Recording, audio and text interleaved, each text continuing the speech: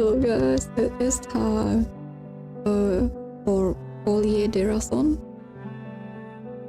So yeah, I know nothing of this, but I'm very excited because the poster for the CN one is so good. So yeah, let's see. I would be pulling for Recoleta and LF, so yeah, if you guys are here for the gacha pulls, it's not happening. I'm going to save up for the Assassin's Creed. So yeah, let's start. Oh, that's underwhelming, I guess. Prologue. Our story begins on the evening of March 22, 1991. Before that, let's see. What do we have?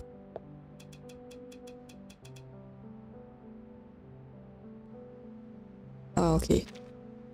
Yeah, let's start.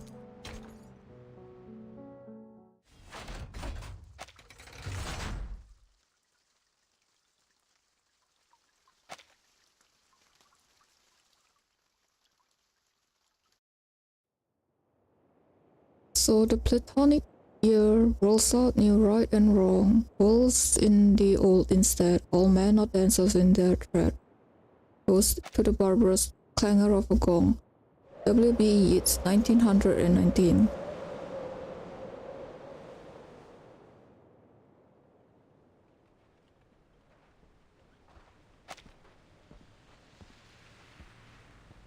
It's the final days of March and the daylight hours in Ushuaia are shrinking away. Past the busy season, the city is faded and quiet. At this moment, in a cafe at the end of the world, conversation and laughter are still within an airtight glass dome. Hace algunos años, trabajé como guardabosques en un campamento en Cuernavaca. Allí conocí a un poeta surrealista mexicano. Is it? I think it's fine. Estaba especialmente agradecido de que estuviera ahí. Unos animales habían entrado al campamento y los ahuyenté por él. No fue gran cosa, en realidad. Como muestra de agradecimiento, me explicó esta extraña historia, una que ocurrió en un pueblo del desierto de Sonora, llamado Amalfitano, en 1975. La gente ahí seguía una creencia muy poco ortodoxa, que giraba en torno al Dado de Babilonia. Un día, una investigadora con una maleta llegó al pueblo. Vino a estudiar sus costumbres locales, una razón nada sorprendente para que una intelectual erudita apareciera en un remoto asentamiento del desierto. Okay, so this is 14, I'm guessing. Right, because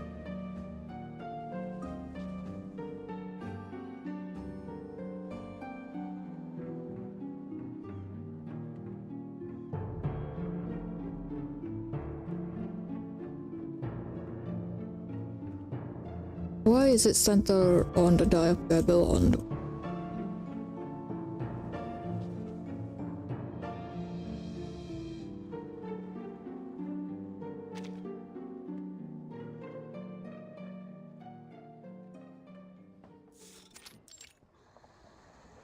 But little did she know, this dusty old town and its peculiar custom would lead her down an entirely unexpected path. Hold on. Sorry to interrupt, Recoleta. Does this researcher have a name? She could be Nora, Joanna, or Teresa. Any name, really. I feel like you want people focusing on this story, not keeping track of who's who.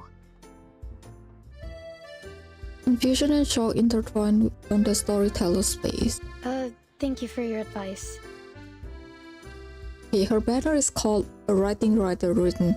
It's so good. The play on words is so good. I'm so happy for that. But she isn't a Nora, or a Joanna, or a Teresa. She's just herself. A paracausality researcher.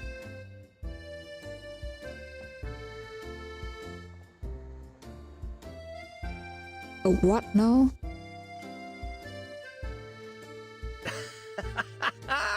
You see that look? She's halfway to eating you alive. Face it, Maria. She wouldn't be the loca we know if she listened to anyone. Ah, all right. So you didn't like the opening. Fine. I'll come up with something new. Maybe I'll start with a bit of exposition on the Die of Babylon, beginning with its origins as a secret relic created by an Aztec priest, imprisoned by the conquistadores.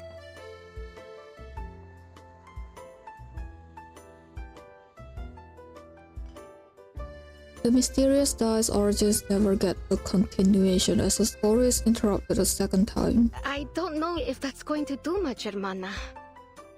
I'm beginning to think we'll never figure out what you're trying to say with this novel. And, well... and this isn't your fault. Ay, Dios. Just tell her, Maria. We're going back to Buenos Aires. ¿De vuelta a Buenos Aires? ¿De repente? ¿Así? ¿Sin más? Pancho, Maria, what's going on? Did I do something wrong during our travels? The startled storyteller eyes her companions of the last 2 months searching for reasons. Ah, see. I know what it is. I've bored you with my constant rambling over this novel. No, Recoleta. It's got nothing to do with your novel. Don't you get it? We're flat broke. Why do you think we're stuck here scrubbing tables? The man slams his damn washcloth on the table to emphasize his point. His voice breaks the illusion of silence in the cafe. Because we can't pay for all the mate we've been drinking. That wasn't a question, Regoleta. We've crossed the continent, crashed the readings of all those prestigious poets, and leave the way a real artist should. And, I admit it, it's been just as amazing as you promised. But we can't go on living like this.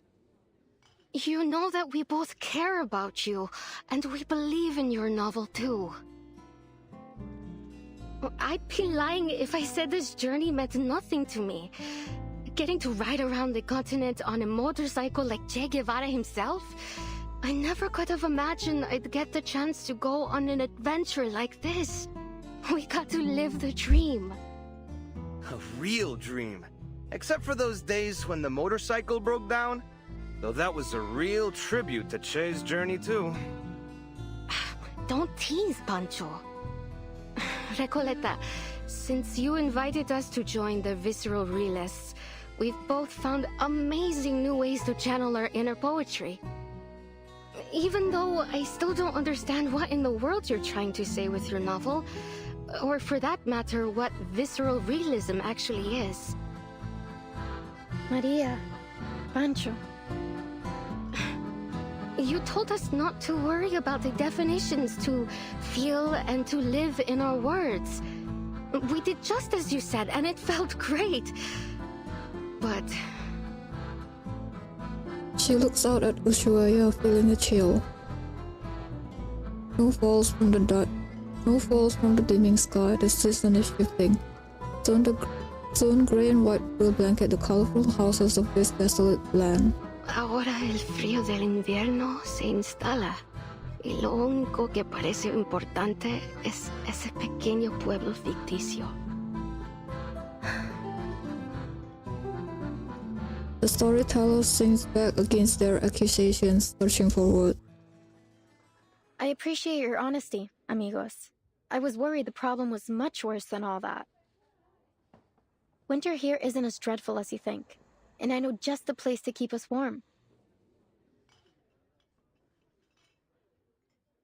It was 1520. Arcanist Ferdinand Magellan sailed across unfamiliar waters under orders from the Spanish crown. Over the vast gray sea, he saw spots of light in the distance. An island. He named it Tierra del Fuego. For the next 400 years, Ushuaia faithfully served its role at the end of the world. It became the continent's penal colony, and its largest building even served as a prison. Many arcanists were exiled there. By the turn of the century, the arcanist hunt had reached its peak, and the Comala Sanatorium was built. Well, as you may already know, at that time, most arcanists were believed to be victims of madness. The sanatorium was their ship of fools. However, as people began to realize that arcanist blood wasn't a guarantee of madness, fewer and fewer were imprisoned there. By 1947, it was officially closed. Until the 1970s, when a group of people from the National Foucault Studies Association returned to the island with new ideas for the location. They spoke in abstract terms and opaque theories that no one could understand. They rebuilt this place and gave it a new name. After a long period of construction, the Comala Sanatorium became a prison once more, one designed to hold arcanist criminals. They were taken from the streets and the psychiatric clinics, from secret societies and rebel groups. Any arcanist deemed mentally or socially unfit would be locked away there. This association claimed the inmates would receive the best treatment, and they would fully recover before being returned to society. A prison, a medical lab, a sanatorium, call it whatever you want. That is what Comala is today.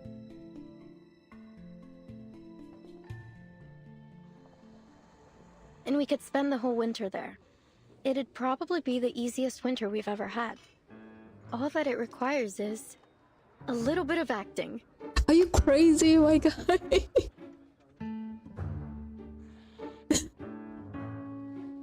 Like, it literally says a prison. They were taken from the streets, right? Mentally or socially unfit would be locked away there. Why would you go there? I mean, I know desperate measures call for desperate calls, but oh my god. How would they decide that you are recovered? Bro.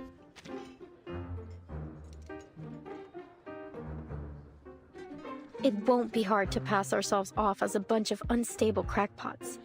A touch of madness comes parceled with the gifts of being an arcanist. Brother. That's your brilliant idea? To get us locked up in an asylum? Yeah, exactly. Oh my god. You understand we'd be prisoners there, don't you? It's not like we get to put our feet up and relax by a fire. Her increasingly agitated companion turns his head aside, catching the faint outline of a patrolling gendarme through the frosted window. Okay, correct me if I'm wrong, but isn't there lodging for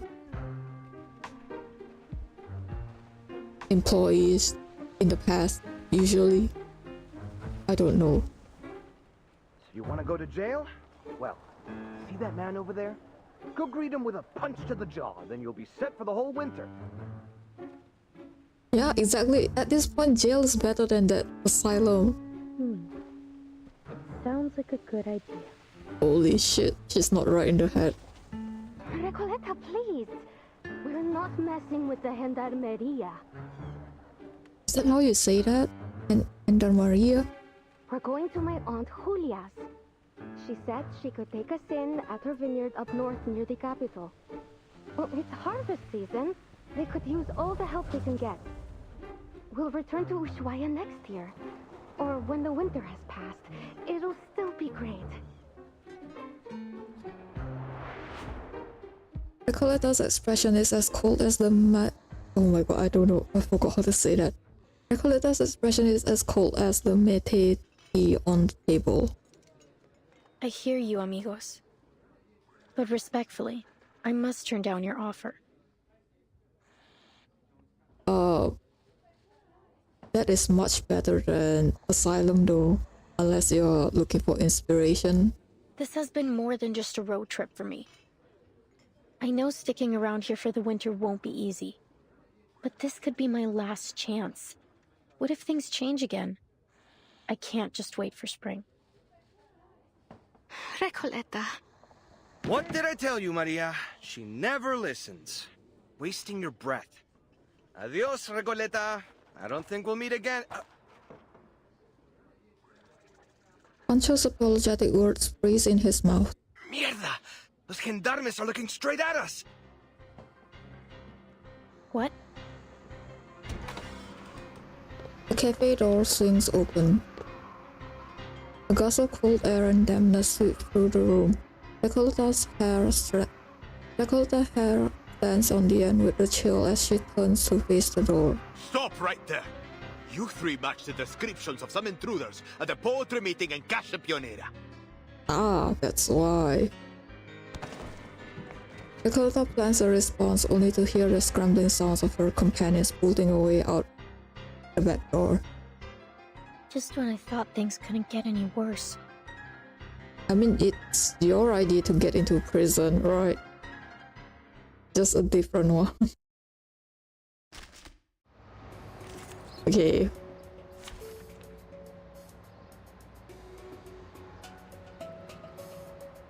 Yeah, I think it's good enough. I'm too lazy to To change. what end is strife perpetrated? Oh, Must Feel my dark embrace. a tragedy have- to remember. small table. Please, allow me. You just knock everything over.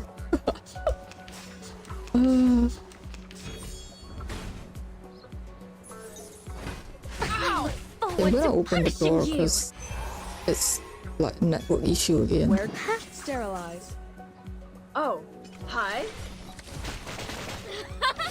Flee, mortals! Oh, hi.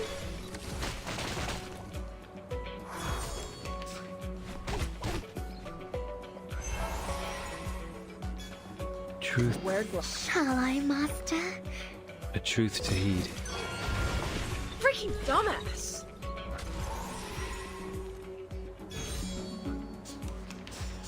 Yeah, I finally remembered. This is absurd. Ow! Go, go, puppies!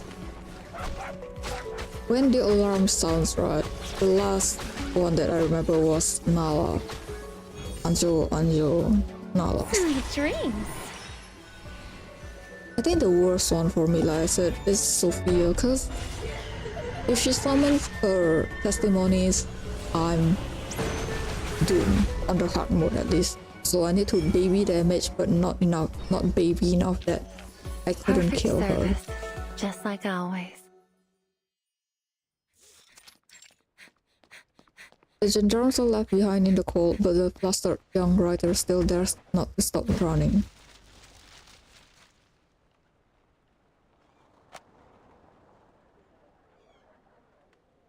Okay, let me repeat that. The gendarmes are left behind in the cold, but the flustered young writer still dares not stop running. Until he stumbles on a patch of wet and mushy snow.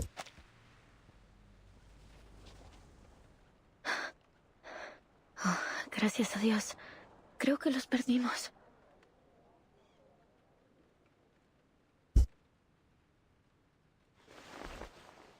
Are you alright? Oh,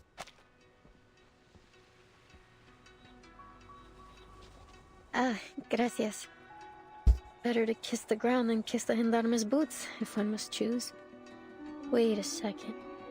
Doris, is that you? you're making things confusing first. We are like theorizing that Besmet Doris is her mother because she looks similar. Or I think right, yeah. Funny how life moves in circles and puts an old friend in my path. How have you been? Are you paying another visit to Komala? Paying another visit to Komala. Oh. Hang on a bit.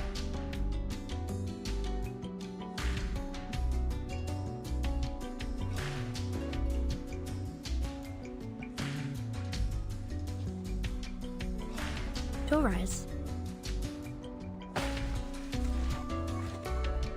A name falls from the sky, offered by the girl who has just face planted and cannot see the figure before her. Timekeeper, could she mean our Dr. Doris? Was I mistaken? She wipes the snow from her face. Still dizzy, she makes out the stranger before her. It's such a nice town. Nice color. As her vision clears, it becomes apparent that fate is not a perfect look. At least the person holding the suitcase in front of her is not the same woman she met before.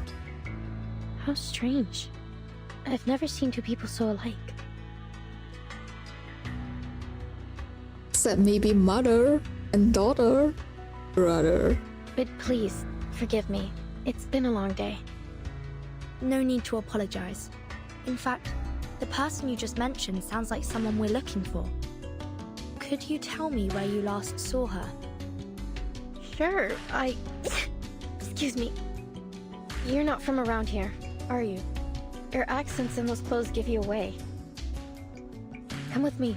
I know a warmer place to talk. Are you sure about that? It's not the jail, is it?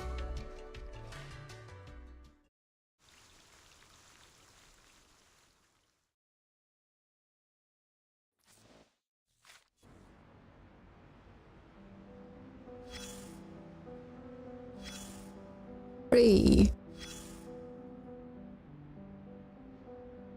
The moment armies start to march, the world stands still.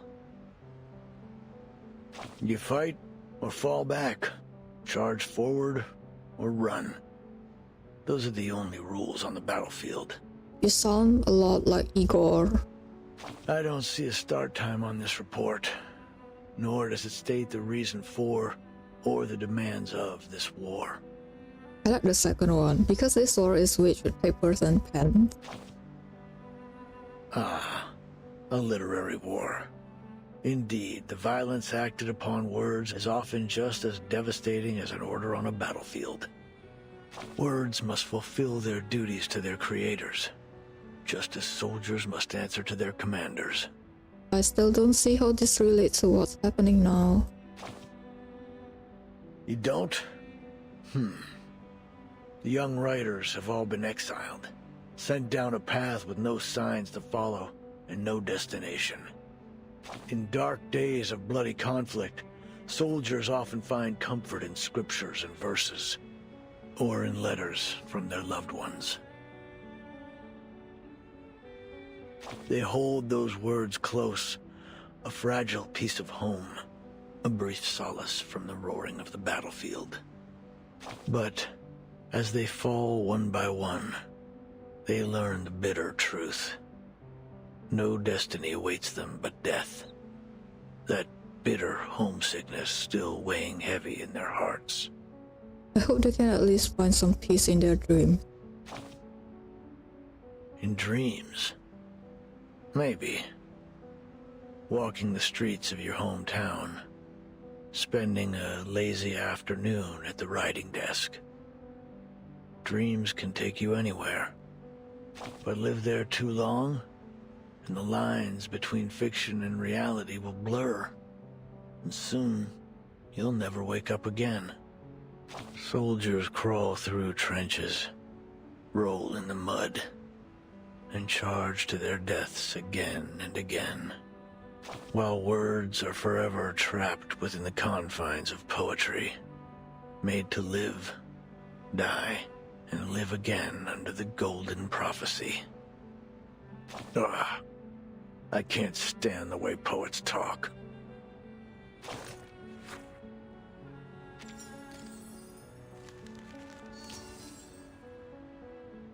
I try to put this, but it doesn't let me. Oh, okay. Authority is always so flexible. Heck. Ooh, I'm not gonna read that.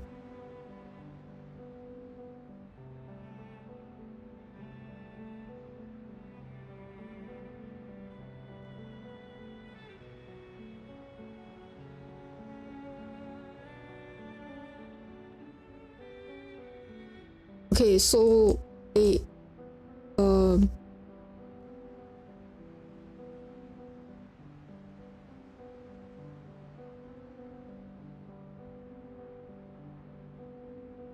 Okay, so they actually landed on this Tierra del Fuego, right? And Barcarola and Patutu are in foundation now on the Buenos Aires branch. The Ushuaia port explosion reports endless reports. Why are there only ever reports? Tremors from the explosion at Ushuaia port.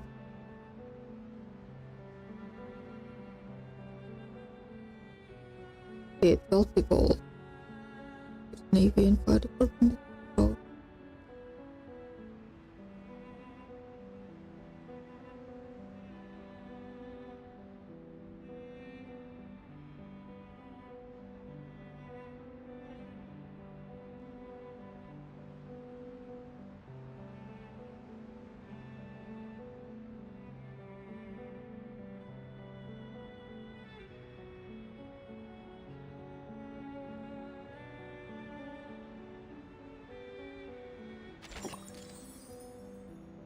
That's interesting.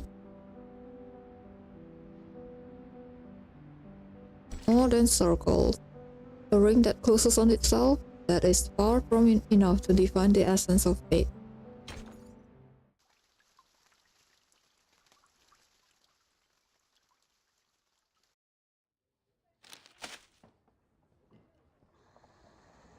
According to these news reports from Ushuaia, there was an arcane attack on the pier about a week ago. All the ships in the port were destroyed. Could Manus Vindictae be responsible for this? Or perhaps the Xeno rebels? Hard to say. But things have been suspiciously quiet these past few days. I had been hoping we'd find some clues here in Ushuaia, after we lost track of the Manus, in the Free Breeze shipwreck. They would have gone to ground somewhere remote and off the radar. Indeed, it's possible they've already left Ushuaia. For whatever reason, it seems they haven't been pushing for the storm to happen quite as eagerly as before. I have a strange feeling about it all. They're definitely up to something. For now, it seems our new friend's story lines up with the intel from Moth. It seems the Xeno rebels really did bring Dr. Dorez here. We should see if there's anything more she can tell us. Timekeeper. The chief assistant hesitated. The Foundation doesn't have any intelligence on Tierra del Fuego. If the Manus really are here, then we'll be on our own. The closest Foundation branch is in Buenos Aires, 3,200 kilometers away. She reflects without words, a reminder that the chaos caused by Igor's rebellion is still fresh. I mean, we still have the suitcase. Do you not have anyone before you set off for the mission? Careful and well considered as ever, Soneto. It's possible they've already infiltrated Ushuaia, just as they did in Chisos. But the Xeno rebels may still be holding Dorez. We can't just wait around. I'm afraid we'll have to take the risk. Ushuaia is not very big. If Manus Vindictae is here, we'll notice. Stay sharp. Understood, Timekeeper. I'll keep an eye out for them and for Dr. Dorez. With the chaotic hunt and escape, the cafe regains its usual peace. The gendarmes are gone, and so too are Recoleta's companions. My friends. They're really gone. Adios, Recoleta. I don't think we'll meet again. So that's all I get? I mean, you are suggesting them to go to asylum, so yeah. We could have exchanged some farewell poems, read them out loud like we used to, and shed a few bitter tears over our heartfelt goodbyes. That's what you're worried about? Oh my god. But you know what they say. Goodbyes are only a senseless feast of unhappiness. Pardon? Oh, it's nothing. Never mind. Please, sit down. And could we get a pot of mate with mint, please? Thank you. Recoleta watches with interest as the two girls take the offered cup of tea. So you're looking for Doris? I can tell she's important to you from your look. Correct. Is there anything more you could tell us about the day you met her? Of course, it was one of those gray, overcast afternoons. I had just turned onto Calle Bolivar when I ran into this blind woman on my way to the post office. To be exact, I didn't run into her. She called to me. It felt like a sacred moment in time, like something unworldly. I just stood there, frozen, as she walked up and fixed a loose thread on my sweater. I stared at her until my fingers went numb, and the letter almost slipped out of my hand. Miss, could you tell me what's in that direction? I followed her hand as she pointed forward. Strangely, even though I could see she was blind, I had a feeling that she knew exactly where she was pointing and where she intended to go. That's the way to Comala Prison, Señora. Is that where you're headed? I could walk you there if you'd like. Thank you, miss. But I think I found my way. She held a typewriter. How ironic that God would give her, at once, both books and night. I am Recoleta. What may I call you, miss?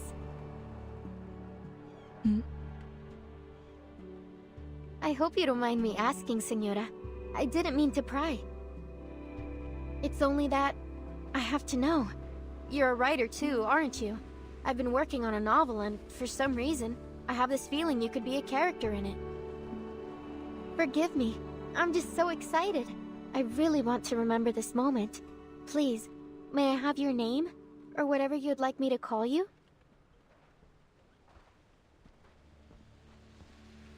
That's such a good animation, to be honest.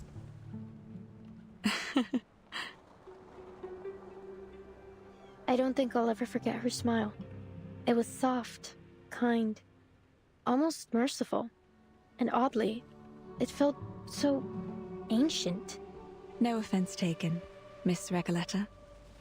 But first, I have a question for you. What does literature mean to you? Sorry? What a question it was. I wasn't expecting anything like it. You're a writer, are you not? And one I sense with purpose. Tell me, where does such powerful motivation come from? Actually, well, I'm not sure, Señora. I have my pursuits and questions, but literature is neither the goal nor the answer to them. Literature is, well, it's just literature. I suppose if I had to define it, I'd say it's a tool. A kindling for fire, or a lens to see through. A means to explore and raise questions from different angles and express our perspectives. And what an interesting perspective you've expressed. I see. But how does literature make you feel? As though I'm a kid looking through a kaleidoscope for the first time. Well, maybe that's not the best way to put it. Perhaps something a little more subtle. Just when I was looking for the right word, she turned away with a little wave, heading toward the prison, her feet crunching over the fine snow. So she must have gone to the prison. When did all of this happen? About 3 days ago. I remember the sun came out for a while that day, and the streets were glistening with melting snow. You've heard of Comala Prison, haven't you? Word by word, the question turns from an implication to a declaration. 3 days ago. Then we may be able to catch up with her there, Timekeeper. You're right. We need to get there as soon as we can. Whoa, amazing. So decisive, assertive. A true show of character. You must be the very archetype of a charismatic leader. Brother. Just so silly. What's left to say? Whenever the protagonist has what they want fall into their laps, we're all quick to complain about lazy writers using Deus Ex Machina to keep the story together. So, let's not dwell on it. Oh my god. She reconciles this observation with a silent nod to an unseen author. She reconciles this observation with a silent nod to an unseen author. But anything can happen in a place like Ushuaia. It's a city where the day may only last 4 hours, and the streets are full of exiled arcanists. We appreciate your help, Miss Recoleta, please think nothing of it. Miss Recoleta. I'm Vertin, and this is Sonetto. We're investigators from the St. Pavlov Foundation. Pleasure to meet you. Likewise, likewise. Glad that I could help. But listen, ladies. The girl waits playfully. Everything happens for a reason, and now it's becoming clear. You're going to Kamala prison, and so am I. Why are you so adamant going to the prison? Maybe it's fate that brought us together. What's your business there? If you don't mind our asking. Oh, it's a writer's mission. But anyway, we're friends now. If you're going to Kamala, you'll need someone who knows the way.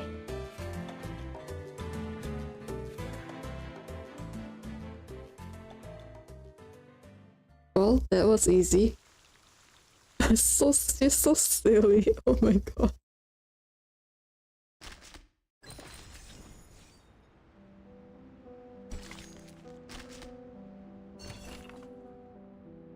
Ushuaia, the end of the world. Where is this place? The furthest edge of civilization.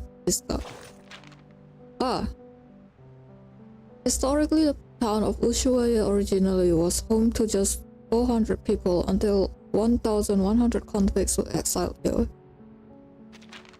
It's not hard to see why. After all, this little town has a chill to it that pierces the bone. Even the rain feels unapologetic and bleak. Those exiles soon become essential for the town. They cut the lumber, built the generators, and survived the harsh winters alongside the townspeople. Some stayed after their release, and with time, the town prospered. A town so deeply intertwined with stories of exile and imprisonment. Don't you think that gives it a certain mysterious, intricate, unspoken charm? In the cold and silence of the polar night, a pair of warm hands can warm not just your body but also your heart. Even if those hands belong to a death row convict exiled here. Of course, even if they belong to a waddling penguin, they would still be the hands of a friend. Over the years, we could even end up like family. Indeed, I think I understand how the residents and prisoners integrated. Surviving in the harsh climate of polar regions like this isn't easy. Prisoners couldn't make it alone. The harsh nature of their surroundings taught them a simple truth. No person survives on their own. Such poetic wordings, Neto. You really ought to try your hand at poetry. It is an act of outpouring one's feelings and taking a journey through one's own mind. I mean, she is a sonetto, you know. A journey through your mind? Thanks for the suggestion. Perhaps I'll consider giving it a try in the future.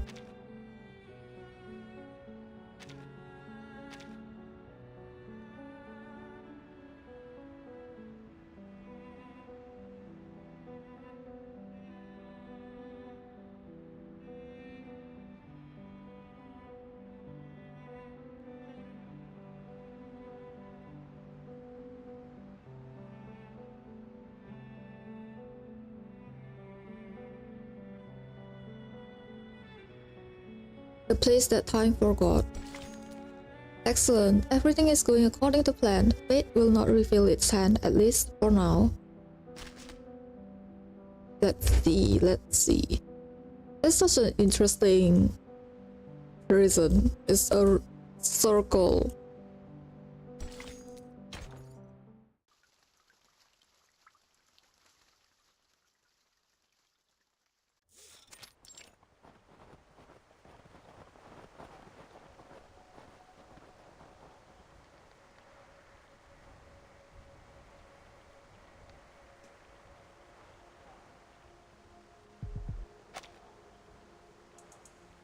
The grey riverbed winds through the frostbitten earth, disappearing into the distant horizon. A neat yet dilapidated circular complex stands alone beneath the snow-capped mountains, as if abandoned by God, humanity, and ghosts alike. Outside the fence, 3 uninvited guests discuss their plan to get inside. Behold, Komala Prison. It's the biggest building around. When the sun comes out, it looks like a rusty button stitched into the earth. A rusty button?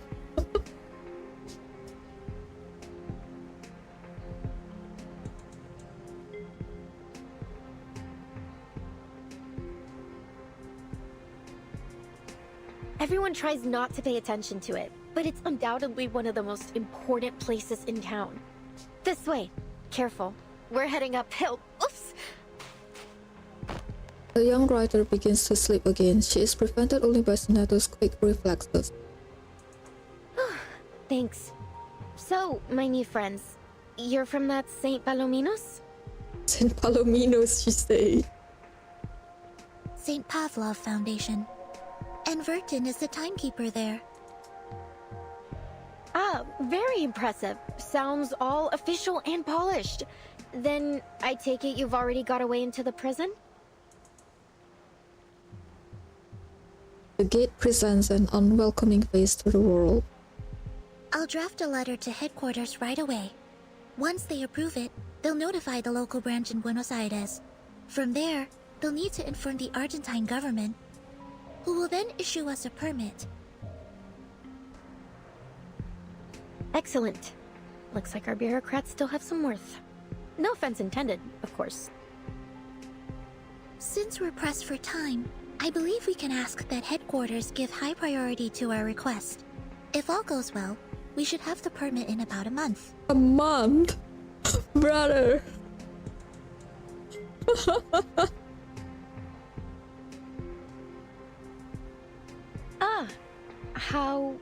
How expedient of them.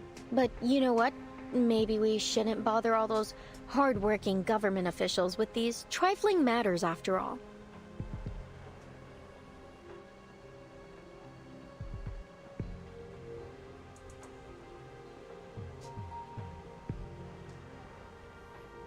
Sorry, I just keep yawning because I'm very tired and after I finish eating, I just immediately start screaming.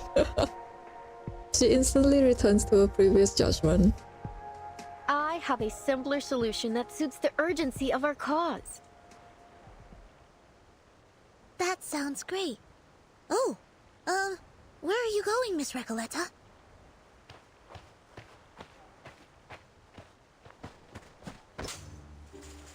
Before anyone can stop her, the young writer hurls herself up the wall, stealing the side with the sort of skill that immediately suggests she's done this before. Okay. To the other side of the wall, of course. From Guadalajara to Ushuaia.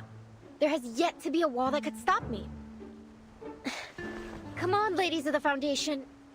Soneto, take my hand. Soneto looks utterly flustered. Miss Recoleta, please. A reckless act like that could have serious consequences. Please come back down. In fact, while the details of our mission are classified, I should warn you it may be dangerous, and we cannot guarantee your safety once we're inside. Perhaps it's in your best interest to return to town. What?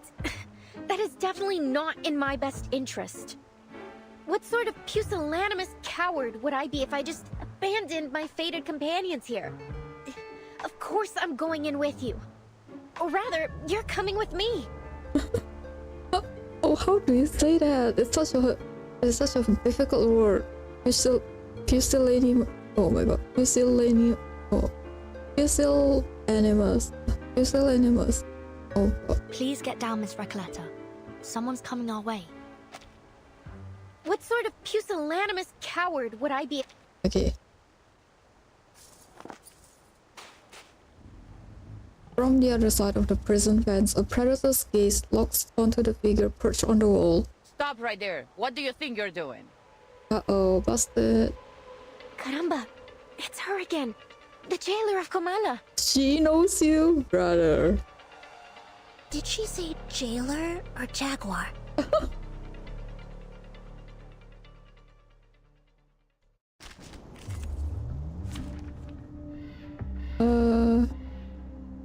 Yeah, sure. To what end is strife What? perpetrated? It's a jaguar. Oh my Perfectly god. understood. A truth to heed. Oh, hi. Please, allow me.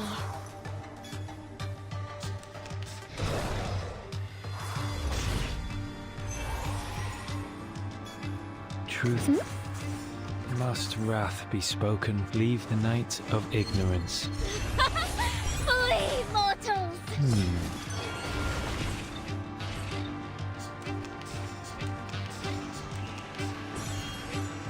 I look forward to punishing you.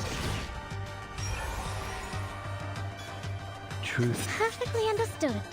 Walk the path it illuminates. Stay back, I say. Huh? It's already over?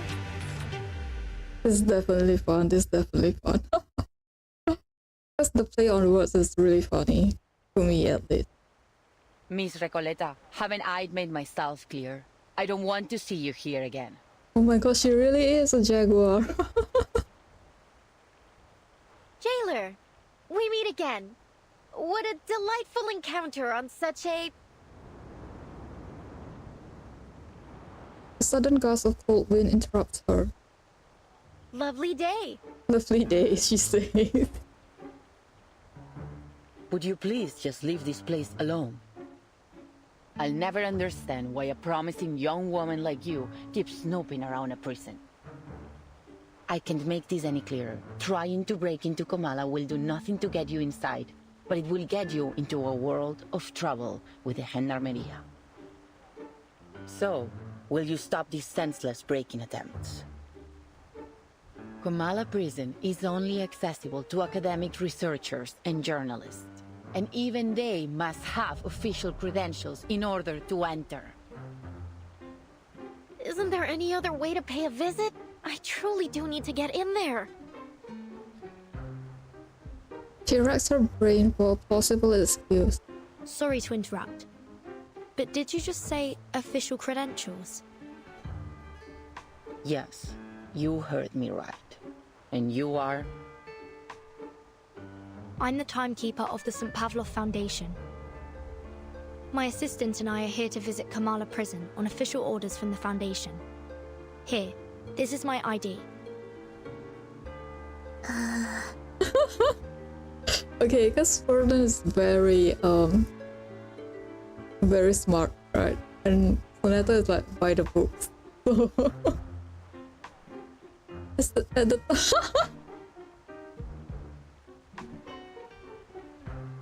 at the thought of lying, Sonata's lips fail to open for even a squeak. She goes flushed red with embarrassment. Through the prison fence, the jailer examines the pair as she takes the ID in her sizable paws.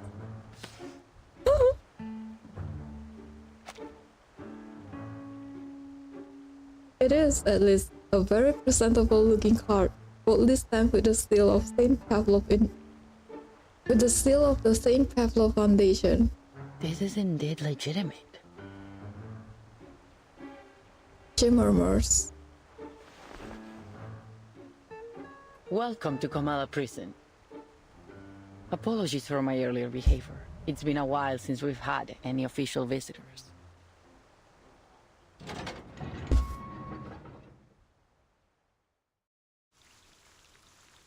Oh, that's so funny.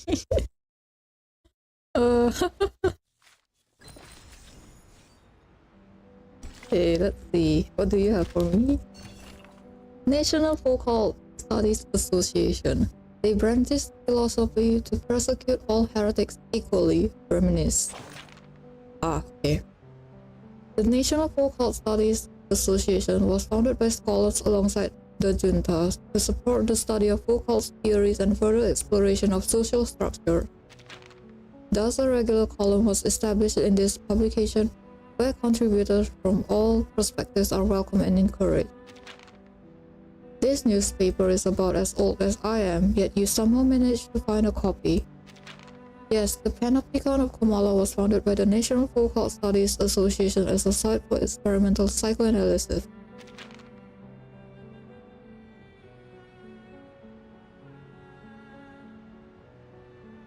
I've read about it. A single watcher could observe all prisoners, and since the prisoners never knew if they were being watched or not, the surveillance system infiltrated every detail of their lives. It's smart. It is smart, isn't it? The actual surveillance remains unseen, yet the prisoners nonetheless end up trapped in a closed, fragmented structure. Oh, those were my pen pal's words. He also said it was a significant experiment for the government at the time. But in that era, so-called psychoanalysis seemed more like a means to an end. Huh? Wait, so if I'd been born a few decades earlier, would I have needed to try so hard to get into this prison? Wouldn't the gendarmes have looked me up just for writing or speaking out? I may not always understand you, but I sincerely hope you're joking now. Back then, people faced more than just imprisonment. There were disappearances, torture, and many deaths. Alright, I apologize. That was probably a bit inappropriate for a joke, I admit. Please relax, Neto. Yeah. He's definitely not right in the head. Oh, that's not it? Okay, I need to drink.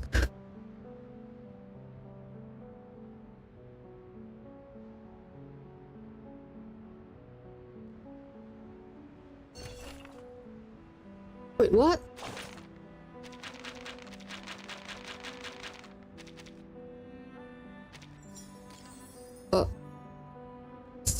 Okay. Kamala's colors. For a drifter, a stay behind an iron barred window can feel just like another stretch of desert. Yeah, that's very interesting. Because they used that so-called, no, what does it call again? That observation system. I forgot. There's a jaguar here. Oh my god. Okay.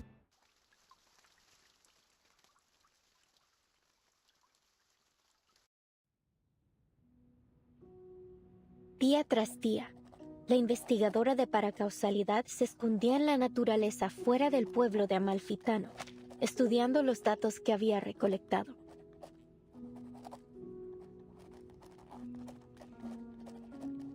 Ah, okay, so Recoletas probably meant collector or something, right? Because it says recolectado. Oh shit. I'm sorry. Una tarde, al anochecer, una voz llamó desde fuera de su cueva. Ella dejó el equipo y las cintas y salió afuera. Un hombre estaba de pie, curioso, frente a su puerta. ¿Qué haces aquí? Preguntó, levantando ambas cejas. Nada sucede en Amalfitano en estos días. El local se presentó como el empleado del banco. Probablemente tenía la cara más amable del lugar. Ojos brillantes, mejillas levantadas, una mandíbula suave. Era una cara llena de esperanza. La investigadora le mostró los espectros que había estado recopilando. He estado recolectando historias sobre el dado, explicó. Quizás ellos contienen la clave para explicar la aleatoriedad que muestra el destino. Ah, eso realmente me intriga, respondió rápidamente el empleado del banco. Me encantaría escuchar todo sobre eso, pero debo irme. No debo llegar tarde al funeral del pescador de dunas. Y con eso se fue. 3 días después, los mismos pasos regresaron a su cueva. ¿Volviste? ¿Cómo has estado? ¿Lograste llegar al funeral? Preguntó. No tengo idea de lo que estás hablando. respondió de manera cortante. No soy el hombre que crees que soy. Su rostro estaba agotado y demacrado, sus ojos hundidos profundamente en huecos vacíos. Era como si toda chispa de vida le hubiera sido arrancada, dejándolo solo con una cáscara vacía.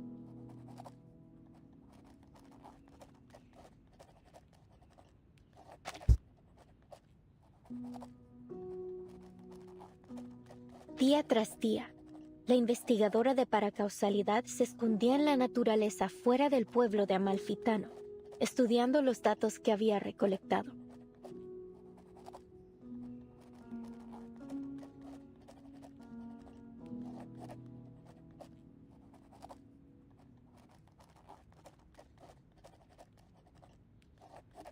It's interesting because it mentions cave. Are you not a prisoner of the cave? La investigadora insistió que no se había equivocado. Conozco a las personas por su naturaleza más profunda, hasta la sincronización de sus espectros. Nunca me he equivocado antes. Lo que tú digas, el hombre murmuró de manera áspera. No entiendo nada de tus ideas tan elevadas. Solo déjame ir. Así.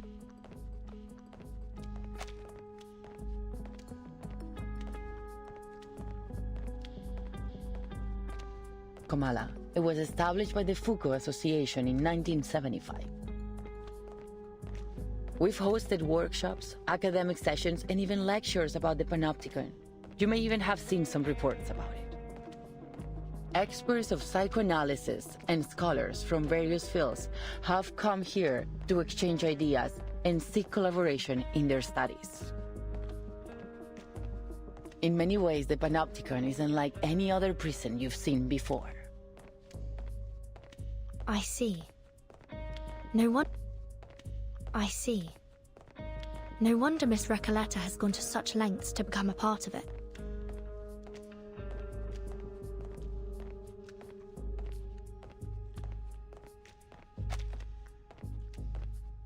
It's such an interesting jail, I guess, because they're like ceramic type of wall, I guess. It's like swimming pool. Actually, my assistant and I are here to inquire about a prisoner named Doris. Does that name sound familiar?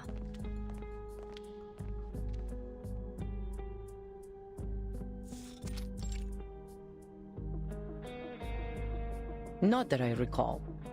Could she have used a different name? What does she look like? She'd have arrived here about 3 days ago. It's also possible that she came as a visitor, not a prisoner. She's a blind woman who always carries an old typewriter. She used to be a doctor at the Sao Paulo Veterans Residence in Brazil. And on the subject of different names, she once wrote for Atu, under the name Erd. I don't think I've seen anyone fitting that description. And as I said, we haven't had any visitors in some time. Certainly not in the last 3 days. But I did see her. I saw her walking towards Comala prison. But that does not mean she reached there, though. Someone must have mixed up their memories. Simply put, I don't recall seeing anyone by that name or with that description here. I see. Thank you, miss. Perhaps we made a mistake. Sensing that her current line of questioning is going nowhere, she shifts towards a different topic. Miss Recoleta, you've gone to great lengths to get into the Panopticon. Would you mind telling us why? Finally! I've been waiting for you to ask. I'm here to find my pen pal in Comala. Oh, that's why. That's why she's so adamant on it. I thought she was just going in for like a warm play. You have a pen pal? In here? Yes. 6 months ago, I went to a book exhibition in Guadalajara and came across the contact details of a few writers. I sent them my novel and asked for feedback. Looking back, it was a bit forward, but nothing unheard of between writers. A lot of friendships start through letters, you see. And Aleph wrote back. Oh, that's a lot.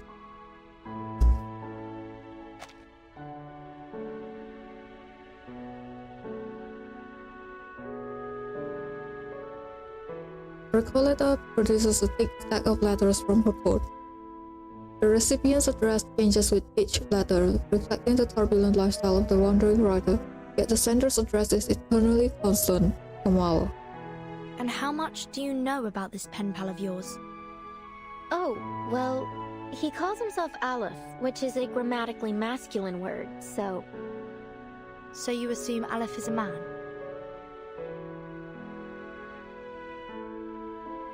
A reasonable suspicion, but in her experience, never a certainty. Yes, he's probably a poet, a writer, perhaps even an alchemist. He's one of the brightest people I know. There's never been a question that he couldn't answer.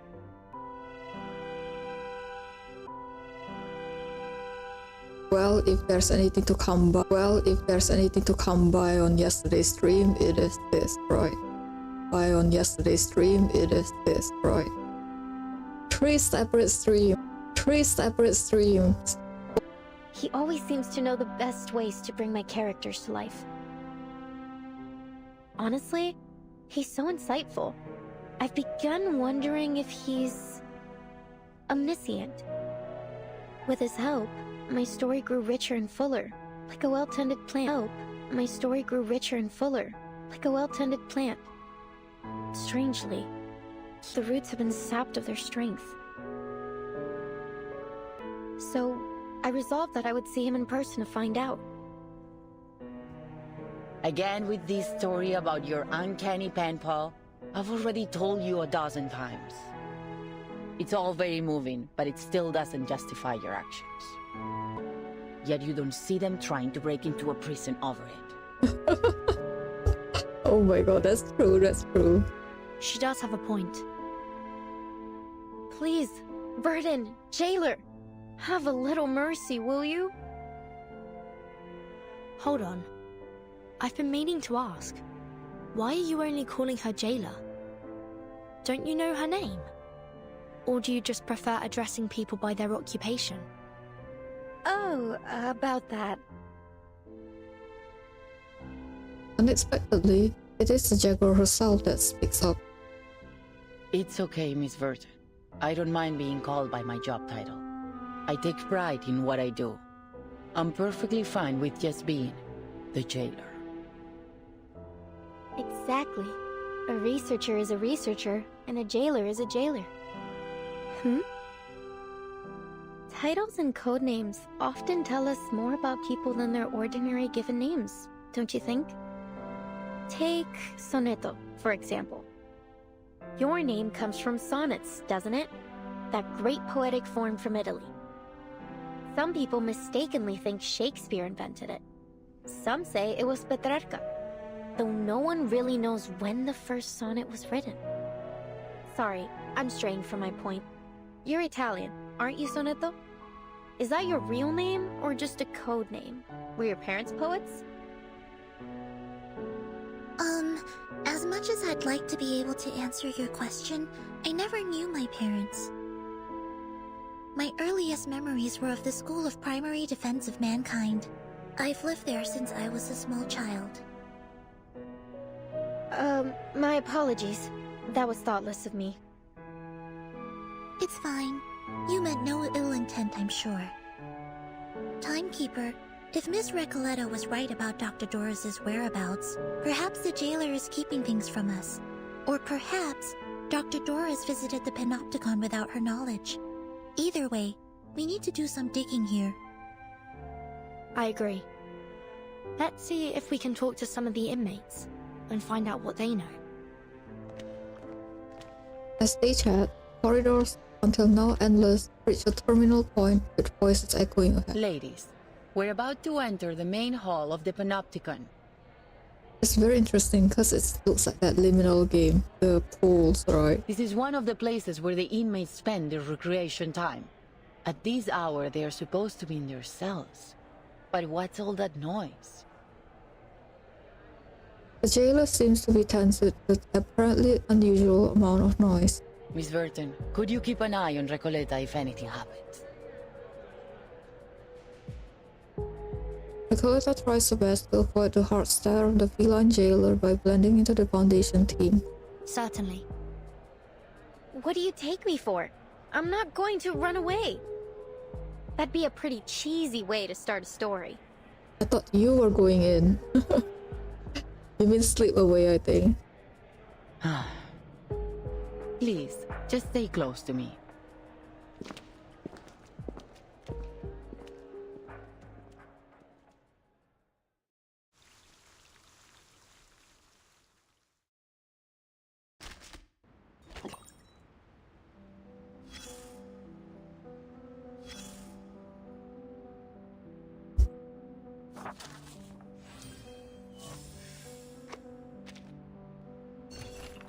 To the pen pal I never met, perhaps the pen pal you never see is the one you truly need. Check the letter. Oh no.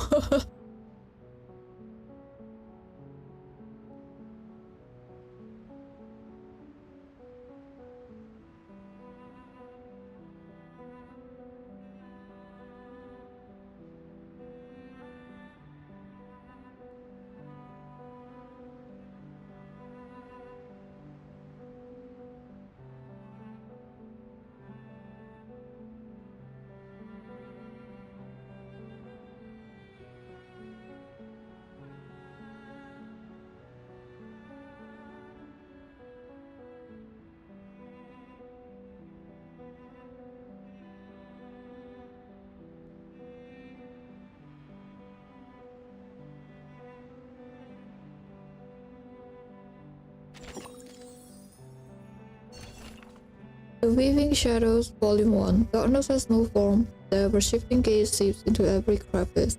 Enter the darkness. I need to fight? No way, right? Oh, looks like we've got a new arrival. It's pitch black in here. Can't be sure she's new just yet. Hey there, welcome to La Sociedad de Poetas de las Americas. Or maybe she's one of those who broke out and came back of her own accord. Keeping quiet, huh? I get it. This must be a sacred moment for you, a return to the darkness. Ah. La Sociedad de Poetas de las Americas? So this word, POV, I guess. The texture she felt on her way here do not match the words she just heard. Guided by her keen hearing, she pauses mid-step in what seems to be a reasonably open space. The room falls into silence, like the longest minute in human history. Are you still there? A faint cough, a heave of a sigh in the darkness. Pardon me, but have we met before? This is my first time in this prison, as far as I can recall. So she is there. I mean, she is in this prison, but we don't know yet. What a strange thing to say, prison. When was the last time we heard someone say that? Back when the narrator was published? Wait, you are some ancient ghost here in pursuit of realism, are you? There is a theatrical flair in her voice. Oh.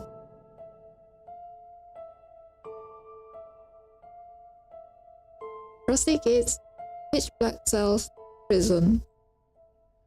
Bars for exchanging letters, a peaceful and secluded place. Sociedad de Poetas. And no, we don't know you. The three of them are spaced just far enough apart to barely make out each other's faces in the dark. Oh.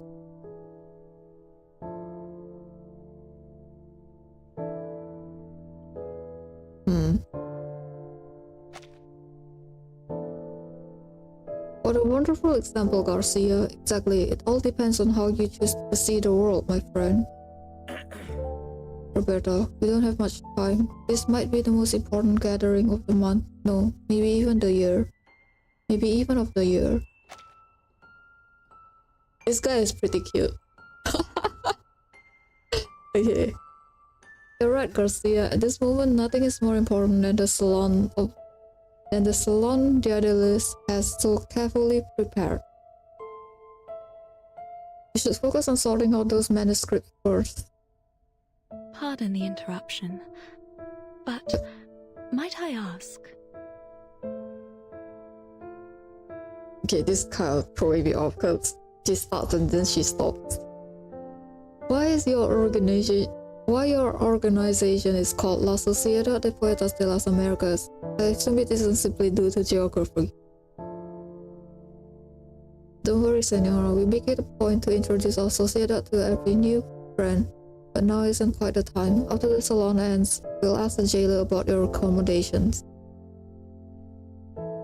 Wait a minute, Roberta. Your eyes are well adjusted to the dark. Use them. She's neither a newcomer or a return. She's neither a newcomer nor a returnee. She is a blind woman. Please forgive Garcia's rudeness, Senora. A sensory limitation can sometimes bring sharper intuition. In that colorful world of the mind, I'm sure what you see is even more beautiful than reality. But if you weren't brought in by the physician, then why are you here?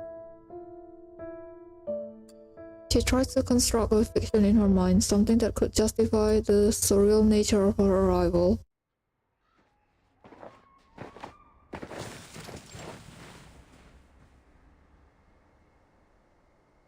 From the humid trade winds of Sao Paulo to the crashing surf on the cliff, now this strange land greets me for the first time with nothing but cold silence. Oh! Miss Earth is to be placed in Ushuaia's Kamala prison. She is not to be treated as an ordinary inmate. In the words of the preacher, you are our honored guest, Miss Earth. I've come to learn the name of this land. Ushuaia. From that young lady's retelling, it lies at the southernmost tip of the vast continent of South America. As we walked, I could feel her gaze upon me. Steady, yet never intrusive. I could tell she meant me no harm. I've informed the administrator of Kamala prison of your identity and special circumstances. He will ensure your safety. Good luck and farewell. I sensed I had been brought to a place most unusual. A building with a quiet peculiarity in the air. Two attendants followed close behind me, some form of liquid dripping from their faces. I suppose I must claim a little freedom for myself in this place. I thought the darkness was a blessing. It wasn't too difficult to shake them off. I'm sorry for your undue trouble, my diligent friends.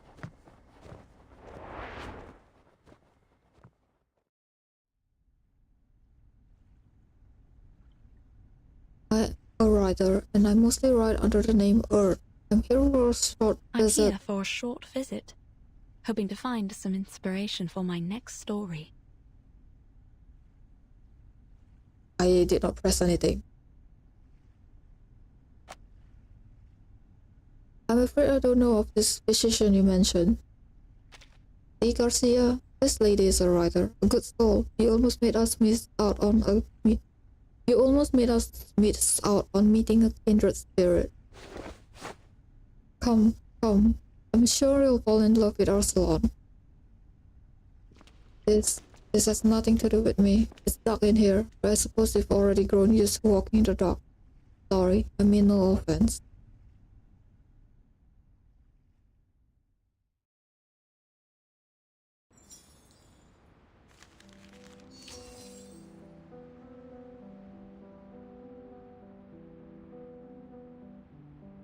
A Latin American fable. A salute to a literary... Oh my god. There's a jaguar, and we don't know who these people are. It's such an interesting prison, though. A salute to a literary society born within a prison. No, a tribute to an impossible miracle. Ah, yes. It is time to use. I've been saving up for this day.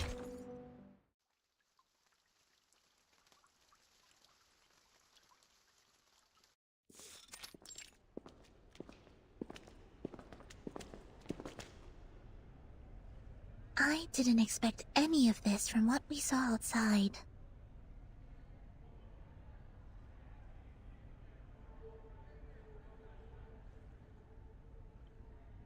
It's very creepy though, right? Like there's a swimming pool.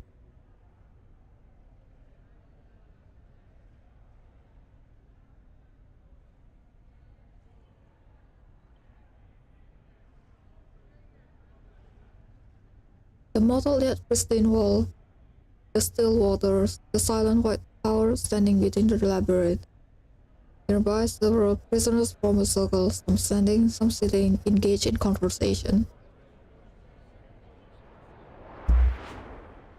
Oh, excuse me for a moment. I have duties that I must attend to. No, don't go.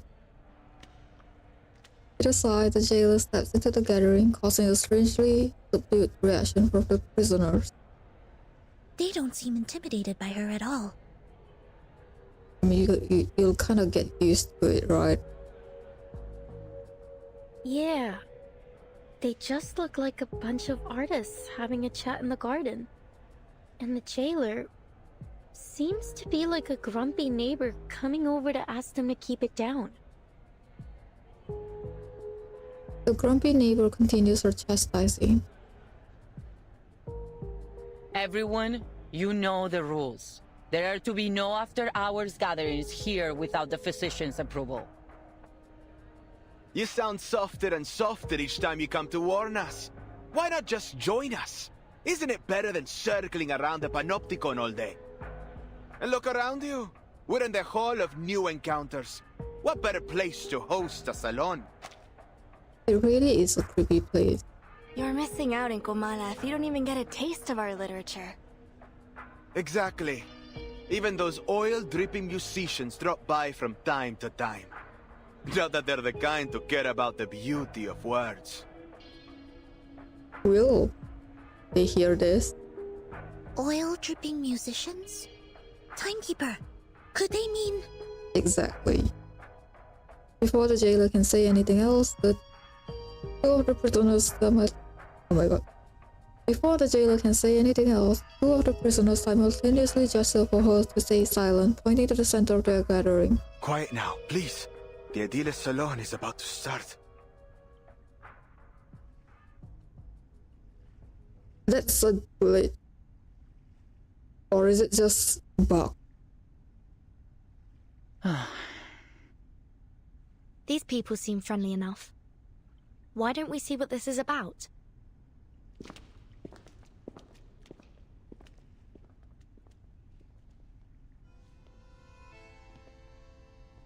En desiertos, en estrellas, dentro de laberintos.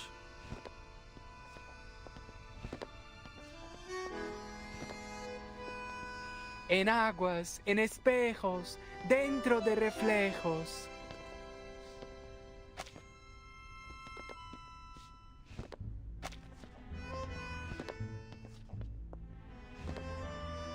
Soñamos sobre la almohada de paja de la muerte.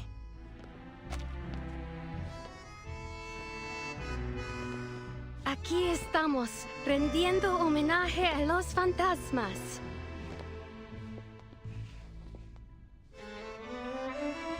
I really like the way they draw this. It's very interesting. The poster design look very good. Para rendirlo todo otra vez. Para rendirlo todo otra vez. Oh. My dear friends, we face a difficult truth. The movement of visceral realism still stumbles in the dark. Our poems, our language, our minds are tangled by a stifling vine. A mundane, stale vision shared among all bourgeoisie. We follow this vision blindly, clinging to the comfort brought by logic and conventional wisdom, and by it, we nip every branch of new art in the bud. Poems are perhaps too fragile an outgrowth to develop one's life upon, but here, we may light them like candles at our funerals. Let poetry become the bridge between us and the world.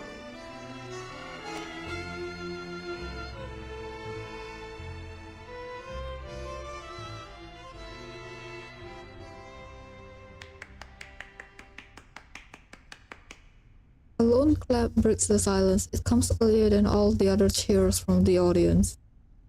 As we come back and forth over the boundaries of life and death, the old obstacles begin to take on a new look.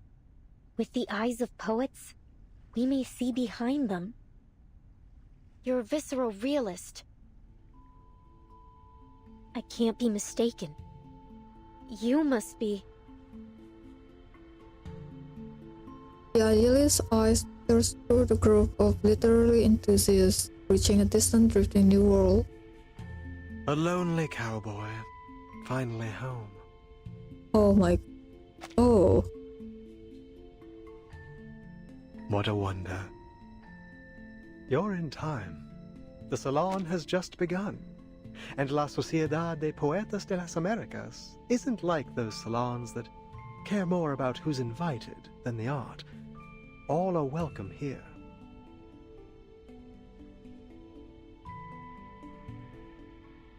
A literary salon in a prison? Though, so far it seems to have more dancing than poems. Did you understand what that man just said?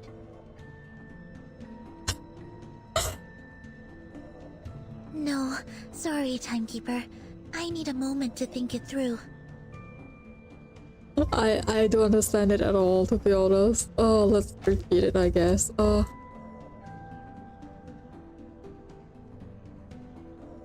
I don't understand what visceral realism is.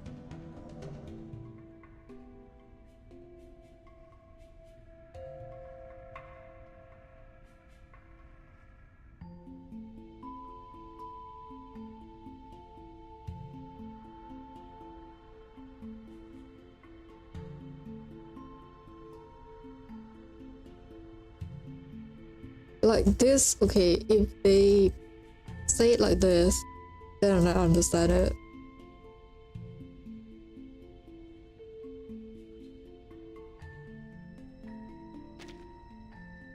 Don't worry, Sonato. I would guess we're not the only ones who are confused here. Miss Jailer, is this that peculiarity about Kamala you mentioned earlier?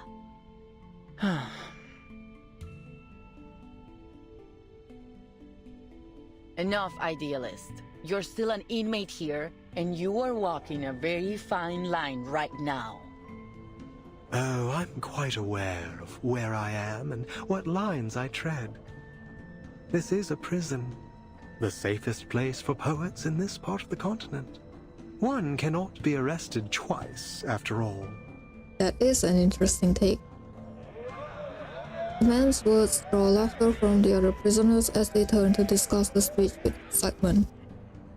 But please, don't trouble yourself with our little farce. What harm could a few poets possibly do? All the irregular rhymes and wild contradictions of aesthetics converge into a chaotic counter-current, crashing against the newcomers. Nicoletta clenches her fist in shock, certain that the man before her is her mysterious pen pal. Senor Idealist, might I ask you something? Hold on, Recoleta. All forms of communication with the inmates must conform to our regulations. We will need to record the conversation and submit it to higher authorities for review. I have some questions for the gentleman as well, but we're more than willing to follow the rules. I think the person I'm looking for might have attended this literary salon, or at least talked to some of its members. I'd wager she's spoken to that gentleman. That is, if she has been here at all. I see. Go ahead then. Just watch the time. As the visitors petition the jailer, Recoleta pushes past the bills. Recoleta pushes. Are you Aleph? Recoleta pushes past the bustling crowd and takes a deep breath. The noisy atmosphere plunges into silence, just like the still waters nearby. The idealist is evidently taken aback by the name. Oh, another visitor looking for Olive. Oh, that's kind of creepy. So you know him? Naturally, but I'm not obliged to speak of him to one who does not, stranger. You're not obliged to speak of him. Ah, okay. So she does not know him, that's why he cannot say anything about him to her. The salon host is non-committal, turning toward Recoleta's companions. And you, young lady in the hat, are you here for Olive as well? What a lively day this is. No, I'm looking for a blind woman. Her name is Doris. Ah, yes, I remember. Her writing was impeccable, like an exquisite crocodile skin handbag in a shop window. Elegant, yet condescending. Do you know where she is now? I'm not able to keep track of every inmate here, miss. Perhaps you should ask those who have seen everything from above. This design is pretty cool, cause the tie is like what, a bandage, right? And when he lifts up his hand, it actually like shows the bandage being lifted up as well. Through the glass, where the scrutinizing eyes of power look down on us. Eyes?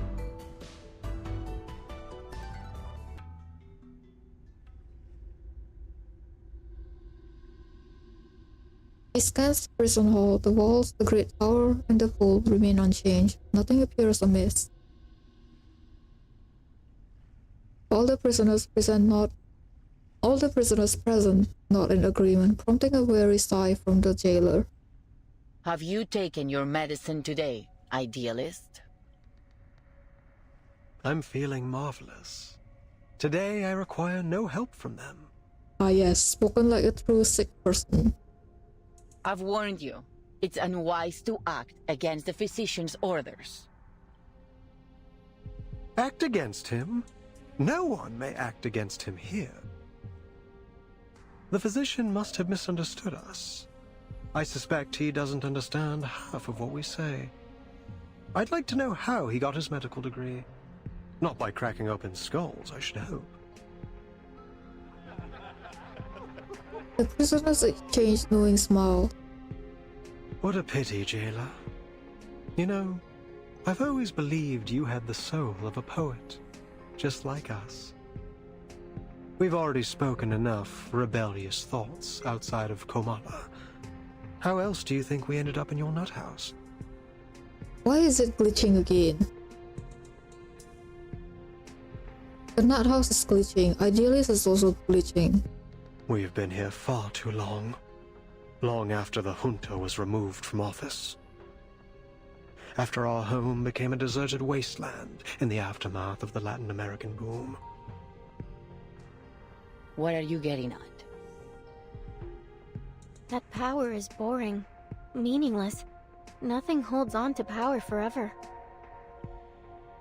And the one true connection we have to life is poetry. Are you sure about that?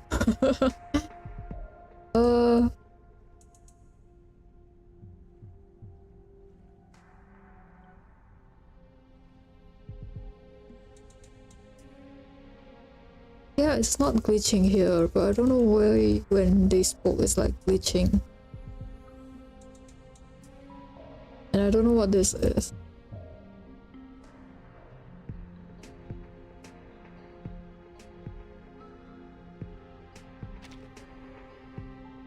See, jailer, even an outsider understands our ideas better than you. It's time to open your eyes to reality. La Sociedad is the only way for us to feel truly alive in here, beneath the gaze of those prying, ever-vigilant eyes. Idealist, last warning. Stop this now. Fine, fine. All right, compañeros. Sadly, the salon must come to an end, as our jailer insists. I did not expect her to have that animated, to be honest. The crowd murmurs and grumbles as they begin to disperse. Dear friends, I do not mean to abuse the power of suspense. I sincerely invite you to come with me to the heart of La Sociedad de Poetas de las Americas. Uh-oh. Uh-oh. Oh no. Okay, let me... When it says that, that means I have to close it, so I don't show my emails when they log in. I still don't know why they did that. Like, whenever it resets, it's just like, yep, time to log in.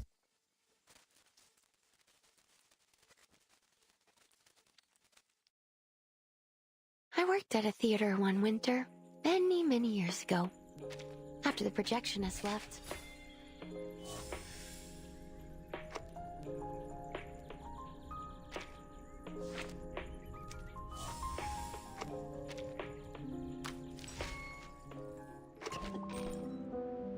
No, I have to repeat that. Oh, I have to repeat that because of the reset. Oh, I should have waited.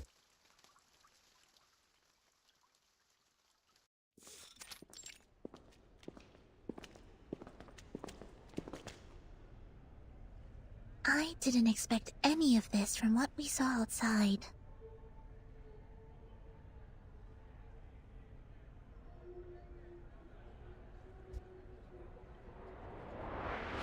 Why do I have to re-log in for that? They don't seem intimidated by her. Yeah. Everyone, you sound... Look around you. You're missing out. Exactly. Oil drip. Quiet now, please. These... It didn't even let me say, it didn't even let me like continue where you left off, brother. En desierto. En aguas, en espejos, dentro... Soñamos sobre la almohada. Aquí. Para rendirlo todo. My dear, our poems. We follow the poems of that poetry.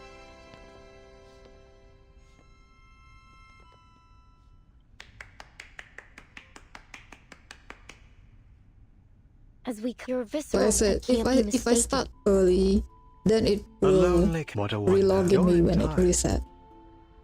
If I start late, I don't have enough time. Did you understand what that man? No. Don't worry, Senator.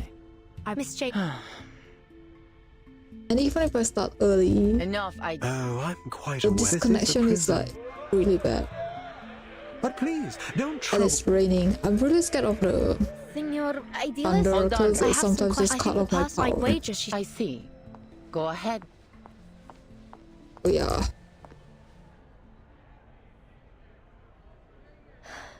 Are you? And there's that sound as well. So you What know is him? that? Naturally. It's like a ringing bell. And you? No.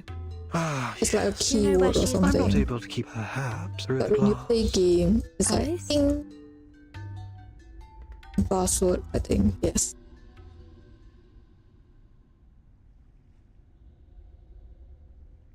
Have you taken your I'm feeling marvelous. I've warned you. Acting. The physician must have misunderstood. What a pity. We've already spoken. We've been here fought after our home became a disaster. What are you getting at? That path and the one true connection we have to life. See, jailer. La Sociedad is the Idealist, last warning. Stop this now. Yeah, I did not expect her to have this animated. Fine, fine. Dear friends, I do not mean perhaps you'll find the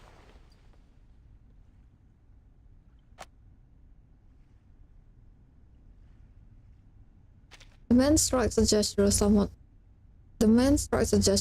equally comedic and solemn. We'd love to.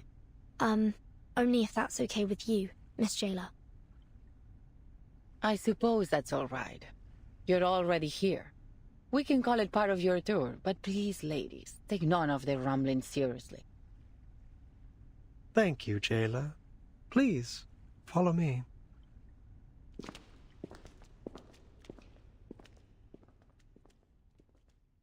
If it resets after this up, I have to fight. Oh. Let's kill time together. Wait, this isn't the way to the gallery. That's a new... It isn't the usual way. It's a shortcut. We call it the Reptilian Complex and Primal Hunger route. Much faster than the limbic system and postmodern anxiety route, let me tell you.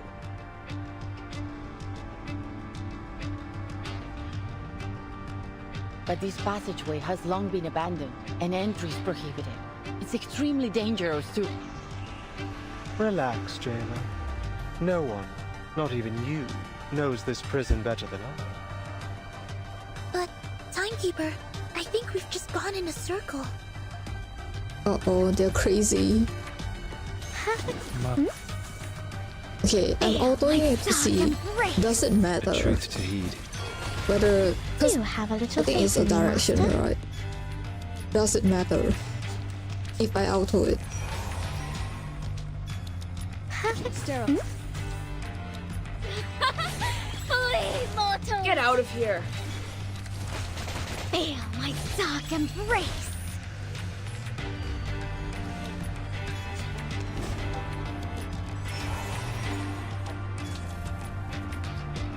Wear gloves. Shall I, Master? Stay back, I say! I'm losing my patience.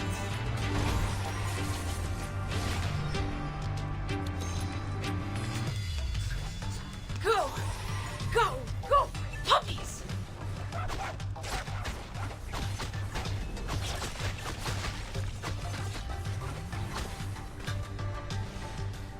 Sweet dreams! I mean, so far it just resets everything though. So will I just like run out of the any signposts? Sterile. Truth. A tragedy to remember. Please, allow me.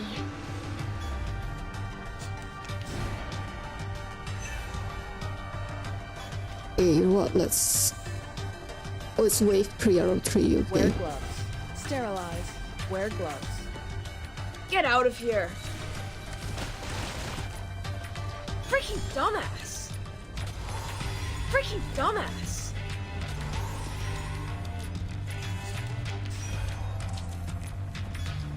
Prudence. Shall I, Master? The lesson is learned only when the price is paid.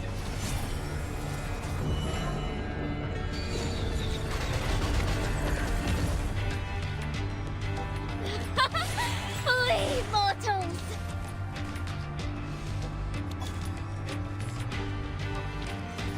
Celebrate to the fullest, yes, but take care with the flow of wine.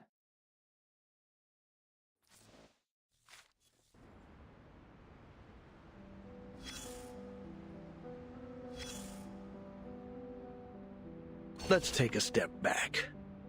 Pull you out of that whirlwind of passion and dreams. If you want to make the best call, you need to zero in on what really matters. So what's your take on that big speech? The Latin American boom, although I don't understand anything of it. A sudden explosion that shook Latin American literary circles about 30 years ago. It was destructive, but also gave rise to new life. Lucky for us, We don't have to worry about shell shock in the literary world. You don't strike me as someone who knows about literature. It's not about knowing literature. Any soldier with little experience can deliver a status report. All right, eyes on the map. As we speak, ships are lined up on the Spanish coast. But this time, they're poised to make a new kind of discovery. If you can call it that. And here are our new Columbuses, heading to the docks to embark on their journey. Who are these new Columbuses? Carmen and Carlos, the driving force behind this literary feast between Spain and Latin America. Carmen, with an eye for opportunity and a mind for business, sought out the continent's literary gems and secured generous publishing deals for them. Carlos, with his deep understanding of market dynamics, brought these works to the eyes of the European public. What happened then?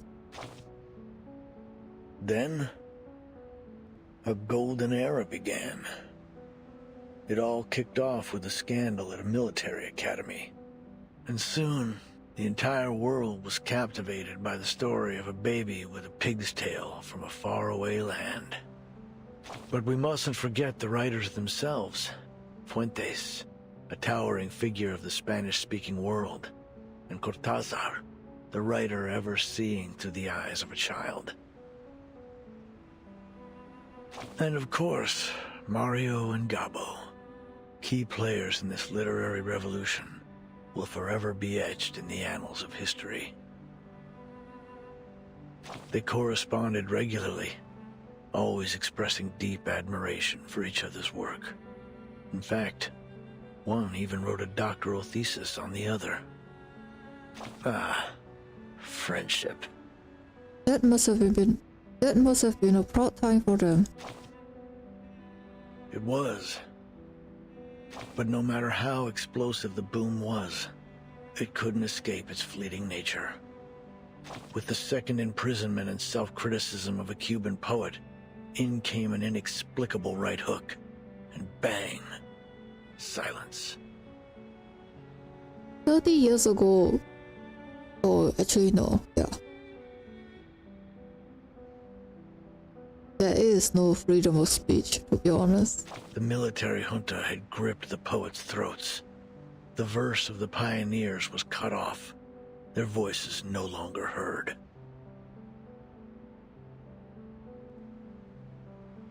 The bond between two generations was broken, and for the younger of the two, the silence was intolerable. They looked for a new theme, a new idea, a new voice, a new method to speak on their disappointment, their horror, and their anger. And they became the new guerrillas.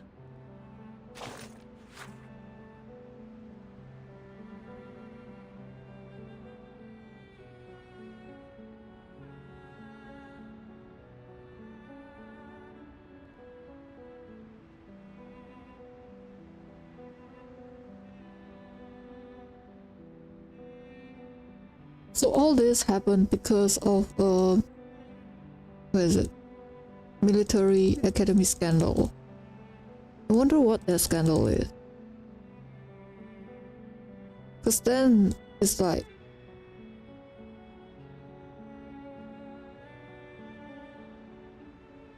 it's this, their voice is no longer heard.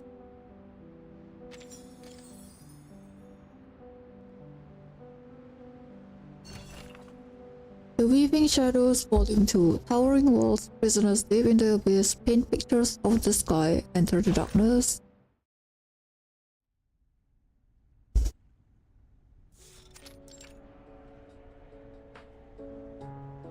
I read in an article once that you Chileans don't like work literature, something about it being too noisy. You sure are a quiet bunch. Is that so? And you Argentinians just love it, right? If you're any metric to go by, I'd say you're all loud and obnoxious.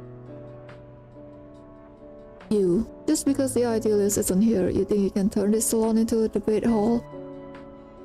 You You started it. Enough. Stop squabbling and post your work so we can read it. If you ask me, you're simply more interested in rhythm than form. Spanish is a rich language, one that is inherently expensive, ever-changing and artistic, much like Baroque literature. The typically quiet man's words douse the argument like a cold splash of water, sending the group into a rare moment of calm. All jokes aside, I do miss them. Ever since those mad members left La Sociedad, we've had far fewer breakthroughs in stream of consciousness writing. Are you gonna be in NPC jail again? I, for one, would gladly discuss the aesthetic value of stream of consciousness composition.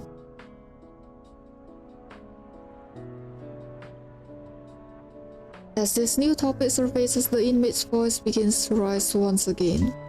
It was a most unusual literary salon, full of emotionally charged statements and biased opinions. But I didn't mind it. In fact, my feeling was quite the opposite. The inmates gave me an incredible feeling. Not one of them saw themselves as a prisoner stripped of their freedom. A group of literature enthusiasts coming together in an abandoned prison and collaborating to build an ideal nation. It felt as though it was the result of some kind of act, but in reality it was clearly a government-run prison. Everyone quiet down, I have something to announce. Who are you? An unfamiliar voice cuts off the clacking typewriter in Doris's mind. Oh my god, it's so wordy that I have to drink every time.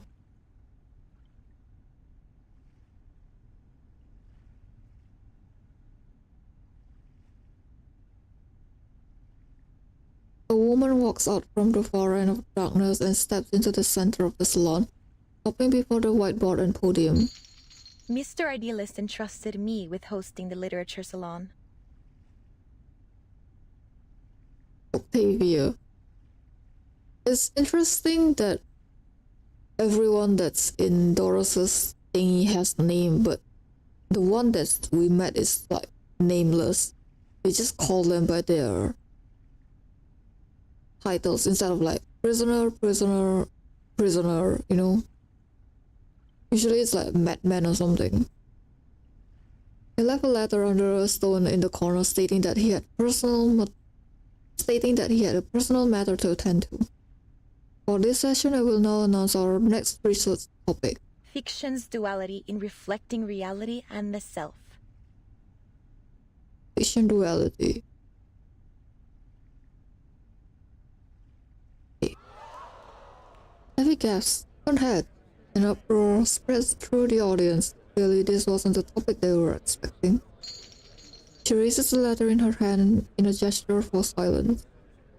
Like-minded fellows, aspiring writers. Since the turn of the century, the names that once shook the literature world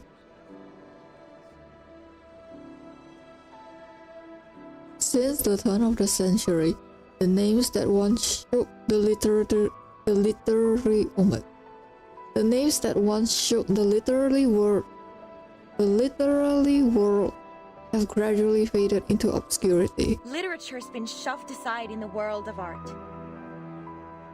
People attend theaters, cinemas, and even art galleries to enjoy painting and sculptures, but few can finish a book. True? Because it's so wordy, though. What is left for us to do? When families are torn apart and our nations are ravaged by tyranny. Okay, I don't like reading because during schools, I need to cram all of those readings into my head. So if I don't have to read, then I probably won't read it. Let stories be our weapon. They should be the sword that cuts through the bloody truth, the beacon that lights our way forward. The audience falls into silence. You could try writing a Latin American War and Peace, and we could continue with our original salon topic, The two are mutually exclusive. I spent a whole month preparing for the topic the idealist previously proposed. If you insist on changing the subject, then I'm afraid I'll have to take my leave. Miss Octavia, forgive me for interrupting, but this isn't the topic we agreed on. Everything you said, we just can't do that. We haven't even figured out things for ourselves yet. Octavia is an interesting topic, it is, but perhaps we can talk about it another time. Besides, don't forget the reason you're in here in the first place, for preaching that a novel is a weapon. Yeah, see? Inmate 1. Yeah, if it weren't for your rich daddy, you'd be on the gallows, not standing here preaching to us. Hey! Another prisoner stands, his voice clear. We've completely missed Octavia's point. A great writer should be like an obsessive grave digger, right? Should be like an obsessive grave digger, digging up the rotting flesh of social realism from the grave of our times. Only this vast crucible is worthy to be the host of all literature. At that time, Mr. Garcia looked visibly resistant as Mr. Julio issued stern reminders, and Miss Roberta attempted to mediate.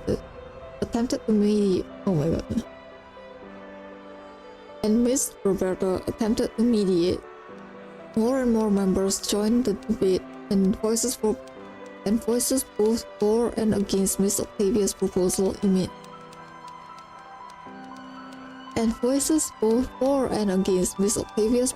emerged. It didn't take long for La Sociedad to split into two camps.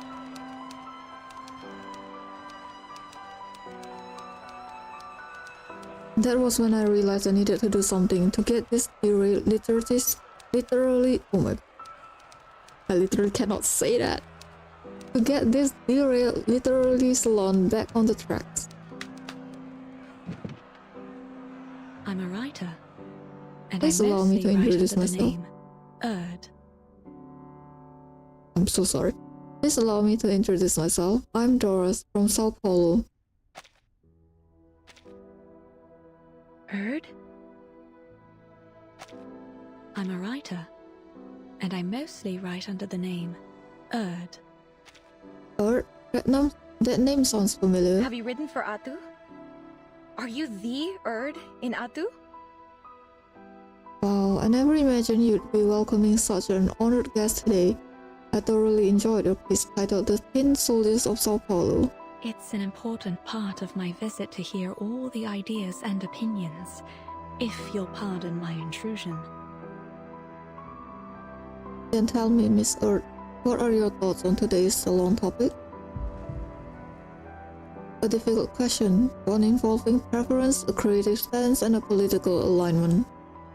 A scale that is never easily balanced. However, the answer has never been the most important part of such questions. In these restless times, literature has been overlooked, forgotten, pushed to the edges of the world, much like Ushuaia.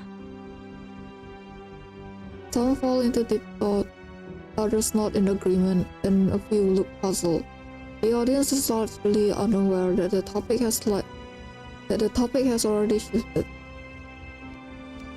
The most this prison at the end of the world is a distant, cold place, perhaps even a place of hopelessness.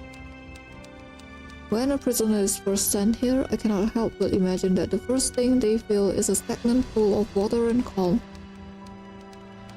I cannot help but imagine that the first thing they feel is a stagnant pool of water and a calm, quiet despair.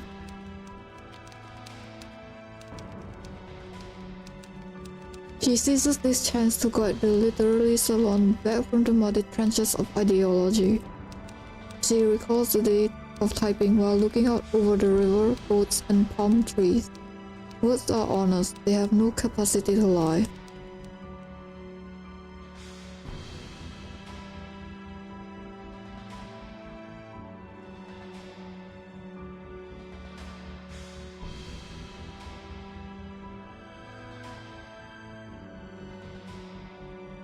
I came here to gather material for my next book. I plan to record everything I experienced in this place faithfully.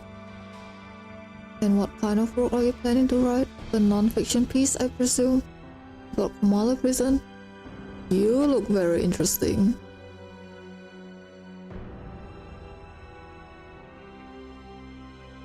Its theme is fate.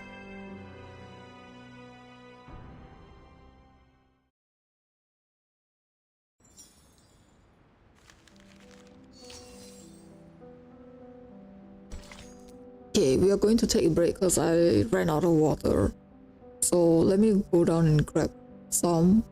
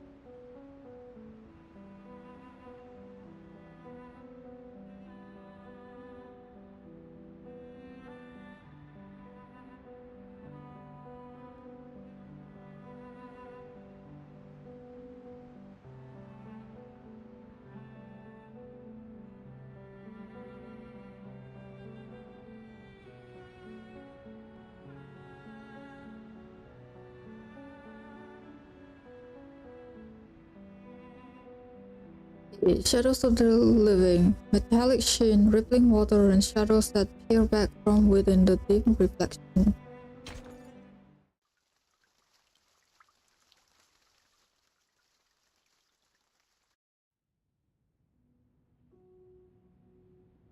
La investigadora se despierta en su cueva en la duna, que le parecía tan vacía como una tumba. Era poco antes del amanecer. Montones de cintas habían ocupado su espacio vital, apilándose una y otra vez. Cada uno de estos carretes giratorios hablaba de historias sobre esa cabaña con techo azul.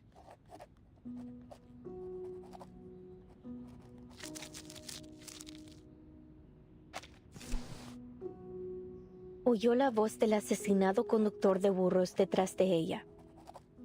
Oigo a todos ellos, las risas y las voces de generaciones pasadas, como hojas secas atrapadas en las grietas de viejas paredes, crujiendo solo cuando el viento sopla otra vez. No pondría un pie en esa casa si fuera tú. El mendigo al lado de la puerta también habló. Duermo en el porche cada noche. Cada mañana una luz tenue brilla a través de la ventana, pero nadie sale nunca por esa puerta, y nadie ha entrado nunca. Luego la voz del empleado del banco. es la historia del alter ego. Esa casa debe haber estado llena de deudas que nadie reclamaría. La anciana enferma, luchando en su cama, susurró. La casa recuerda esos días, cuando la gente desaparecía en la oscuridad de la noche y los niños eran robados por las tormentas. La investigadora de paracausalidad había oído suficiente y volvió a dormirse. Solo quedaba el traqueteo del dado de Babilonia, resonando en su cueva vacía.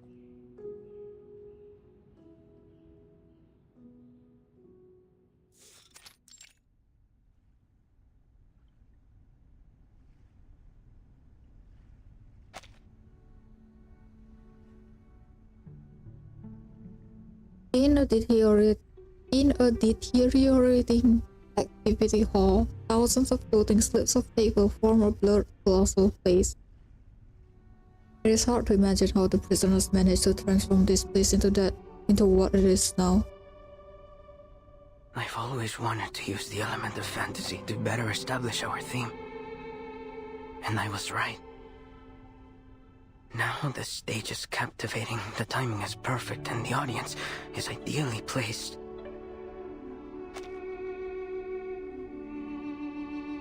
Only one imperfect element remains in the scene. The creator, who hasn't stepped away from his creation.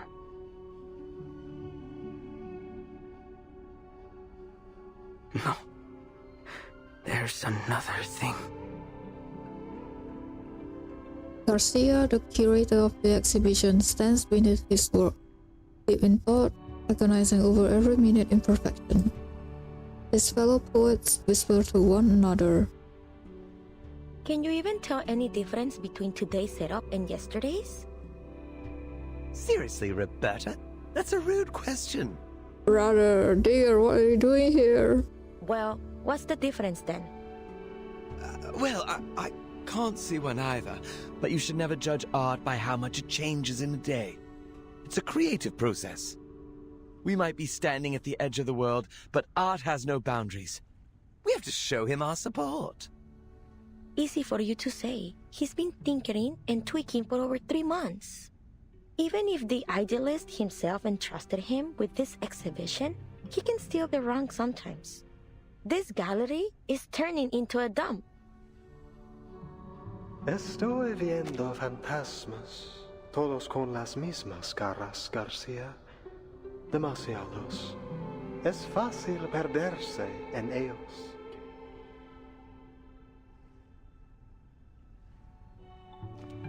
Having navigated through the labyrinth, the idealist, the leader of La Sociedad, arrives at the exhibit's entrance, accompanied by several new faces and the jailer.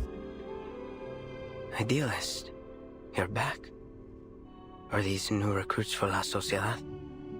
You must have had a very successful day. It is good to see you, Garcia. How has your vision progressed today? First a salon, and now an art gallery. Is this really a prison? Her shock is evident on her face, but her words are ignored as Garcia begins to vent his frustrations. As you can see, I've strived to push the element of fantasy in my work so that it might reach perfection. But why doesn't it look like what I imagine? It's like I'm trying to work on a shadow. Some shapeless thing that morphs and shifts by the hour. Idealist, am I losing it again? I took my medicine as instructed.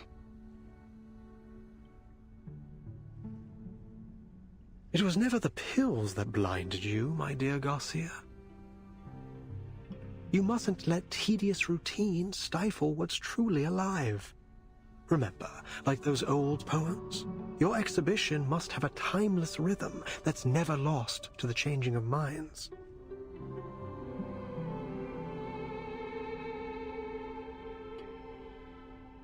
Garcia holds out his hands as if grasping something fleeting but fails to hold on to it. Sorry, maybe I'm just not getting it. Look out. There's your answer. though the sun rises the same way every day, the multitudes of shadows it casts are ever changing. Oh, that's actually an interesting take. Isn't that the only constant in life? Change? Ooh, I like that, We foolishly pursue stability and constancy, but our very world denies it. Take a step back, take several, and see the truth for yourself, lest you too become lost among the shifting shadows. I get it now. It's the changing light that makes the exhibit seem different from what I expected. I shouldn't waste my time on freezing things in one perfect moment. Instead, I need to embrace change as it comes. I don't know how to thank you. I won't let you down. I must complete this exhibition. Complete my alter ego. The choice of word widens the writer's eye. Did you say alter ego? And he called you Garcia. Is that your alter ego? Do you happen to write under the name... But the curator has already returned to his work, uninterested or oblivious to his visitors. Please, Recoleta, give our artist some space. Can't you see? He's already returned to his own time and space. He can't hear a thing you say. He's right. Garcia is deep in his own head now. He won't hear a thing until he's done with whatever he has to do. Even if the floor were to collapse out under us, I think he will be left standing in the air without even noticing. Pardon me then.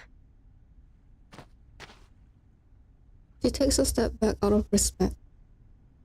All right, my dear guests, please forgive my late introduction.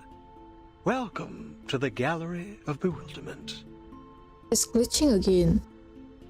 Thank you for inviting me here, Mr. Idealist. The Foundation's investigators have been carefully observing its prisoners' movements since they arrived, but unfortunately there is no sign of Mr. Doris. I imagine you're curious about what we do here, in the heart of La Sociedad de Poetas de las Americas. We're putting together a magazine, a collection of poems from Kamala, our very own Casa de las Americas. ¿Casa de las Américas? The idealist nods with a smile. Exactly. Named after its great predecessor. You're a fine mind indeed. At this very moment, all our compañeros are working on it. Garcia's exhibition, Alter Ego, is centered around the birth of this magazine.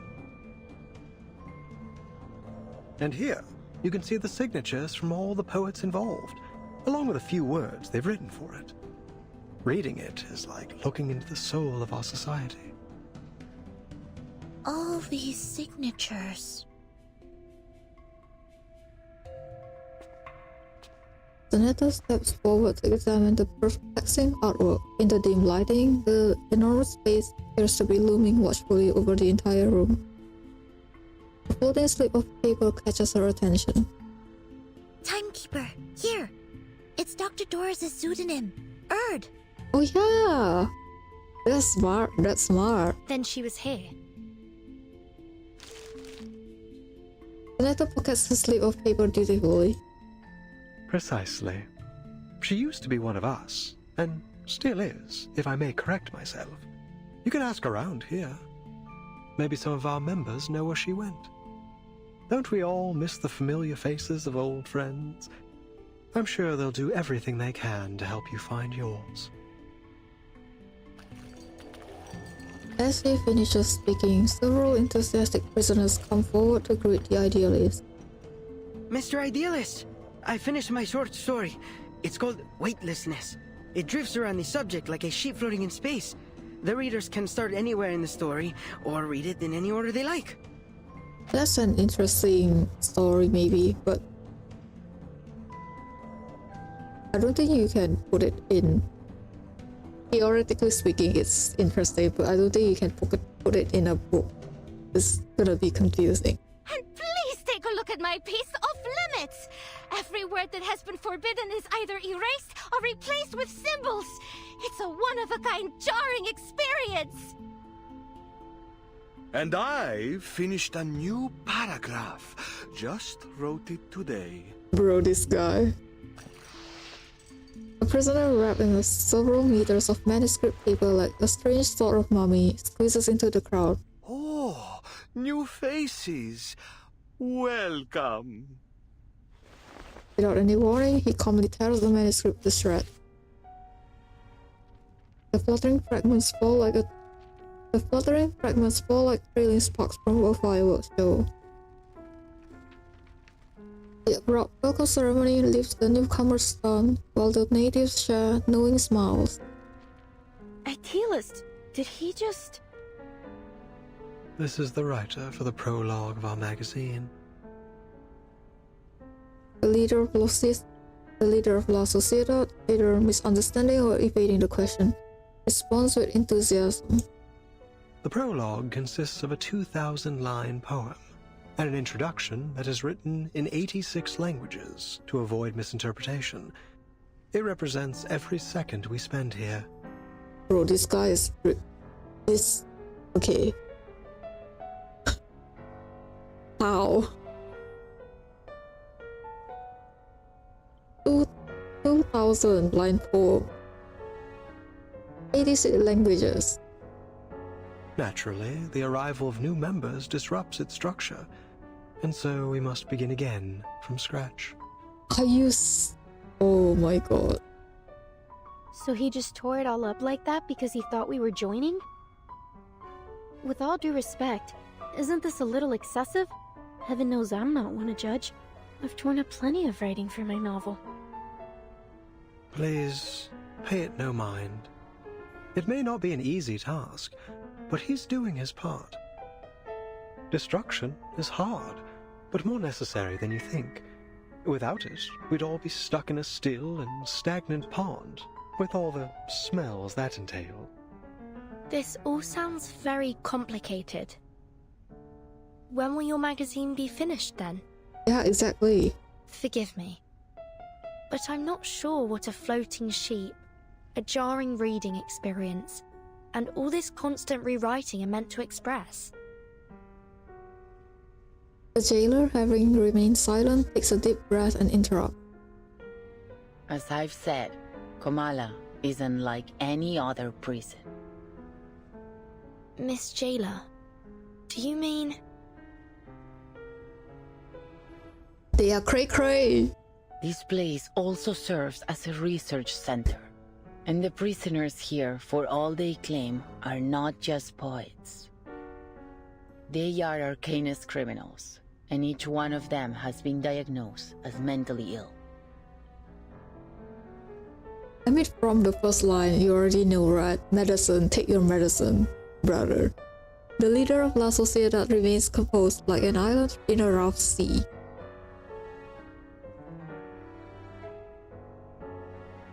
Leaving the onlookers to question whether he is entirely mad or the sanest of them all.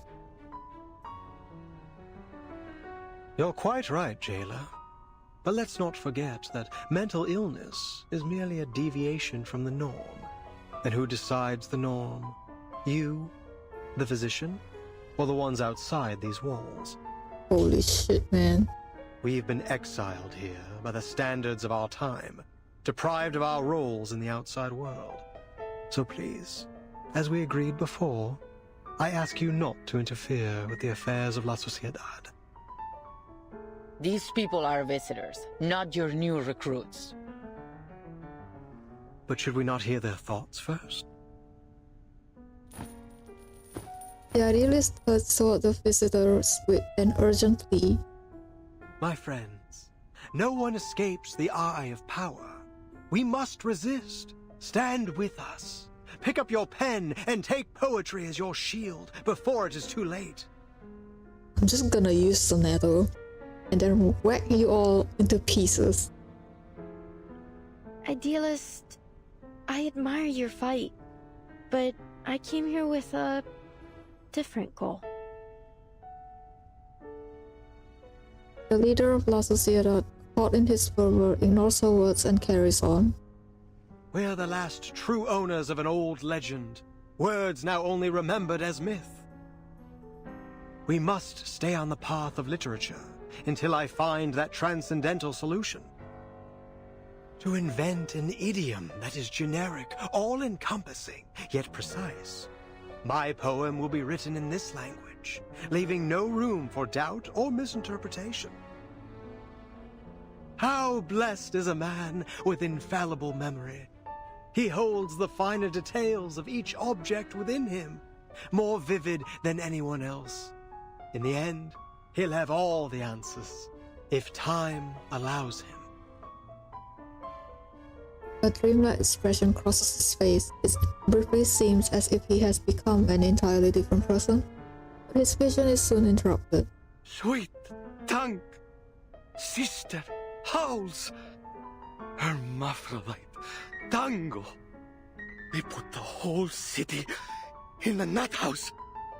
The nut house isn't glitching again. Timekeeper, look over there. Isn't that the prologue writer? There's something off about him. Please, Timekeeper, stay away from him. What's happening? Idealist, Pablo's having another episode. Multiples of us. You make reality sick. A flash of arcane energy flares up, and the jailer steps into the crowd reactively. I could use your help, ladies.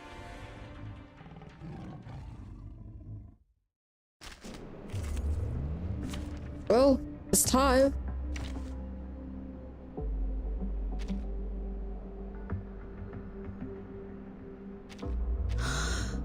Just as what's been practiced countless times. I cannot move. Oh. Which of these darlings shall we attend to first? En la acumulación de laberintos, suéltalo todo una vez más.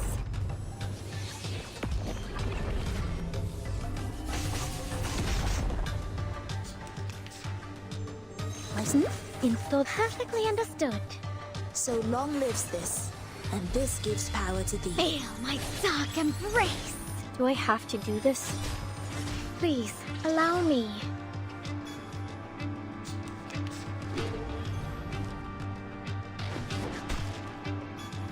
Más allá, I believe in you.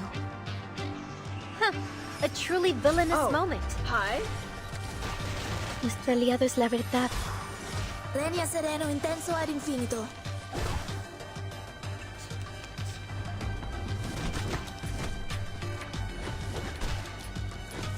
I look forward to punishing you. Más allá. Sterilize. I know the moon, and this is an alien city. Idealismo, vuelos de fantasía, patrones ocultos. Get out of here.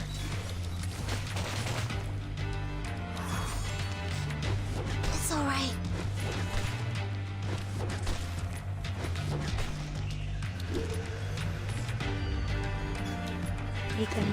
I will. Shall I, master?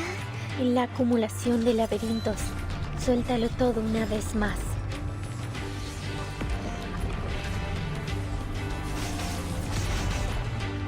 I'm losing my patience.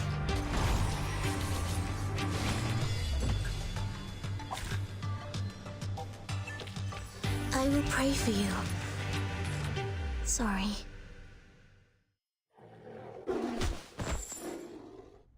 The frenzied prisoner is subdued. He lies convulsing in the center of the exhibit hall. Poor soul. I'll bring him to bed.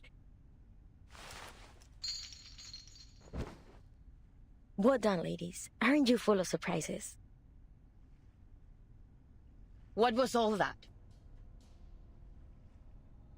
It seems he had a mental breakdown and lost control of his arcane skill. It appears that every line he recited carried unbridled power. Usually, only specific lines can channel arcane energy. You can't just force the power into words or craft a poem to serve your purpose.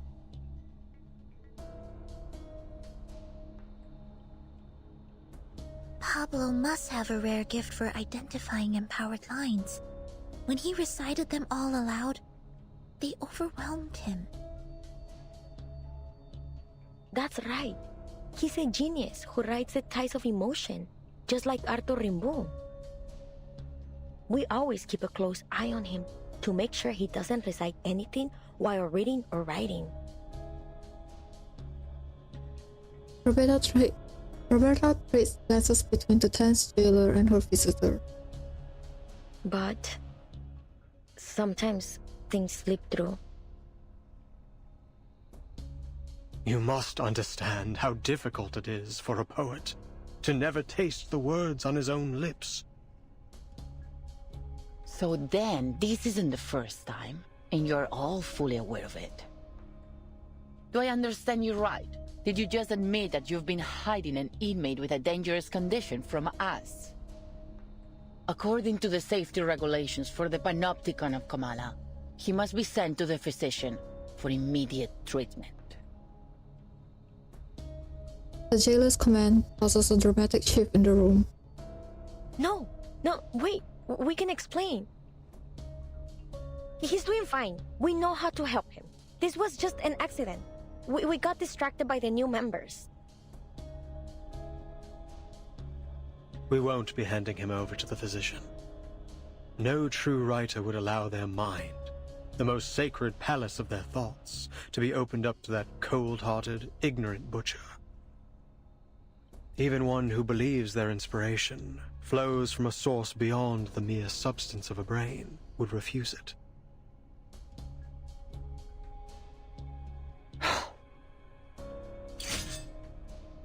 The jailer furrows her brows and pulls out her weapon. The air tightens into an invisible thread.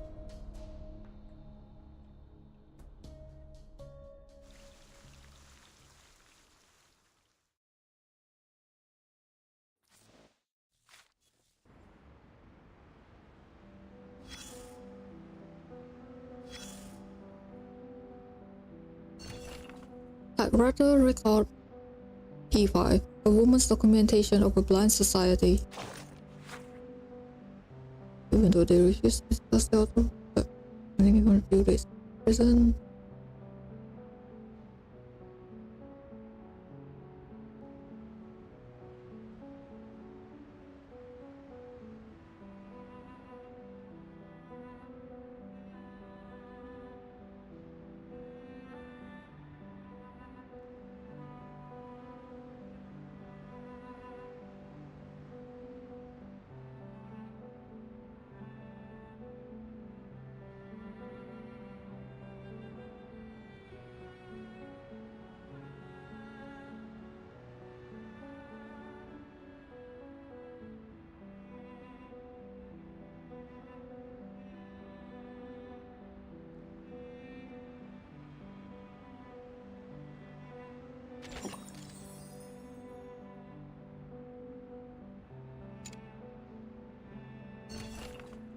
The Weeping Shadows, Volume 3. Rust fills the air and an exiled bird has found a branch to rest upon.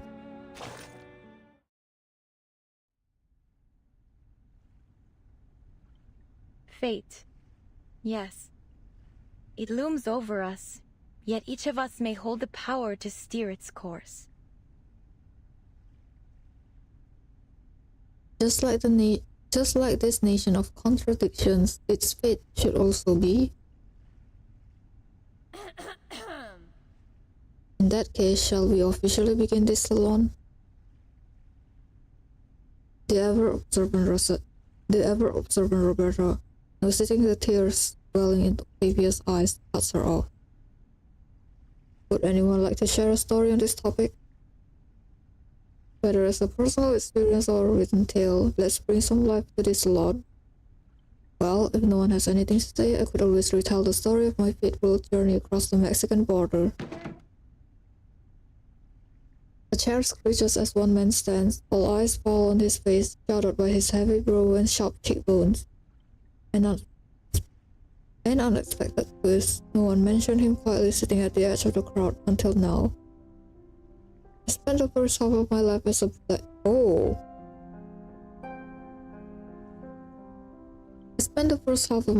bank clerk. One day, sitting behind that glass window, staring at the endless checks Staring at the endless stacks of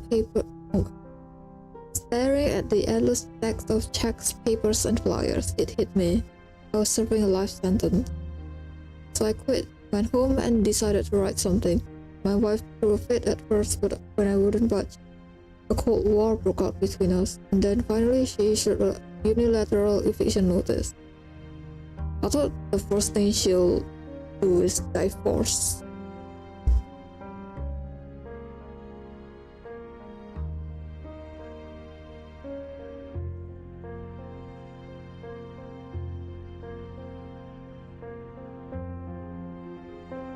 I got drunk, punched a bastard officer who was beating a beggar in the street, and everything after that, that's a blur. When I came to, I was already here, a place that feels more like a home than any other place ever did. The idealist gave me some water and suggested I write to Aleph. So I did. I wrote a letter and asked a question. 2 weeks later, I got a reply. Just one line. I'm still trying to figure out what it means. In the short span of life, there exists an infinitely standing staircase, and at its end lies nothing but a silent body of water. Julia had no idea you had such a story. Why haven't you mentioned it before? I didn't know you've written to Aleph too. Octavia, maybe you did choose the right topic. Young, passionate writers like you should carry the dream of changing society. Don't act up like me, waiting until this age to finally pick up a pen. Oh? The hostess, fully engrossed in the story, has almost forgotten all about the topic. Great, I suppose it's my turn then. So here's my tale of crossing the Mexican border. For heaven's sake, spare us. I've heard at least 7 or 8 versions of that story already, not to mention the 5 short stories in your collection. 5 stories, Roberta. 5, and the only difference between them is the narrative perspective. Repetitive narrative is indeed important. Repetitive narrative is indeed an important topic in literary criticism. The remainder of the salon is spent in noisy chatter as the storytelling quickly spirals out of control. Only Dr. Doris quietly repeats that name to herself. Aleph. Mr. Julio's past was an unexpected gold nugget, the perfect material for a biography. I'll trade it with care in my next submission. By then I had nearly forgotten I was still in prison. I had been swept out in the literary salon. I resolved to record all that I witnessed in this prison as to whether the inhabitants are truly prisoners. That will be for the readers to decide. At the time, I did not ask how they found their way into this prison. Like them, I was thinking of pure thing.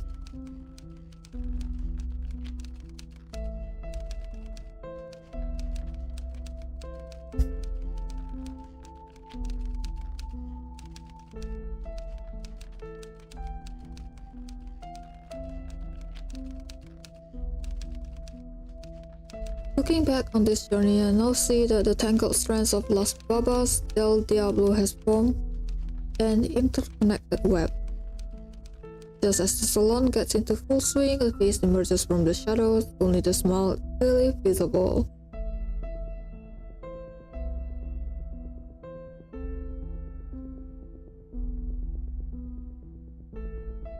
Rarely do I observe the salon from afar, taking in all its symbolic quirks and subtle metaphors. The bridge between reality and unreality. The poetry of the typical and the atypical. This is exactly how I envisioned La Sociedad de Poetas de las Americas when I founded it. A new arrival catches our attention. Reality and unreality. Are you referring to the difference between non-fiction and fiction? I'm afraid I haven't quite grasped the full meaning. Ah, but you understood at least part of it, didn't you? That alone proves we are walking the same path, the unwavering pursuit of aesthetic truth. We are citizens of the literary kingdom, stargazers chasing the first light to reach the shores of the new world. Children crying beneath the tree of pure ideals.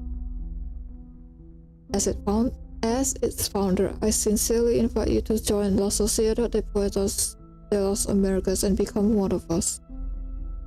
Join La Sociedad de Poetas de las Americas.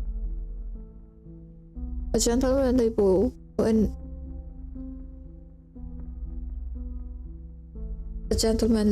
an invitation that is hard to refuse. Everything here carries an air of mystery. The literary gathering, the strange architecture, the enigmatic recipient of all those letters.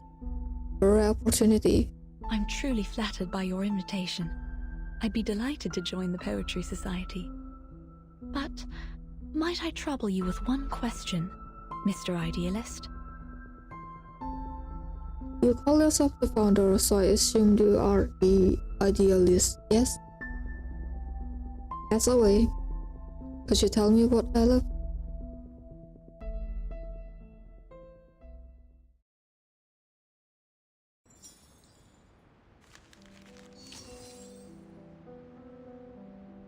Passion and delirium. Open your eyes to see the night, close them to see the light.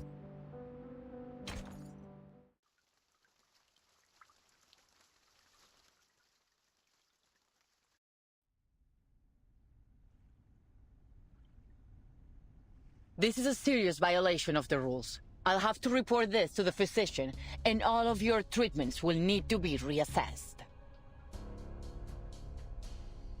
Until a new treatment plan is in place, all members of La Sociedad are confined to their cells without any of their usual privileges. The jailer heavily emphasizes La Sociedad, triggering a commotion among the prisoners. This is not what we agreed to. You gave us your word! Affairs within La Sociedad were not to be disturbed! Please, don't do this. Please, he doesn't deserve this. No one does. We don't want to lose our friend.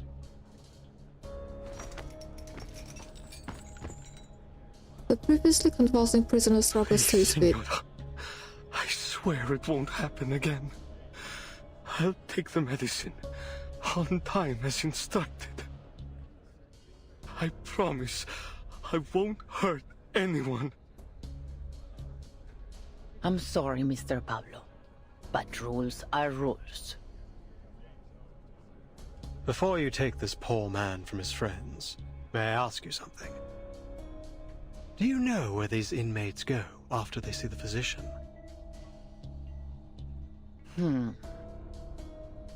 My duty is to keep order here.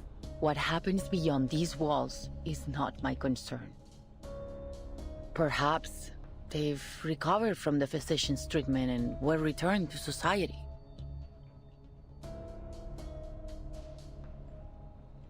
The jailer's expression relaxed. Within these walls, the only truth we know is this. No one returns from the clinic of the physician of Kamala.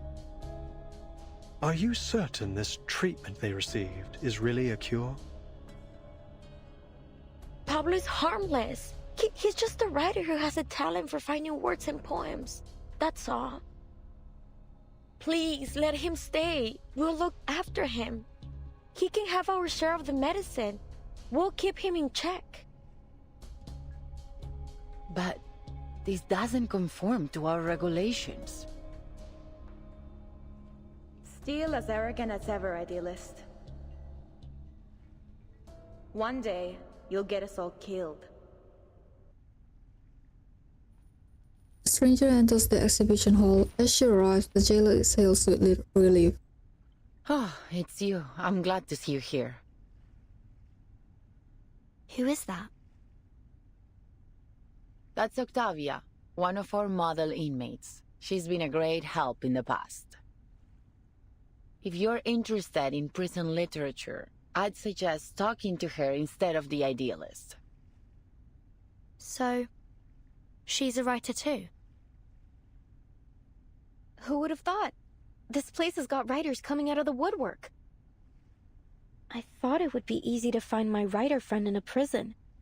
But what are the odds that I'd break into a place absolutely lousy with them? She used to be in their gatherings, until she got tired of their nonsense and started her own faction. The new arrival brings out a change in the idealist. He clicks his tongue imperceptibly. What are you doing here, Octavia? Haven't you heard?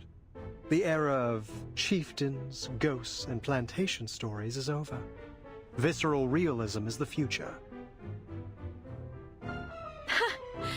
And has this brilliant visceral realism helped you finish any of these poems? What a waste of time. I'm not interested in your movement or arguing with you. I just walked by and happened to witness another episode of your brutal arrogance.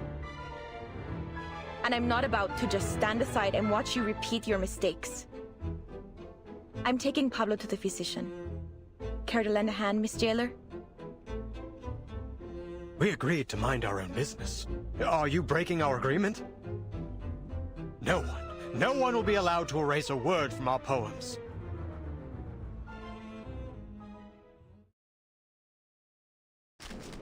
It's a fight?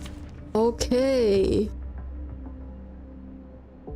Recommended Nando. Which of these darlings shall we attend to first? What? Why are we fighting Octavia and the Haven't you let idealist? your ego cause enough trouble, idealist? Why are we fighting both of them? Better that than siding with the devil like you. Enough. This pointless arguing ends now. Must Perfectly understood. a truth to heed. Get out of here. Please, allow me.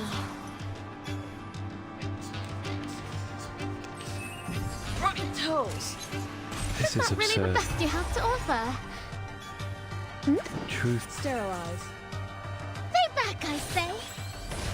a tragedy to remember. I look forward to punishing my you. patience.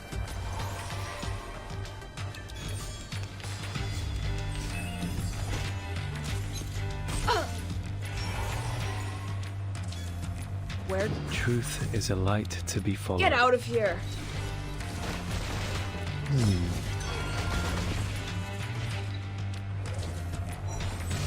Hell's Gates!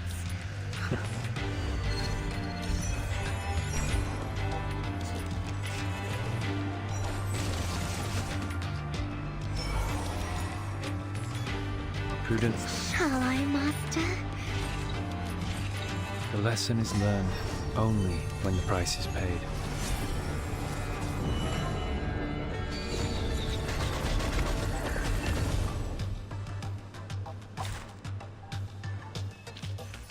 Celebrate to the fullest, yes, but take care with the flow of wine.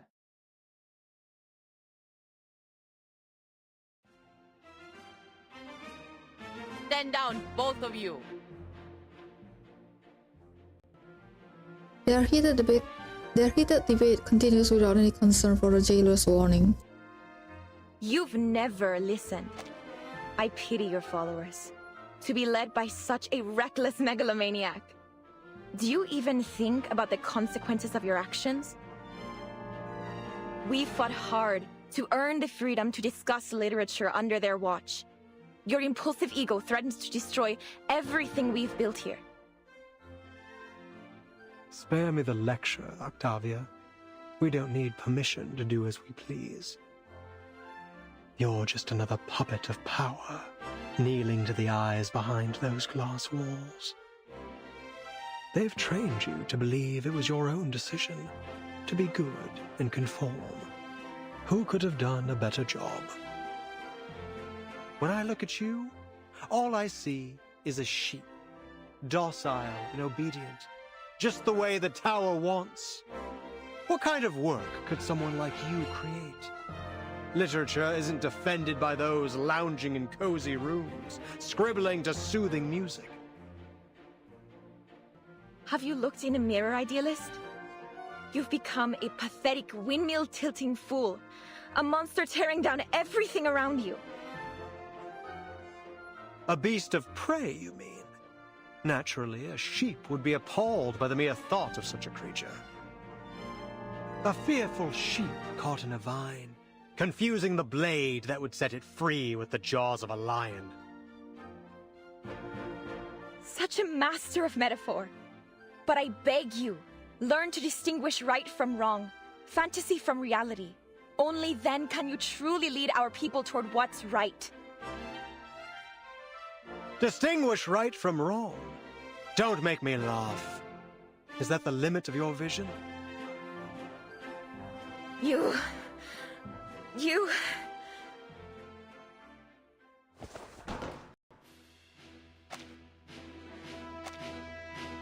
I do wonder why his name is Idealist though. The impassioned leader jumps onto a nearby bench, striking a dramatic pose before the crowd. Compañeros, friends, listen to me. There is no truer home to literature than a prison. Did he just get shot? Blast of deafening sound and all words fall from the air. Oh, he did, didn't he? Holy sh!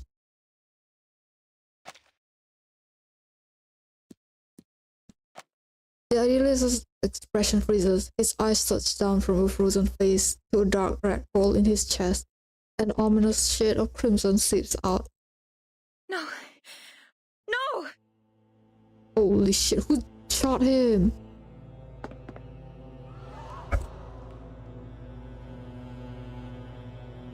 The horrified Arcanist stumbles back, screaming. Who did this?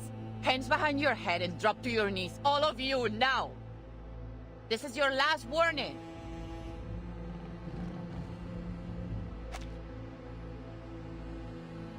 The prisoners show no reaction to the jailer's final ultimatum. They stare at the idealist, unmoving. Idealist, you're bleeding. It's in your chest. As his life drains away, the idealist appears unsurprised. He simply turns his gaze towards Recoleta. You must. Yes. Idealist? Unfinished words dissolve into silence as the prison itself begins to tremble. The entire exhibition hall twists and contorts, its surrounding warping beyond comprehension as if dissolving and expanding freely. What's going on?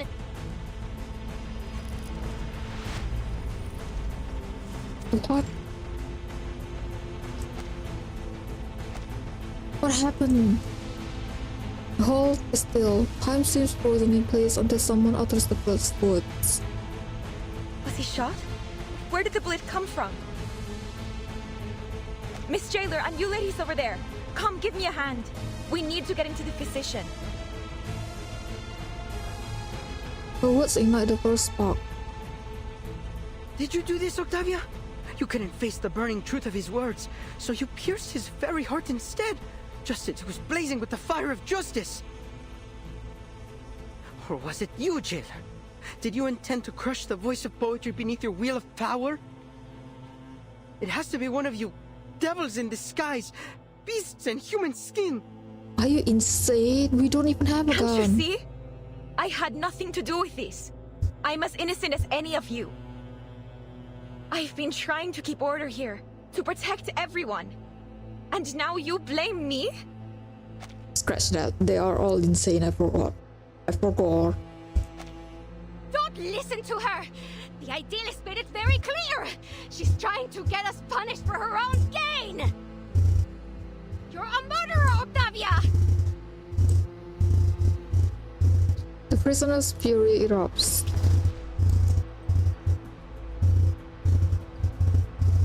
This is mad. You're accusing me without proof. It wasn't me. Where is that sound coming from?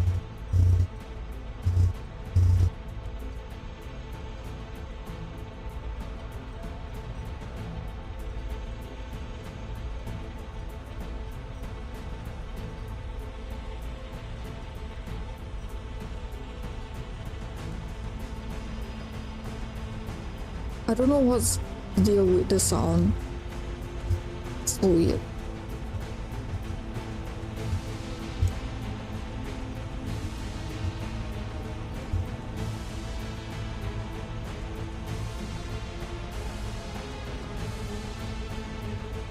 Still don't know what's wrong with the sound.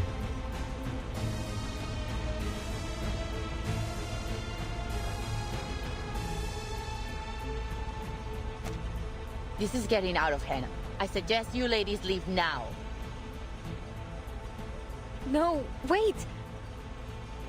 It all happened too fast. What happened to the idealist? Is he alright? I didn't even get a chance to ask about Aleph. As the tide of people surges around them, the line between life and death blurs beyond recognition. I agree with the jailer. Timekeeper, Miss Recoleta, let's get out of here.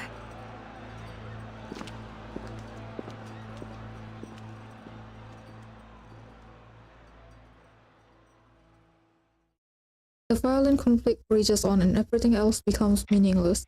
The illusion of time dissolves its flow unknown. Under the garden's influence, the frenzy of prisoners begins to resemble an unreadable, chaotic epic. At this moment, an unidentifiable figure enters their midst, though no one takes notice. The newcomer scrutinizes the motionless corpse. His vitals are gone. At last, some peace and quiet. Well, for a liar and a thief like him, there's hardly a better end than this.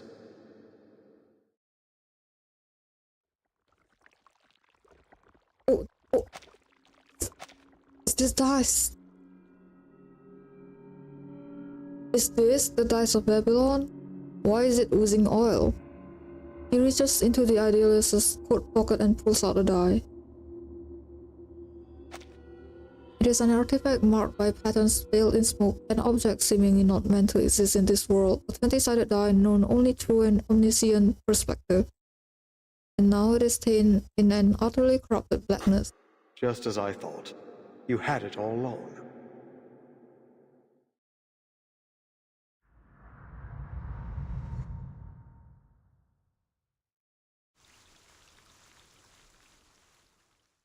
Oh, this is getting interesting because he is the one that had a die and we didn't even see that he actually has oil dripping. So is he Manus or not? We don't know. Weaving Shadows, Volume 4. Fate is like a mirror, its strongest reflections are shaped by time. Enter the darkness.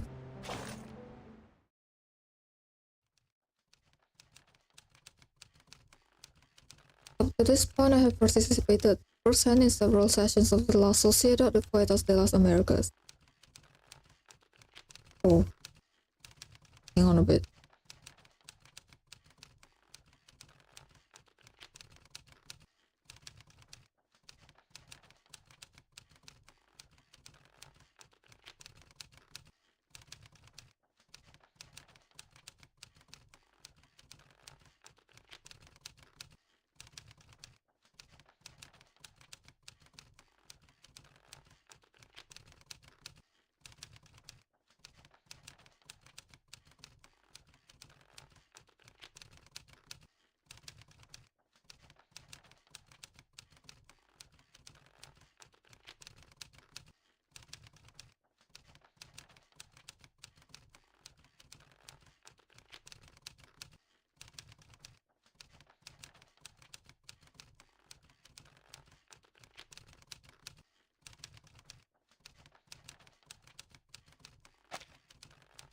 Those literary experiments treated language as an advanced game, weaving reality and fiction into an invisible web, ensnaring everyone present in a maze of words. Never before had I been so intimate with literature or thought about it so deeply. I was amazed by how words could so vividly express both playfulness and values. Here, let me repeat that. I was amazed by how words could so vividly express both playfulness and values. Until that ordinary afternoon when a poet named Eduardo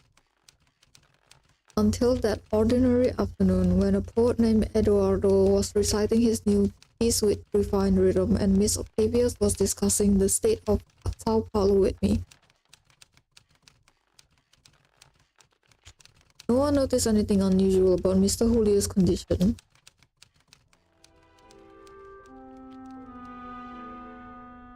Just like you were in the Tin Soldiers of Sao Paulo.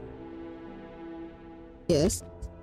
The greatness of Latin America lies in its richness, and from that richness comes misfortune not by insatiable greed.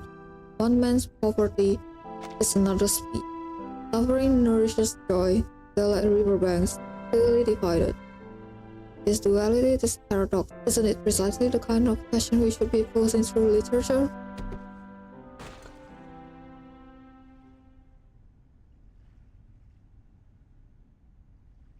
The thought of bone against a hard surface interrupts her. Julio is banging his head against the wall. Not enough, not like this. Can't grasp space and time. I'm still missing some essential language, frameworks, and thought patterns. With our current language system, I cannot catch the ghost of time. I can only let it slip away from the tip of my pen. Mr. Julio, what's wrong with you? Unlike the panic behavior, the other inmates around Julio seems unfazed. They have such interesting designs for the NPCs on this chapter, sorry. That wall is unscalable, Julio. I told you already. I can lend you some of my bandages from last week if you need them. For a permanently silent object, any form of narration is futile. In the end, you're just wrestling with your own shadow. What are you all standing around for? Can't you see Julio's hurting himself? Octavia is clearly flustered. Doris knows she must first eliminate any outside interference that might obstruct her ability to help. Miss Octavia, please calm down. Tell me, what do you see? It's Mr. Julio. He's hurt. Bleeding.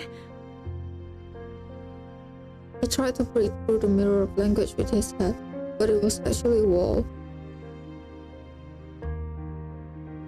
By now, Doris has learned how to filter out the surreal embellishments typical of La Sociedad members in order to correctly assess the situation.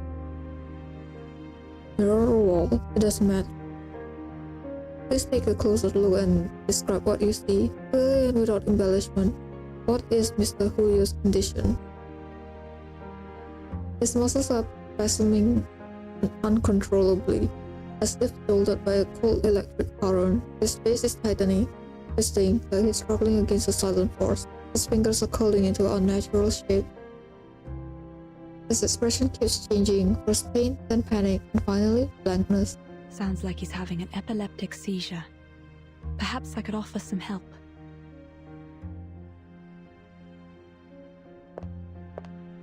Guided by the sound of Julio's whimpers, Doris approaches. His head is bloodied. Please, Miss Octavia, help me so I can help him.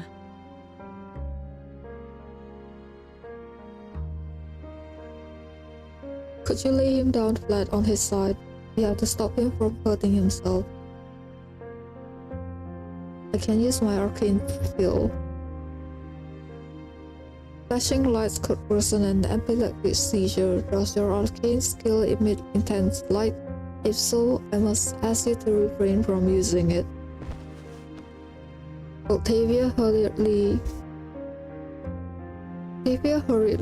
retracts her incantation. She presses down on Julio's shoulder and lowers him onto the cold, hard floor. The doctor kneels quickly and gently turns the man onto his side, preventing him from injuring himself any further.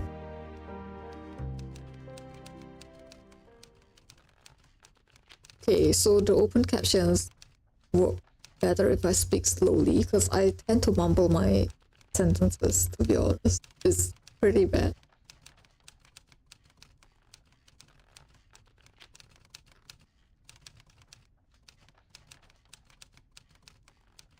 As time passes, Mr. Julio's convulsions begin to subside, but his body remains stiff, his jaw clenched tight. He took a disposable bite pad from the first aid kit and carefully placed it in his mouth to keep him from biting himself. Eventually, the situation came under control and Mr. Julio's breathing stabilized. And there, everyone went straight back to gathered straight back to the gathering as if it were only a minor inconvenience. Thank you for your help, Miss Earth. The doctor responds with a silent smile. You seem experienced. Was it a major part of your responsibilities in Sao Paulo? Yes, saving others is my profession. Writing is my hobby. In my home, I am first and foremost a doctor. Miss Earth, you have my utmost admiration as a doctor, as a writer, and even more as a person beyond any social categorization. You, a doctor who actually lived in the favelas, pointed the barrel at yourself before wielding your words as a weapon.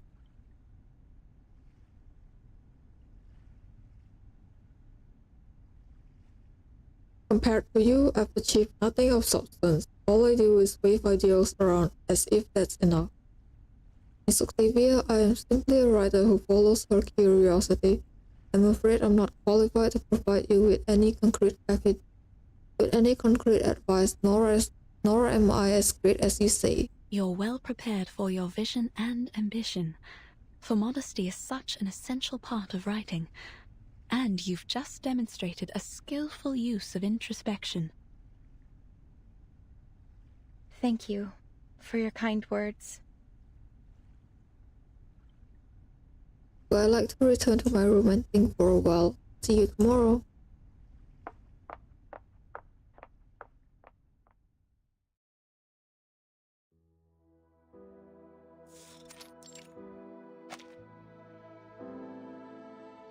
The idealist pursues his ideal to erect a magnificent vision atop the tower of literature.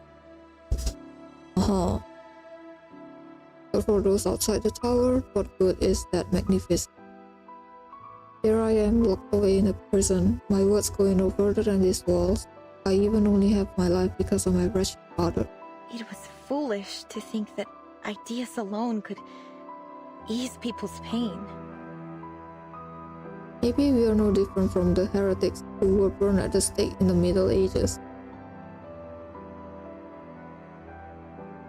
Perhaps only professionals like Miss Earth, doctors with real expertise, can truly save a person. Wait, but this prison does have a doctor meant to handle every kind of issue, whose specialty is precisely in the mental field.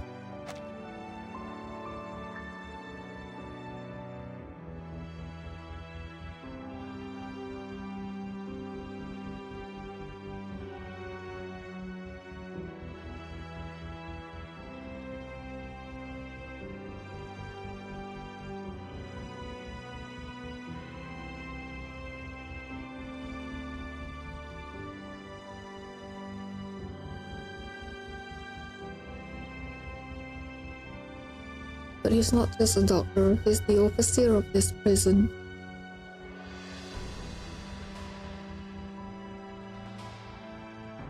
I once asked the idealist why the person in charge here wasn't a regular jailer or a police chief, but a physician. As expected, he brushed me off with some grandiose idealistic rhetoric. But why has the idealist always seemed so opposed to the physician? Why? Can patients like Mr. Julio who are clearly suffering be sent to him? Puzzles on top of puzzles. Questions after questions. My head. Versailles goes through the circular building and it is soon answered by a chorus of other sighs. I can't do this anymore.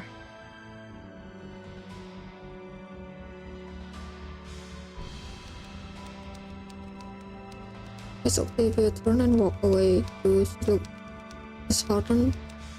I could still see the power, unwavering force that drove her forward. What would that force be for me? Looking back, I too began to reflect on myself, to contemplate fate, that grand and irreversible force.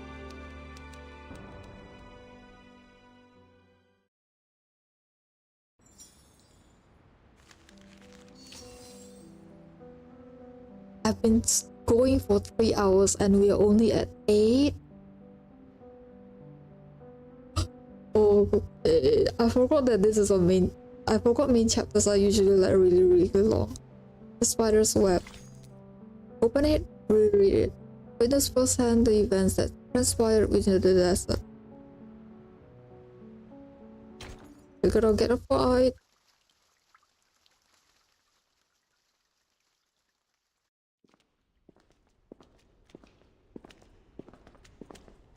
Ladies, I must apologize for what happened back there.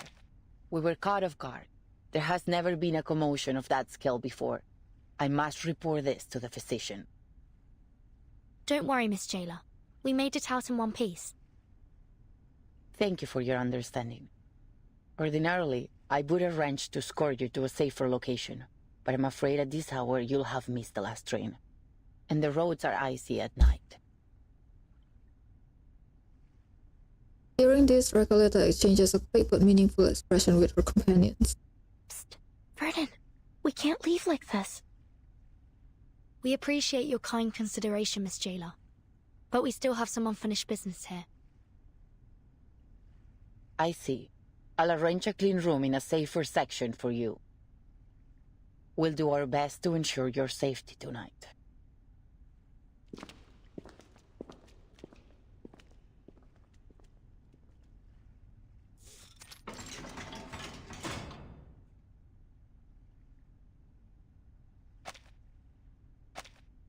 Oh my god, we are staying in jail, brother.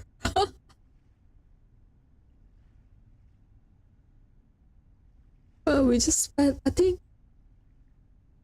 Wait, did we spend it on the last chapter? Let me think. I don't think so, right?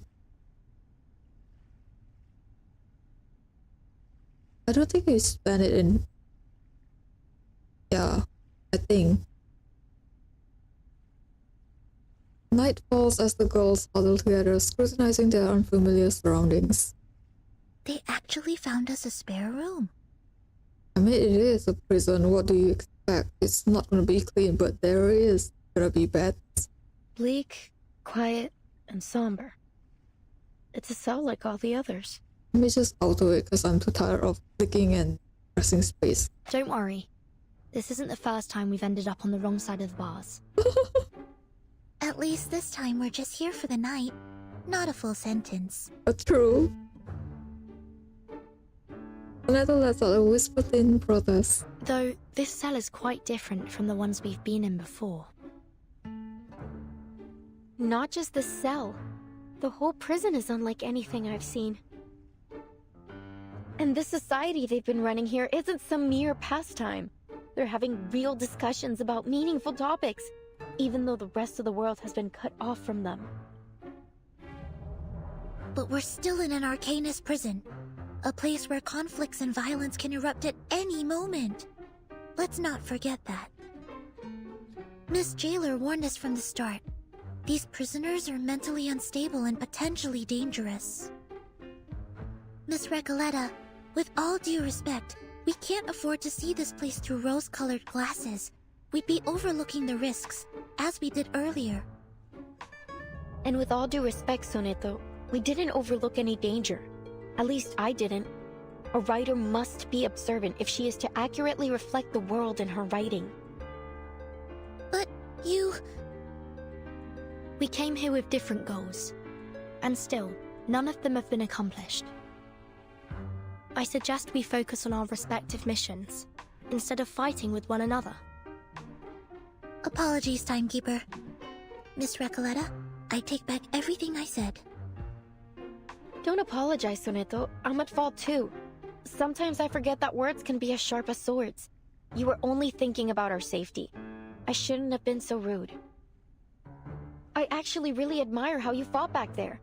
If you'd allow me, I'd like to write a poem for you, once my novel's finished. That's terribly kind of you. But honestly, I think we've had enough poetry today to last a lifetime. Let me know if you change your mind. By the way, did either of you see what happened to the idealist? Got shot. Recalling the recent conflict, the indomitable girl finally hesitated. The jailer told me she went back to the gallery once everything calmed down. She found nothing. No blood, no shell cases, not even a trace of the idealist. What? Timekeeper, now's really not the time for ghost stories. Yeah. Do you mean that maybe the idealist somehow managed to get out of there on his own? Or perhaps someone else helped him? Well, according to the idealist and our jailer, any inmates who are unwell will be taken to the physician. It's possible someone brought him there, while everyone else was shouting and running about. You're right. It could be that he's with the physician right now. I'm relieved. That was a sudden plot twist, but a visionary of his magnitude doesn't deserve to die in silence like that. To be fair, the gunshot was quite loud, as was the ensuing commotion. Nonetheless, he couldn't have just died like that. I mean, the writers would riot if a writer were to kill off a character so abruptly. But this isn't a novel though, it's like a real world. People will just die no matter, like, we're all NPCs, there's no main characters. Or you can say that we are all main characters in our own world though. But you believe he's still alive too, am I right? I don't think so, it's the heart. She knows her words are merely a cover, she needs an answer, a real undeniable answer. There's nothing that we can be certain of for now. But on a brighter note, we didn't come back empty-handed from our mission either, Sonetto. We found Dr. Dorez's signature in the gallery. You were right all along, Recoleta. She was here. But we didn't see her at the gathering. Could something have happened to her, like with the idealist? Do you think she was also sent to the physician and never made it back? This is all just speculation. If we want to find the idealist, or Dr. Dorez... Why did we never meet the physician? For all the chapters that's been talking about him, we never even went to him once. We need to speak to this physician first. Exactly. Miss Recoleta, do you believe that the idealist could be your pen pal, Aleph? Whether he is or not, he's still my best lead. That name touches a nerve once again. Amigas, I've had this strange feeling in my gut since we got here. Something is slowing us down. Now, to figure out what it is... Silent fear grips her like ripples suddenly appearing on a once still lake and settling in its quiet disturbance.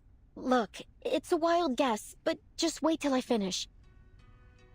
It feels like everything happening in this prison is somehow connected to my novel, El auge y la caída de la cordura. It is? We're no strangers to wild guesses, and sometimes they're closer to the truth than you'd think. So this... the rise and fall of sanity. Sorry. What exactly is your story about? The question scatters the midnight room. Outside, moonlight spills over grey-white snow. Huh. Nunca pensé que te interesaría. You brought it up yourself. Sorry, it's been a while since I told it from the beginning.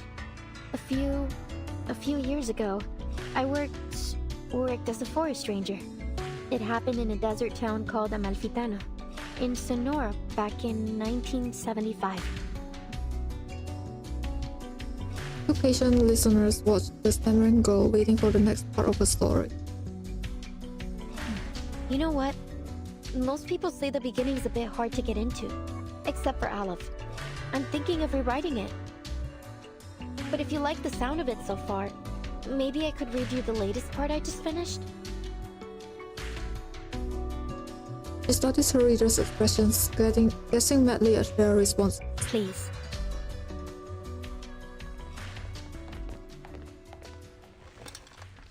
Oh, story time! Todo empezó con los datos de frecuencia de las cintas. I mean, she brought it up herself first. Like, I wouldn't be interested if she didn't brought it up herself, you know? Like, connected, right? She did say that. I don't know why she's like, oh, you're interested? Yeah, of course. El patrón general parecía haber cambiado. Al principio, la investigadora de paracausalidad lo atribuyó a un error estadístico.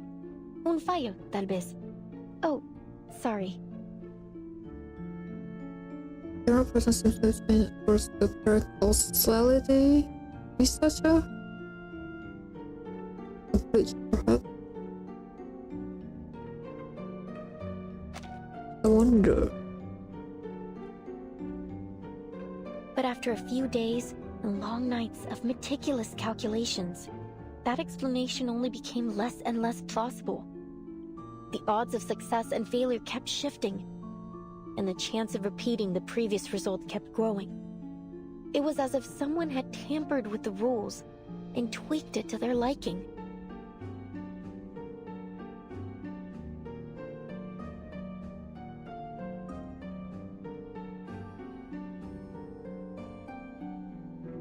She took her findings to Amalfitano, the town of nothing, as they called it then.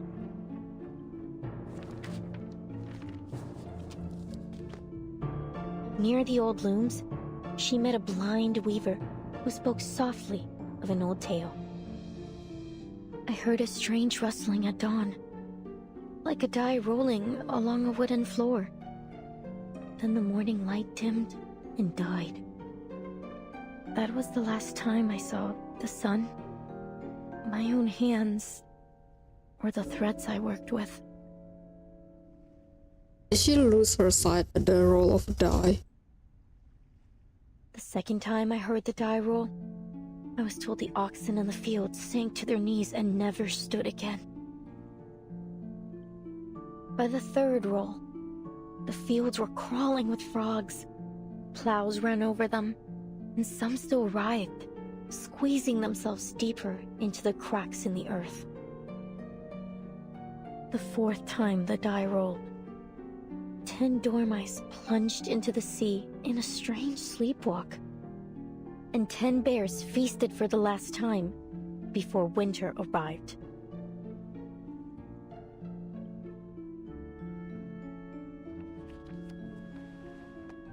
The final roll of the die was cast in a cage during a duel. Before a crowd of eager eyes, the winner left with 10 pounds of gold, and the loser left with 10 flies, which fell on him to feast. What's the connection though? Because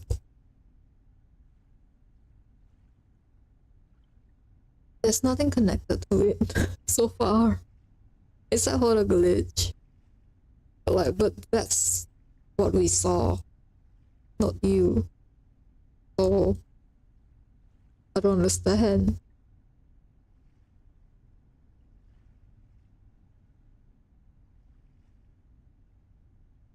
This might be Earth, but then I don't see the connection between this all of this.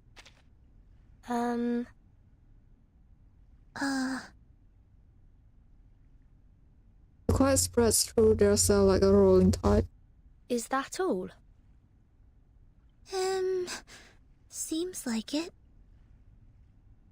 Well, there's more, but I haven't quite figured those parts out yet. Any thoughts?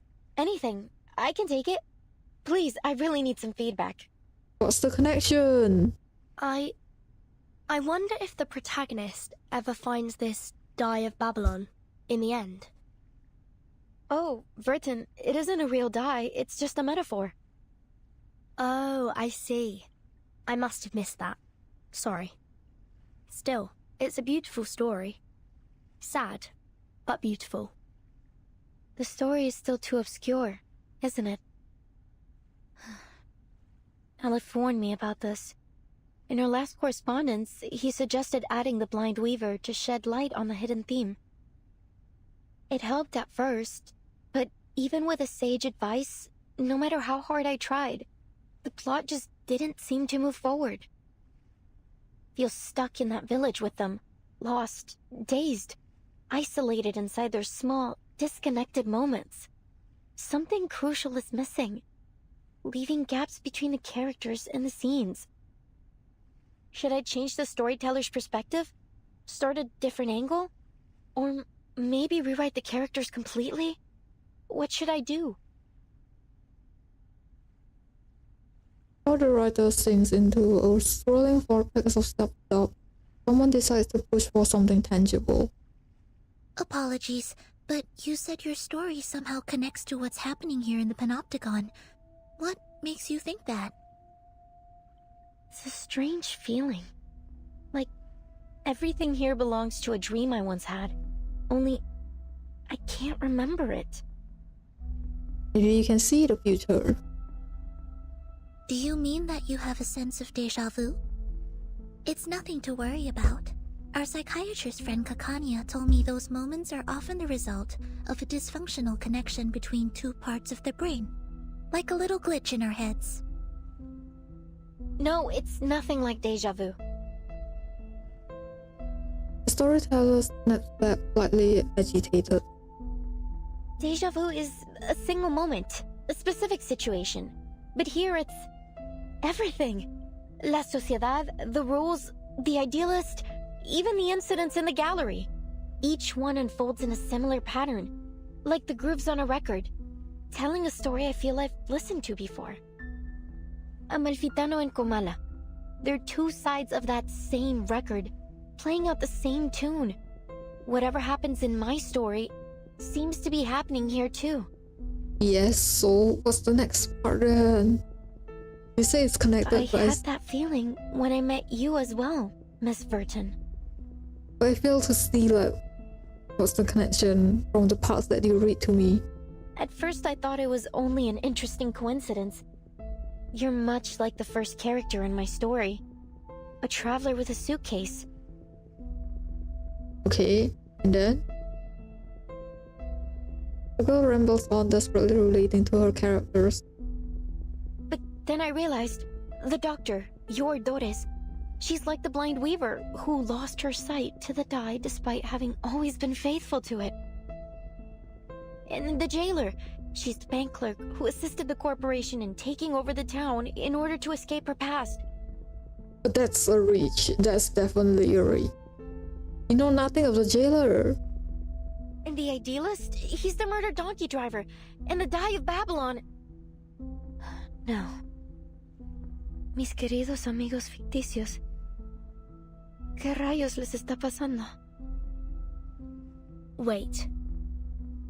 Are you saying that everyone we've met here matches a character from your story? Like some kind of archetype? That sounds unbelievable. But then again, maybe you're onto something. You see the world through a different lens that none of us share. Not just the characters. The events here are mirroring my story too. So then you know the next part, right? Aleph. He's the only one who truly understood my story. If things are playing out just like my novel, then maybe Aleph is in fact still here. Are you suggesting that someone is controlling the Panopticon in order to make it follow the same plot as your story? How do you control the Panopticon though? That they've set the rules, started the poetry group, planned the attack on the idealist, and tried to prevent us from finding Dr. Dores? If that's true, Miss Recoleta, it's very likely that the one acting against us is in fact Aleph himself. Recoleta never expected the chain of reasoning to unravel this way. But No. How could that be possible? She interrupts only for confusion to creep onto her face moments later. Why? Why would he do this? I don't see any reason why he'd be connected. He's an intelligent, cultured, and profound person, not a common killer. I mean, have you seen this prison? No. none of this adds up. Remember, Dr. Doris was brought to Ushuaia by the Xeno rebels. And we know they're connected to Manus Vindictae. If this Aleph really is hiding Doris from us, he may be working with them. Recoleta stares blankly for a time before clumsily shifting the topic. Oh, my... Soneto. I didn't know you had such a flair for stories. Maybe you should join us and become a visceral realist too. I think you're only imagining things. Perhaps you were inspired by this strange prison? Perhaps we all need to start writing our own stories. Come out now. Whoever's out there, speak up. Holy shit. How can we help you? Who's there? Soneto is gonna be scared as shit, man. To what end is strife perpetrated? It's Octavia. Sterile. Oh, hi. Stay back, I say. Do have a little faith in me, Master.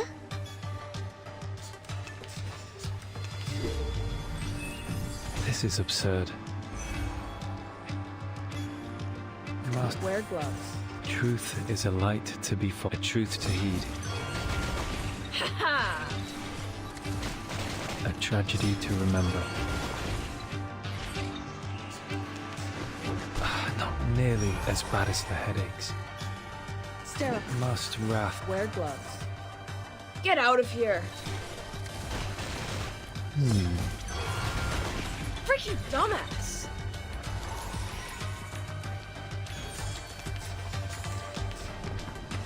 Ow! Sterile. Shall I, Master? Get out of here.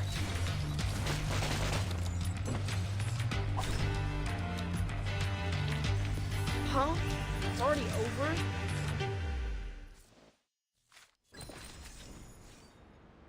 Okay, we are going to take a break because I need stretching.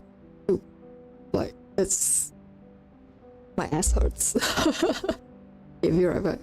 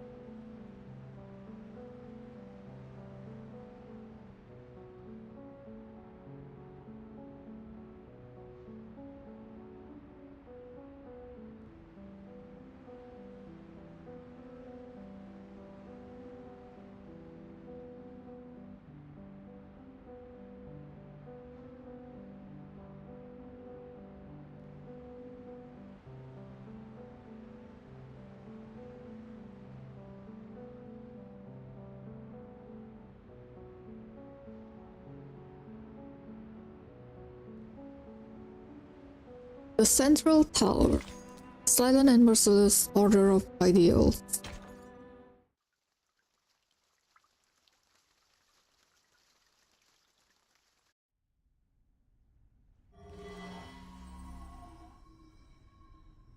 Easy, easy. It's me, Garcia. We met at the gallery earlier. Please, I come in peace. Recoleta pays no mind to the young man's explanations. Her focus holds on the woman beside him. It's you, Octavia! The murderer herself! The hell?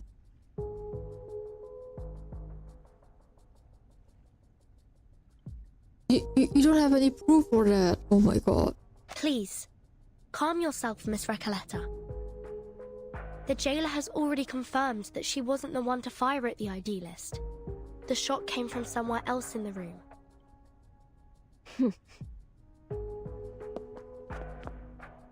Recoleta bites her lip, giving up a little space to the intruders. Miss Octavia, what brings you here at this hour? I come here out of goodwill.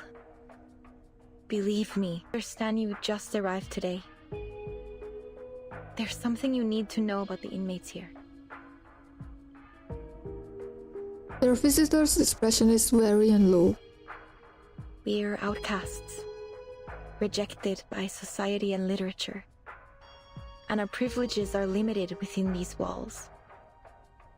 But before I started my own literature group, I struck a deal with the Panopticon authorities. If we cooperate and stay out of trouble, they'd leave us be. We could discuss literature freely and openly in Comala.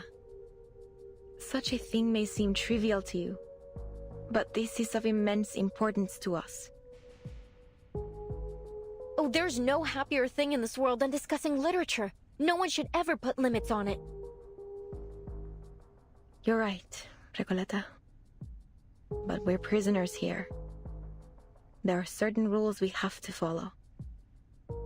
Except, the idealist didn't see it our way. He refused to compromise, believing that the long poem and his so-called ism could break us free from the cage of the ever-watchful eye. Perhaps he was right. You might have achieved more if you'd listened to him. After all, visceral realism keeps us connected to who we are. You have to believe in the truth of visceral realism, because out there, beyond these walls, many of us still do. And what has it changed? Garcia, you're the latest inmate here. Tell us, 3 months ago, before they arrested you and took you here, what has the visceral realism movement accomplished out there?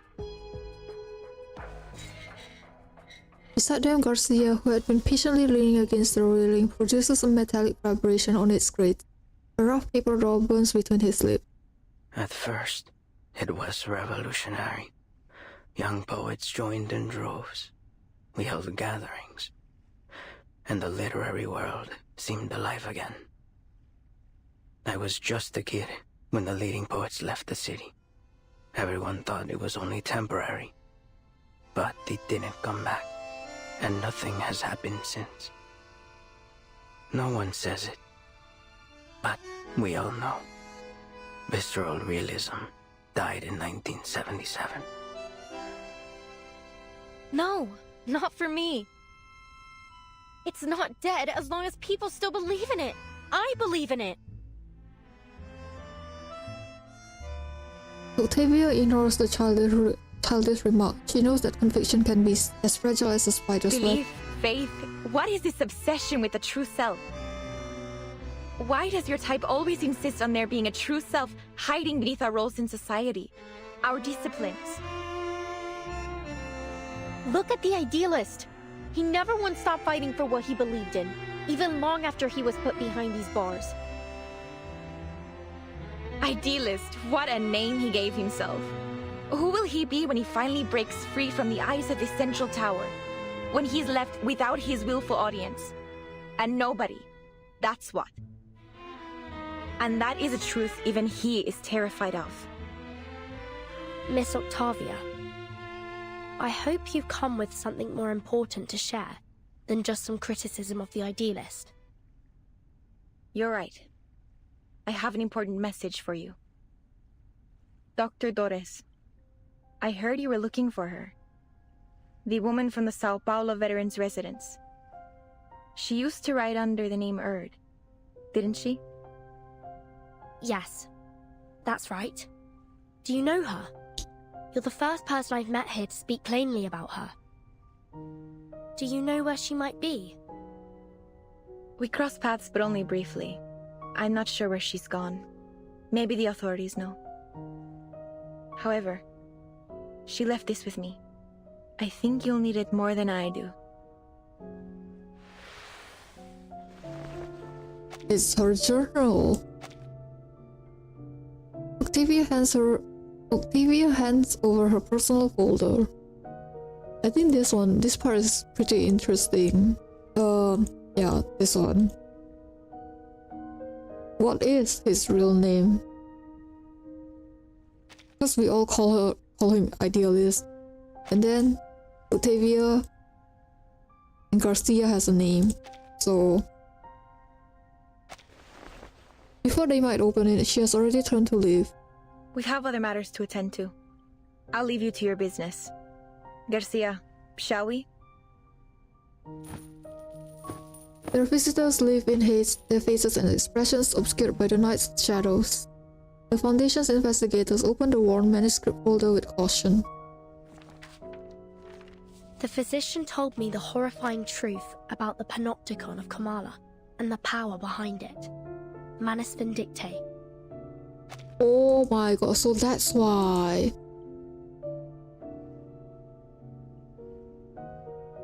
Because they do have the previous chapters they did say that there's an oil something I forgot.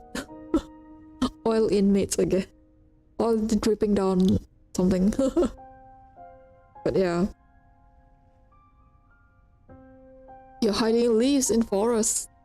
By becoming the Panopticon's sole patron, they seized control of the resources and the allocation system, turning this place into a living hell. I suspect that the physician, the current highest authority here, is responsible for this situation. That's interesting, because I thought that the owner of the prison is called what? Oh shit, I forgot. There's something, you call it something. I genuinely don't remember. I discovered that the inmates were put through brutal training, even when they were too sick to carry out their tasks. They also forced pure-blood Arcanist inmates to wear their masks, effectively turning them into murmuring puppets. Just as we suspected, Manus Vindictae is orchestrating everything. No wonder we didn't find them in the city. They've been hiding here all along. No one would have thought to come looking for them here. I snapped the folder shut. A familiar signature seen on the forward page of Fatal magazine and the receipt found in Sao Paulo heartfelt home. But why would Miss Octavia bring this to us? What's in it for her? Do you think she's trying to mislead us, Timekeeper? Maybe. But the handwriting in that notebook is most certainly Erd's. If she's leading us astray on purpose, why? Miss Recoleta, what do you think? Could she be Aleph? Not a chance. Haven't you seen how she denies everything beautiful in the world? Aleph would never be so biased. No. Aleph is like a mirror. He reflects both light and shadow. But, Octavia, maybe she hasn't looked at the shadow within for a long time. I know that look on her face. It's the look of a writer. I've seen so many like her during my trip. The faces of a lost, struggling generation.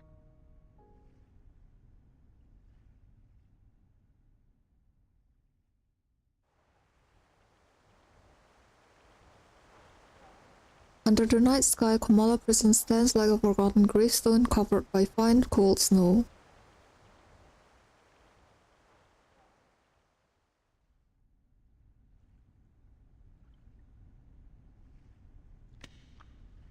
In a room repurposed from a prison cell, three girls in search of someone share an absurd, bizarre tale. Meanwhile, at the entrance of the central watchtower, a jaguar knocks on the secure door. Dr. Merlin, I'm here to report on today's events. Come in.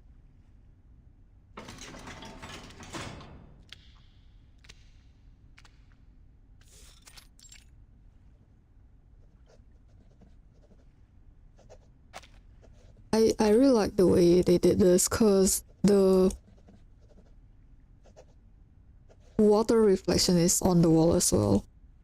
Frantic writing breaks the quiet of the room.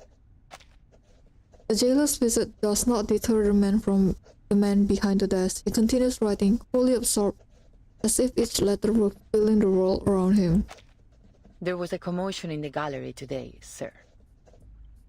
An inmate known as the Idealist was severely injured. The inmates nearby said he lost consciousness from blood loss. However, after we put everyone back in their cell, the Idealist was gone.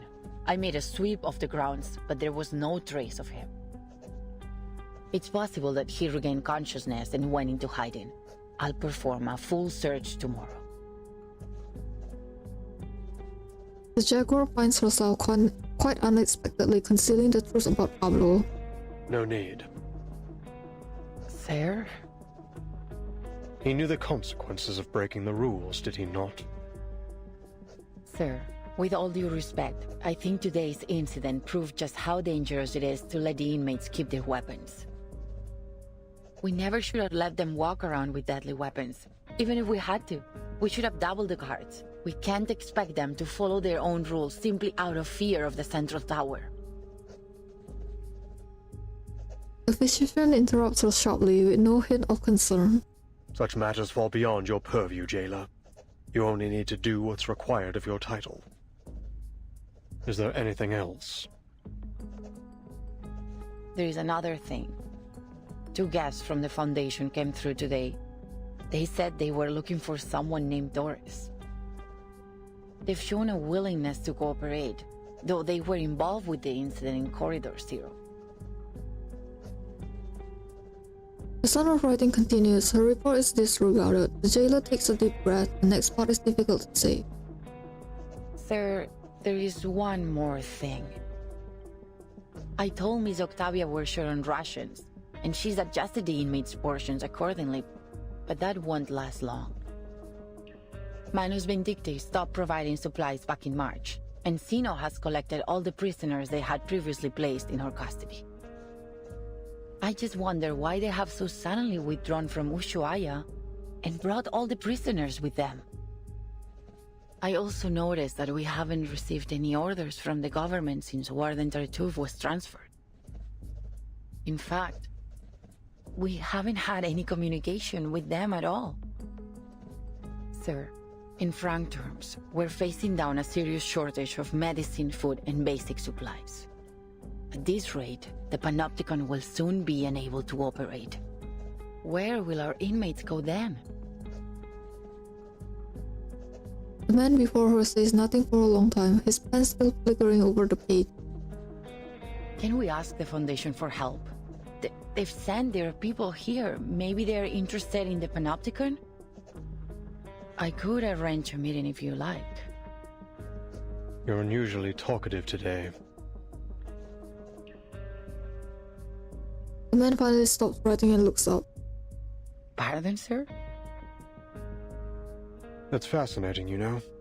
You've become so much more concerned about this place and its inmates than when you first started. You are now dictated by your title. I didn't mean to overstep. I'm sorry. You can go now. I have a great deal of work to do. Oh, and one more thing. He beckons the jailer back before she leaves. Make sure this month's Kamala Congress is held according to schedule. Yes, sir. It's not a glitch there. The jaguar disappears beyond the door, metallic footsteps fading into the distance. Only then does the physician allow his suppressed frustration to surface. How many times have I warned you about this? The Idealist has to go. He's nothing but trouble for us. You're too soft on him, Aleph. Look at the mess he has us in now. Calm down. What the? He's a rabble-rousing thief, a self-destructive maniac, a snake in the grass. He even stole the tea of Kamala from me. He's nearly ruined everything we've worked for. The man angrily raises the once lost and now found die. In the dim room, it flickers with a comforting glow. It's only a die, Merlin. It does nothing more than a die can do. You were there today. You saw what he did. He managed to change the panopticon with this die, even if only for a second. He'll ruin my work, Aleph. He's a slave to his passion. His head is filled with impulsive thoughts. I don't trust him. We can't trust him. I've done everything you've asked. Now it's time to do your part. Aleph responds with indifference to the physician's frustration, continuing his writing without pause. What does the die do? Like,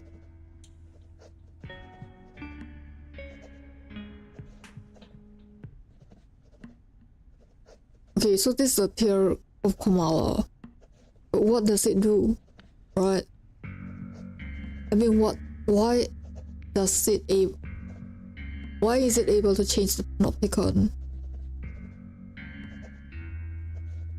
Like, what is the panopticon? I thought it was a prison.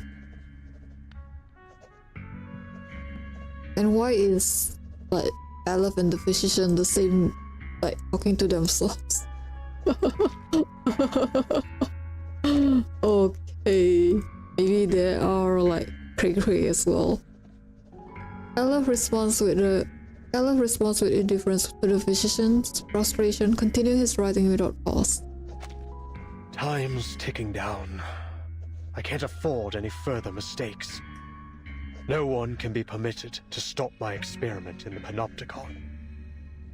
I'll prove it to them that we have found the path to the ultimate answer.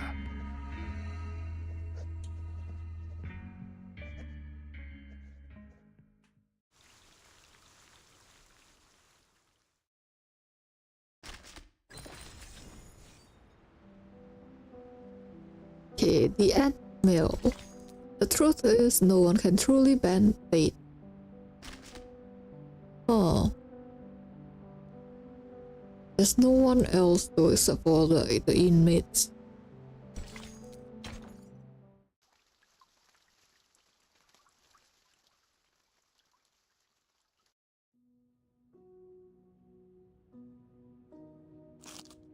La cabaña con el techo azul estaba silenciosa como siempre. En un sueño fugaz, la investigadora de paracausalidad descubrió la verdad detrás del dado de Babilonia. Examinó cuidadosamente los patrones ocultos, como un astuto astrólogo rastrea los movimientos de las estrellas. Lo que pueda parecer errores o accidentes no niega las verdades del destino. Por el contrario, afirman su existencia. Solo pregúntale al gran Heráclito. En un universo no observado, el dado de Babilonia gira perpetuamente, dictando el destino de todos en un tiempo que es tanto infinitamente largo como infinitamente corto. Mira, cerró los ojos. Respetaba la aleatoriedad de los números y el destino. Respetaba el juicio del dado. De lo contrario, se habría perdido sumisamente en los huecos del tiempo y bajaría para siempre como un fantasma en el olvido.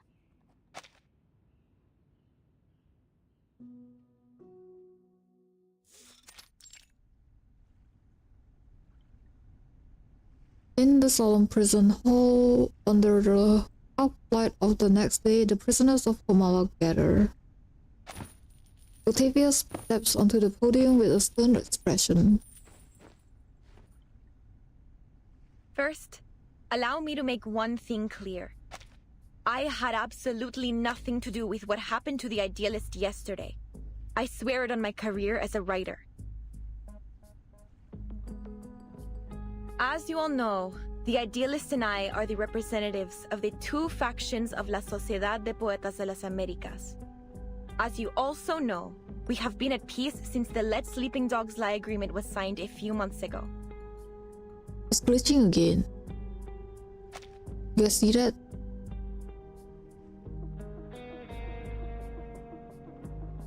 What the? Why is it like that? Despite our differing views, we have coexisted to this day under the watchful gaze of the Central Tower. Rest assured that we will work tirelessly to locate the missing Idealist. Don't put so much pressure on yourself, Miss Octavia. His death wasn't your fault. After all, he was the one who threw the first verbal dagger. The murmurs cascading below reached the ears of the prisoners from another faction.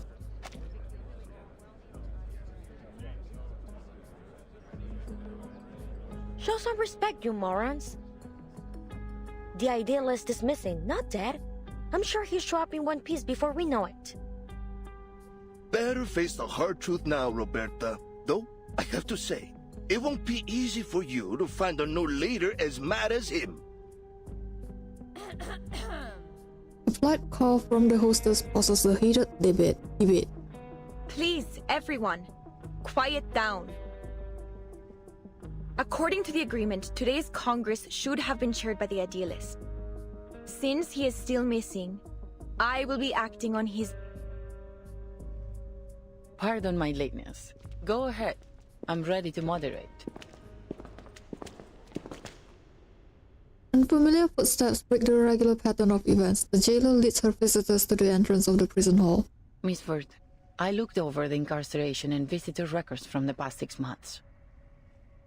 There was no mention of anyone named Doris. What about her? Then it seems only the physician knows the whereabouts of Dr. Dorez. Miss Jailer, we need to meet with the physician. It's important. Listen, you really shouldn't take the inmates' ramblings too seriously. But we found proof, though. Considering the identity of the person before her, the jailer softens the tone. But if it's as critical as you say, I'll make another request later. That said, I'm afraid the meeting won't happen for at least a few days. Understood. For now, please join us for today's Congress. Espectacular! Do you hold literary salons like this every day? This place is practically a writer's paradise.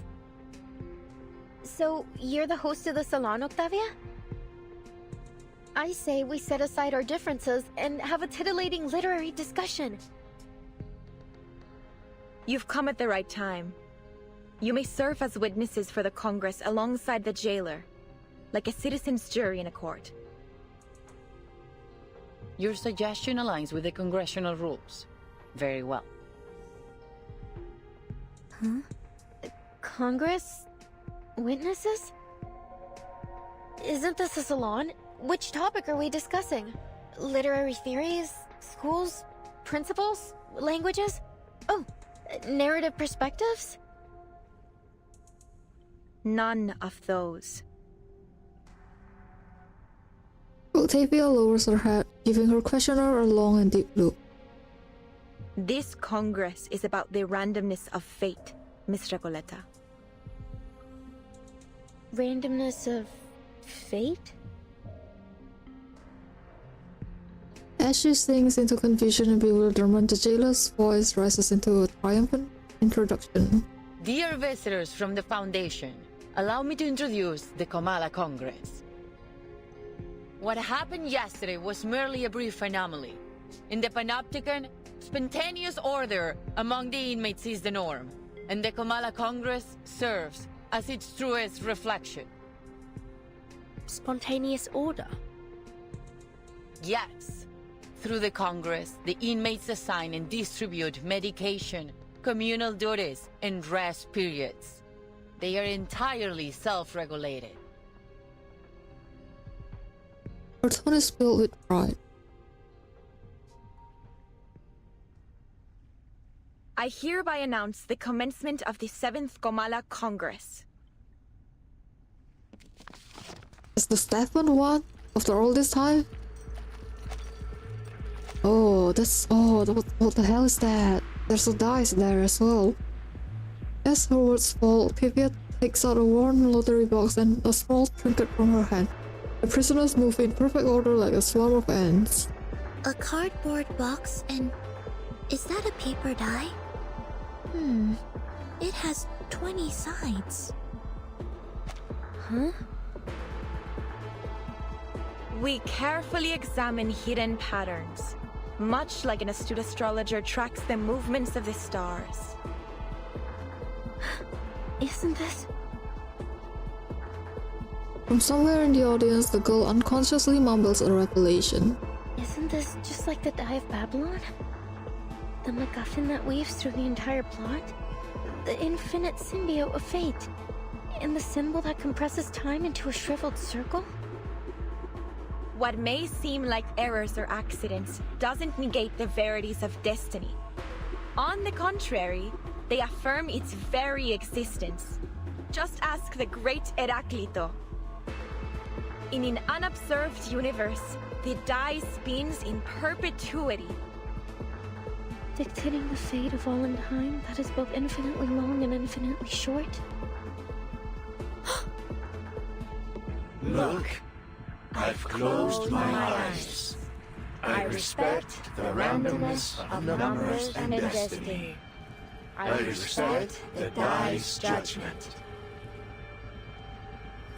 As the prisoner recite their announcements, the other's voice becomes more and more sluggish. Otherwise, we will acquiescently lose ourselves in the gaps of time and wander forever as ghosts in oblivion.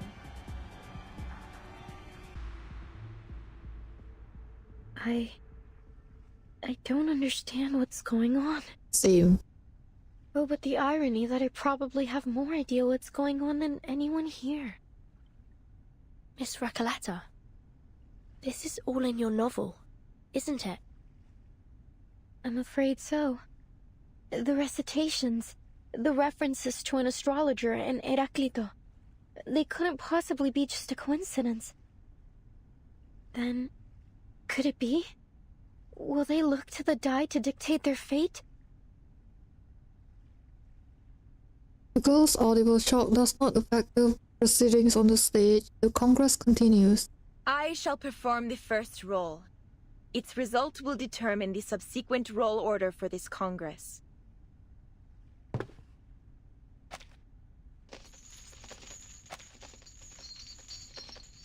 The hostess tosses the 20-sided die into... The result is 5. This check complies with the prerequisite conditions of the ruling of the die, and the standard roll order has been established. The hostess tosses the 20-sided die into the cardboard box and begins shaking it rhythmically. I don't know what is the ruling of the die. I don't play D&D, but I do know of the D20. Oh, I still don't understand what is this. Inmate Jose, please come forth. You are the first in the initiative order. Therefore, fate's judgment shall fall upon you before all else. Me? Okay.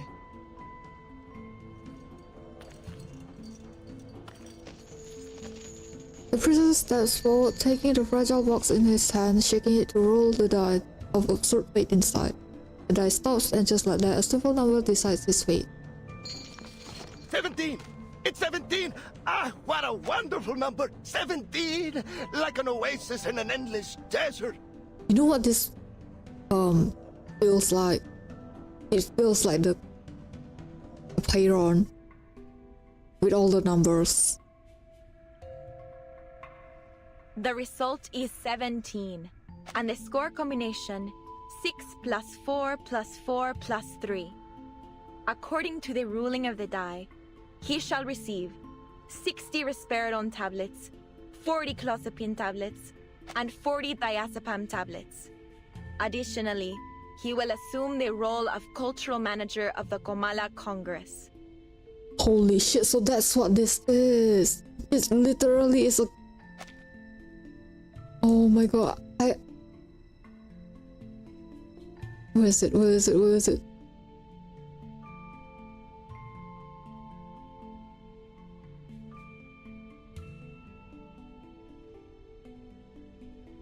Okay, so I don't understand what this is, but now I do. So it's through the Congress, the inmates assigned to redistribute this. Okay. Oh my god. Because I thought it would be like voted on, not like rolling of the dice. You understand what I mean? So I thought the roll of the dice is just like, okay, you determine the order of who goes first, not like, oh yeah, by the number you are the leader now. Oh, oh my god, it really is like an apeiron. Before he takes office, inmate Jose must clean the first restroom for the next 7 days. Wonderful! I'll gladly clean the toilet. I've got the brooms here, the toilet detergent, oh, and the toilet brush too. I have been waiting for this opportunity. As cultural manager, I will speak with every inmate and complete the Comala memoir, finally capturing the moments when literary sparks ignite and explode. This is so Next creepy. is inmate Eduardo. Please come forth. The man in question is a nervous mess. His gaze flickers, his eyebrows fight for space on his forehead, and his teeth clash against each other in turmoil. But I can't remember the ruling of the die. I can't remember anything. Damn it. Sorry, Senora Octavia, but I don't think I can do this. I didn't get any medication in the last Congress. I've had multiple episodes. It's like my brain's jammed or something. It's all right, inmate Eduardo. It's easy. You don't need to know the rules to roll the die. Give me your hand, I'll help you. The prisoner follows suit, hands trembling as he shakes the box, but the only thing he can do. My sincerest apologies, inmate Eduardo. The die dictates that you must voluntarily descend into the sewers and write the thematic keyword that currently causes you the most anxiety on the walls. What?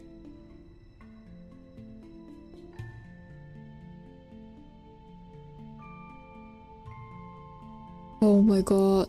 And the jailer isn't gonna do anything because this is like in their own rules. Oh god, this. Oh. Thank you very much, Miss Octavia. I think my head's about to split in half. I need a moment to rest before I head down there and fulfill my destiny. Touching his head, the prisoner leaves. His steps heavy, his hands empty, but his brow finally falling at. Jailer, are you really letting them make every decision with the roll of a die? Eduardo is clearly in a much more dire condition than Jose. The medication should have been given to him. As I said, this is how the inmates of the Panopticon maintain order. The physician periodically provides medication, food, and other necessities, and the inmates distribute them in this spontaneous and efficient manner. Neither authority nor violence is involved in this process. This is what sets Comala apart from all other custodial facilities. Is that it? You abdicate all agency to the roll of a paper die and call it the randomness of fate? What kind of sick joke is this? Please calm down, Recoleta. This is the method that the inmates have collectively decided to recognize. They're prepared to face the possible sacrifices that it brings. This isn't about you or me. It's not our place to interfere with a procedure that has been proven both pragmatic and effective. My duty is to assist the inmates in maintaining order through the methods that they have established. And yours is to witness their self-governance, not judge it. The jailer takes a deep breath, her words clearly meant to convince herself as much as anyone listening. If everything somehow unfolds as it does in my novel, then every role is already predetermined. Verton, do you remember the story I told you last night? The odds of both success and failure were consecutively multiplied. I remember. Okay, so the success will always keep succeeding and the failure will keep failing. Oh, this is so bad though. That's why he rolled a 1. As soon as a character experiences a failure, they continue to suffer failures in an endless chain reaction. None of Eduardo's future dice rolls will ever result in a number higher than 10. At this rate, this system, this sociedad, ruled by the dice of Babylon, is bound to collapse. She looks around, realizing that her words, weighty as they seem to her, have garnered no attention. Eduardo will never receive any medication. The moment he writes the keyword on the wall could very well be the moment he spells out his own death. No, I can't let this happen. I have to do something. Recoleta rushes to the stage. Wait, Miss Recoleta, what are you doing?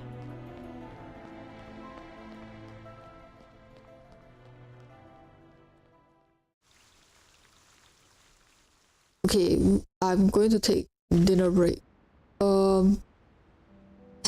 I think 10 is a good spot to stop for now. Let me have dinner. You guys can take a break as well. I'm still gonna be streaming this. Yeah, be right back. Let's have dinner.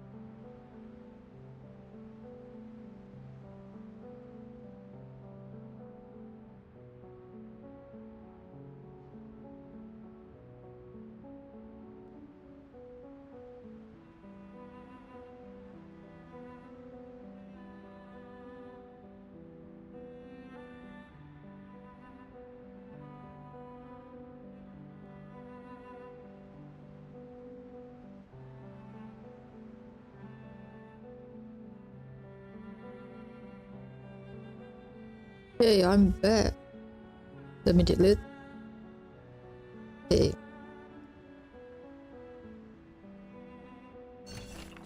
Friedman's entry is 303. The transformation of quantity into quality is the greatest realization of the method of exhaustion. The method of exhaustion. Ooh.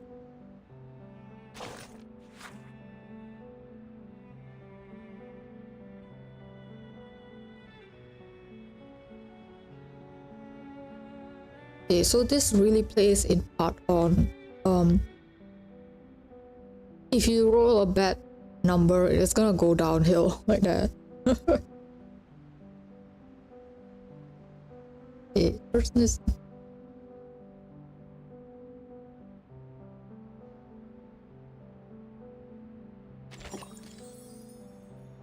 Few soldiers would appreciate the idea of taking orders from an accursed die. A skilled commander would never rely on luck to make decisions.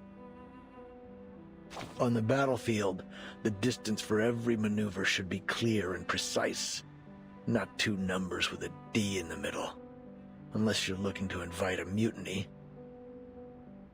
I think this is Igor, right? That said, if a die with such power were placed in a soldier's hand, I'm pretty sure they'd roll it and let it decide their destiny. Luck won't always be on your side. Exactly. There's no good luck without bad luck. Just as a coin must have two sides. Luck essentially defines one's entire life. And whether it's make or break, life or death, the die will keep on rolling. Of course, dice aren't the only tools used to play with fate. Coins, lotteries, even shells on the beach can all serve the same purpose. Thanks to the randomness of fate, a Babylonian may rise to be a proconsul one day and fall into slavery the next. Some tragedies could have been avoided. Well, that's where historians come in. With a little creative editing of the history books, even the random rolls of a die can suddenly make sense. What were once avoidable tragedies are rebranded as reasonable incidents, or even desirable outcomes. At least the roll of a die is impartial. You're starting to sound like a gambler. I mean, this is a gacha game. But even gamblers, after hitting a hot streak or a losing spell, start to convince themselves that they've figured out the grand pattern behind games of chance. It isn't just gamblers either. Witches tried to influence fate through rituals and charms. Ancient mathematicians calculated probabilities on paper. Some even wrote books on game theory. Meanwhile, others suspected there were cheaters among them. I just hope these high rollers unite to confront the demon who holds the laws of the universe, the past, present, and future, in its claws, and give it a well done and a slap in the face. You're talking in circles today. Haven't I always? It's just that today, the die rolled a peculiar number. But all things considered, I prefer the other kind of commander. The die is cast, but regardless of what number has been rolled, it's time to cross the river. I've been going on for 4 hours and it's only on chapter 10. It's almost 5 hours and it's like chapter 11. Wow. Soothsayer, world maker, the goddess delights in toying with the payday of her believers. Like I said, usually when I'm not streaming,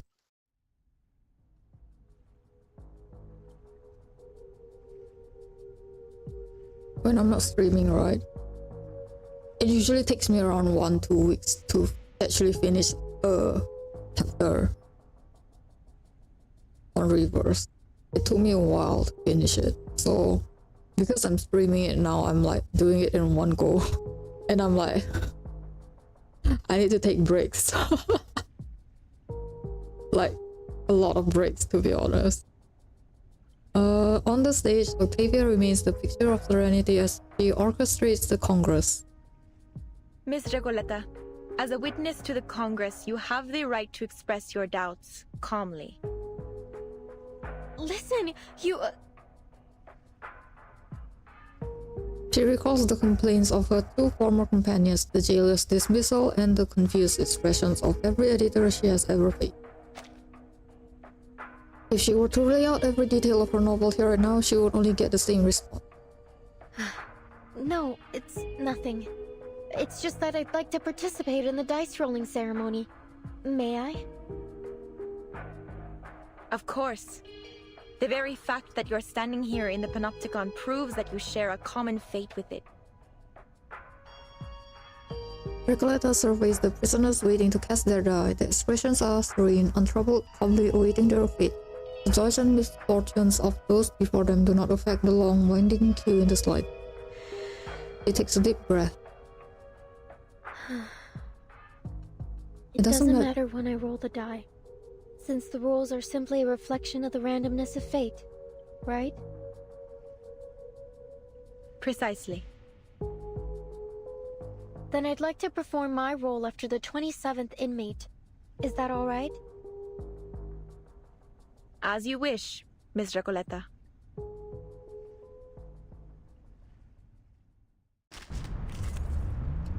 Right now? Oh, okay.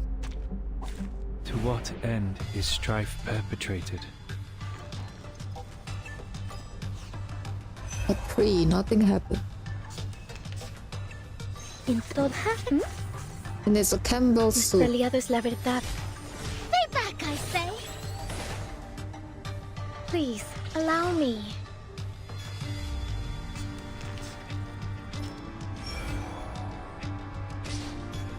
Truth. Mas hay en todos los momentos. A truth to heed. Flee, mortals! Cosmología, filosofía clásica. Nuestro adversario es el tiempo.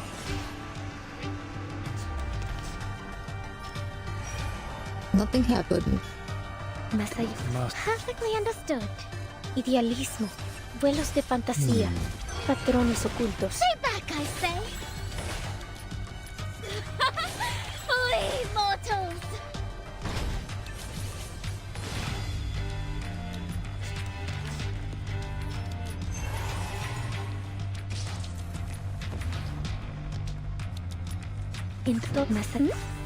Triggers 4 times, and it didn't even hit the low one with the lowest health. El fundamento del mundo.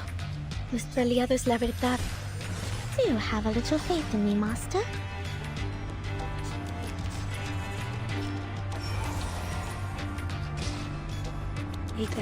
Más allá del concepto mundano de la acumulación de laberintos, suéltalo todo una vez más.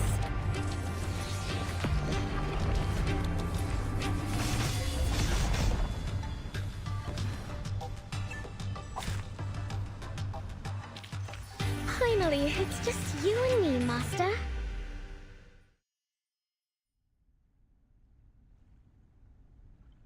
It seems fate favors you, Miss Recoleta.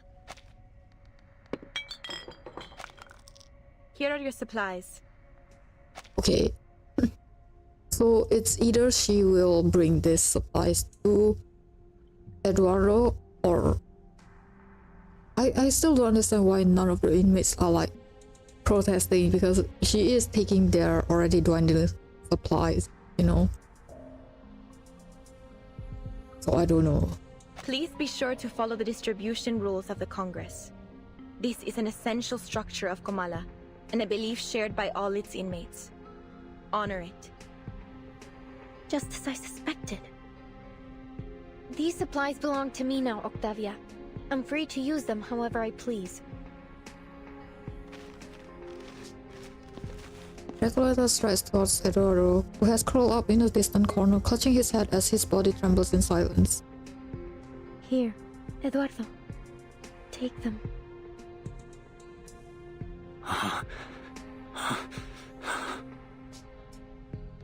But I haven't fulfilled my destiny yet. These precious tablets and capsules, I can't accept them. They are gifts from fate. The Dai has placed them in your palm. But I don't need them. You do. Thank you, kind senorita. The prisoner's trembling stops. He blankly pinches his arm as if trying to distinguish reality from dream. Then all at once, she snatches the medication from her hands and shoves it into his mouth. Eduardo, what's wrong? Are you taking the medicine right now? There's no need to rush. There's plenty of it. You can have it all. Por Dios, Eduardo! How could you squander fate's gifts like this? Kind señorita, please, give me the medication. I need it more than anyone else. No, I'm the one who needs the most. Give me the medication. I beg of you. With the protection of these amulets, I might finally be able to get a peaceful night's sleep. No more trembling floors and wailing ghosts. The prisoner shoved and struggled, countless hands reaching towards the hapless rider, trying to snatch the small rounds of pills of salvation. Enough! Enough! A blue glow spreads through the room, forcing the prisoners to clutch their heads and fall down to their knees. The riot comes to an abrupt halt. You shouldn't have done that, Miss Recoleta. Your ignorant generosity could shatter the very basis of our survival. She steps toward Eduardo, now writhing in pain, and picks up a few stray capsules scattered at his feet. The pills dissolve into a stream of voided sand, vanishing at its pores. The pills dissolve into a stream of voided sand, vanishing as it pours through her fingers. We have never had such chaos at the Congress. Understand this. We rely only on the randomness of fate to distribute supplies and assign responsibilities. If you disrupt the status quo, the entire system of the Panopticon will collapse beyond repair.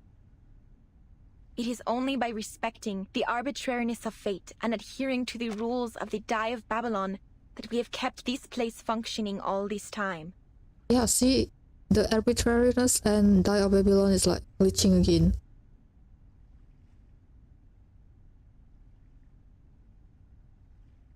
But now it's only the Dai of Babylon that's glitching. The arbitrariness is not glitching.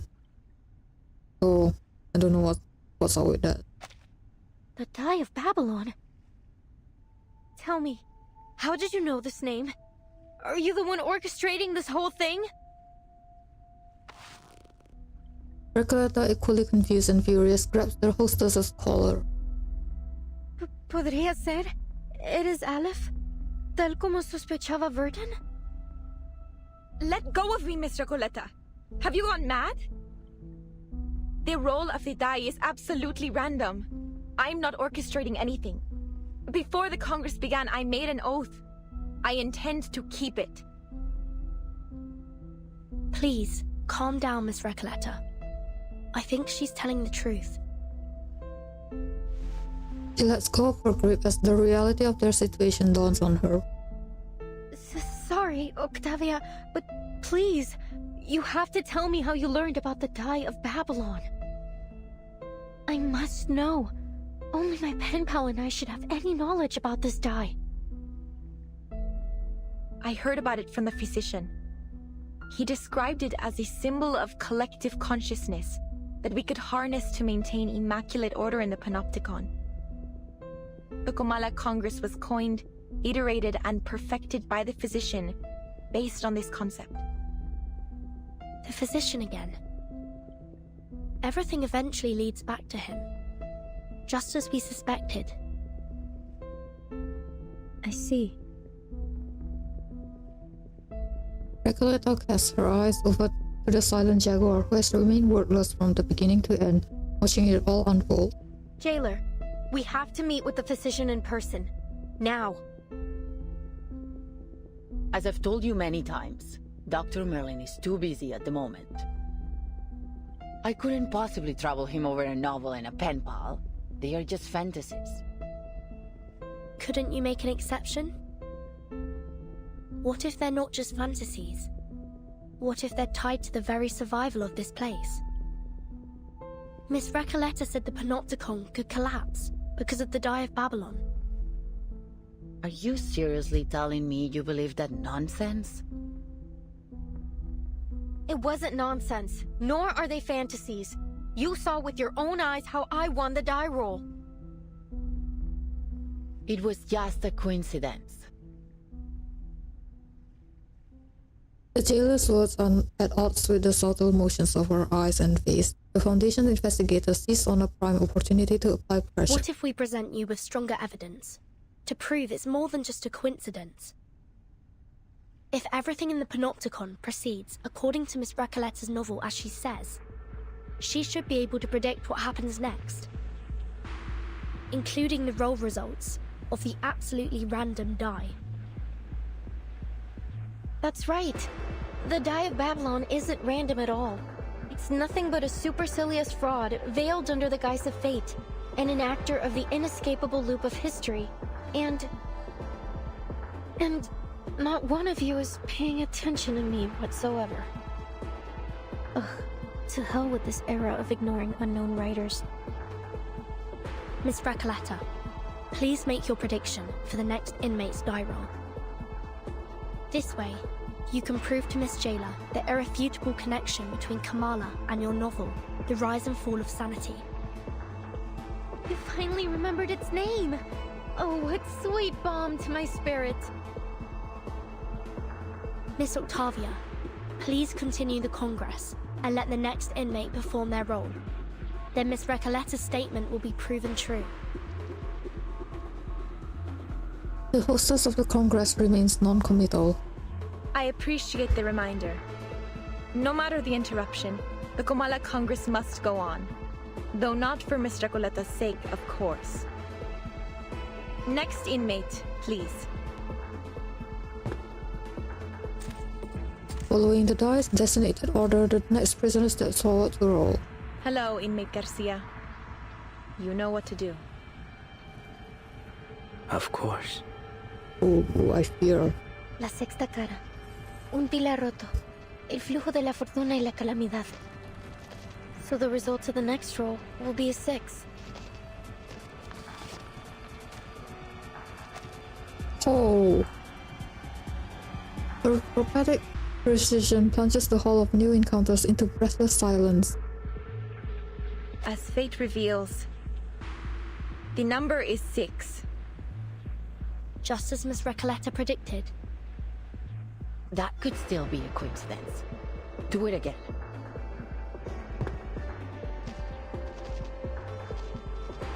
La 13ª cara. Una cadencia desconcertante, sin un verdadero principio ni fin. This is kind of creeping me out as well. La 4ª cara. Un hombre que se ahogaba usó el último de sus fuerzas para nadar a la seguridad, solo para descubrir que había confundido un espejo con la superficie del agua. La 17ª cara cojeaba hacia el distante oasis, solo para que la débil humedad y la inquietante quietud revelaran cruelmente que era un espejismo. La 6ª cara, otro pilar roto con grietas idénticas a la última, confirmó la hipótesis de la investigadora de paracausalidad. Este lugar solía ser un edificio circular. Is that enough? I've almost finished the entire chapter. It's not possible. One coincidence after another begins to stir into an uproar. The coincidences appear endless. Who are you? I'm sorry if this comes as a shock to you, but I did warn you, Octavia. Now it's proven. The Die of Babylon is anything but the so-called randomness of fate. Have you been sent here by some god? Or are you a hobby prophet? Have you brought this knowledge to save us? Or to shatter our beliefs? Our world? A question destined never to need an answer. She lets her eyes fall into the cardboard box and onto the 20-sided die. The ridiculousness of its nature becomes strikingly visible. What is this thing in my hand? What are we? What is this prison? I don't know if it's some kind of sorcery or arcane skill, but it's unfathomable. I'll take you to the physician. Not because of your earlier request, but because the situation has escalated beyond my means. The overseer of the Panopticon will decide how to handle your situation. To be honest, Miss Recoleta, I wasn't sure you'd be able to correctly predict everything. Timekeeper, are you saying that you risked everything on a hunch? It worked, didn't it? Come with me. Dr. Merlin's office is in the central tower. For her part, the North-indicated writer follows at the end of the line, letting her mind race like a bullet train. En la sexta versión de mi novela, todos en el pueblo mueren a causa del dado de Babilonia. Porque solo la muerte puede cerrar el ciclo de la historia. Y carcelero, eres el empleado del banco, ¿verdad? Entonces, al final, también sufrirás un colapso como el empleado del banco, cuando se da cuenta de que él y el pescador de dunas son la misma persona. If all of this is tied to the rise and fall of sanity, then, as its creator, I will get to the bottom of this. It's very interesting because everyone dies, though how will they actually escape that? Unless they are like really outsiders, it doesn't matter. Right?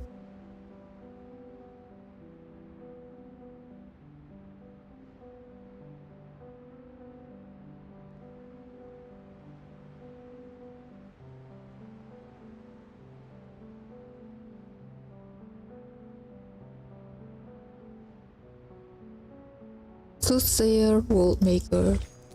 The goddess delights in toying with the piety of her believers.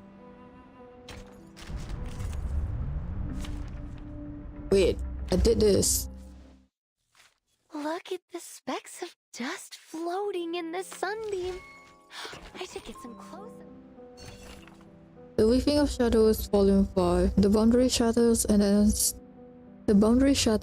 an astrologer glimpses an unspeakable truth. Enter the darkness.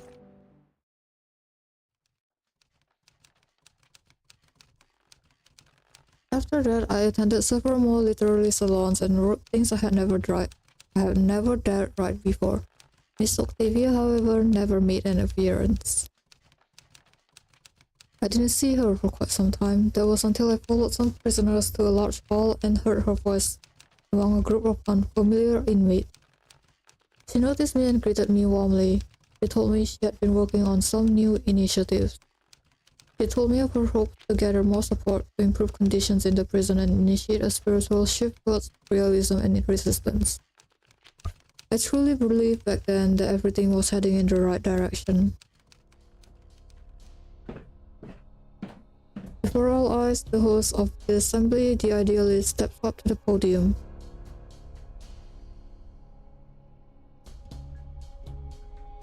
By the remnants of fate, we have gathered here to participate in the Kamala Congress. Before the eyes of destiny, historians and astrologers alike, I now declare a new rule of amendment. A duel before a crowd of eager eyes. The winner awarded 10 pounds of gold, and the loser left with 10 flies to descend upon him. I thought you were supposed to eat it. Before the Kamala Congress convenes, we shall assign 2 members of La Sociedad this noble mission, a duel decreed by fate. Flores hears the faint click of a small object rattling inside a box. Jose Julio steps forward and draws the sharpest blade of your literary thought. A According to the rules, I will preside over this duel with fairness and impartiality. Now prepare yourselves. The absurd fictional metaphysical duel ends with a fraction of a second. The absurd fictional metaphysical duel ends within a fraction of a second. The victorious prisoner receives 10 shining golden pills while the loser collapses to the floor.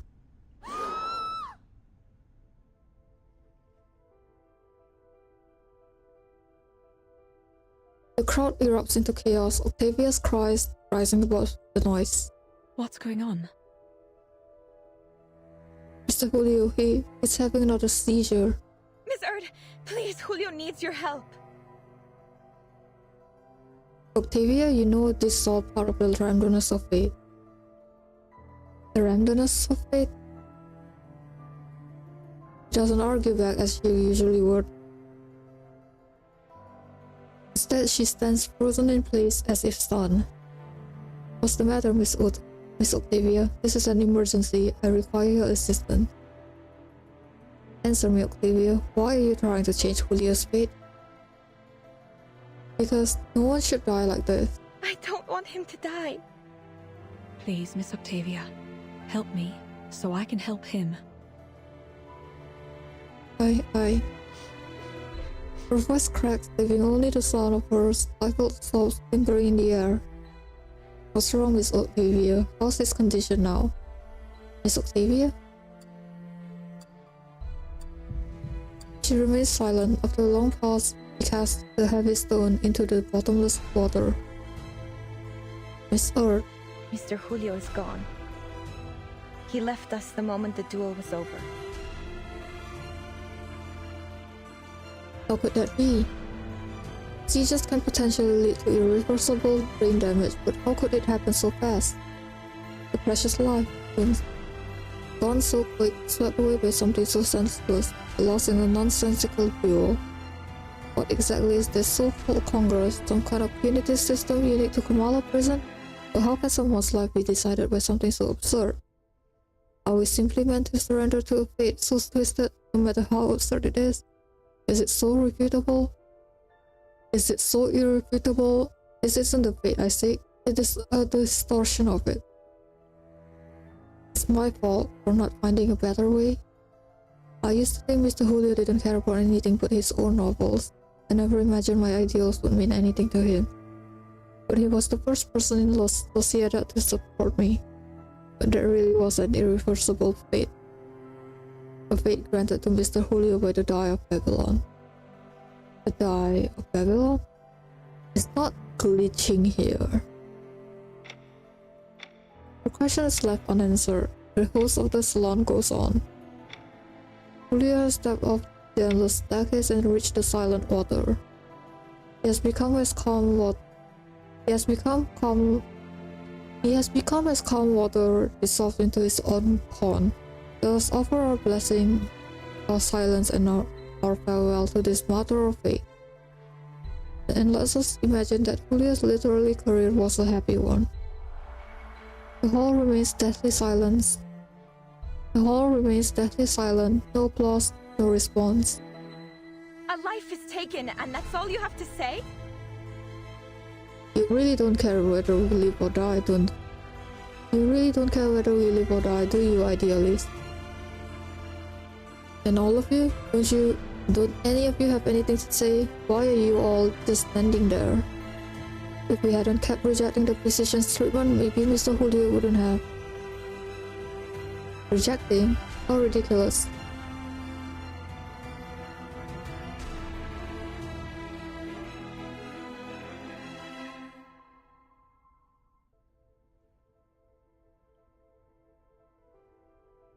You have no clue what that demon in human skin is capable of. How he'll reach it to your mind and mold it like clay, reshaping it until it becomes your prison.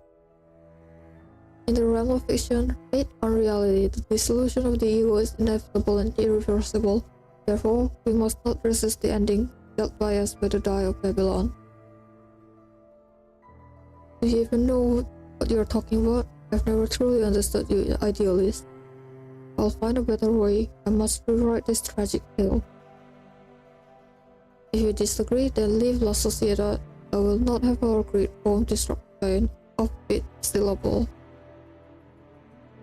Besides, your tedious thought of social responsibility should have been purged long ago. Modern Latin America belongs to visceral realism, and you're too ignorant to even attempt to seek it out. What a ridiculous, laughable man you are! Yes, I see it clearly now. It's your tyranny that has driven everyone to ruin. Well, let me tell you something. I'm not leaving. I will establish a new literary movement right here in Comala, right here in La Sociedad de Poetas de las Americas. And we will use our literature to rescue the inmates who suffer all around us. I've had enough of your condescending stone-hearted ego and your pompous sophistry. He'll only bring misfortune upon us with his constant rambling about that visceral realism. I hope we never see you again.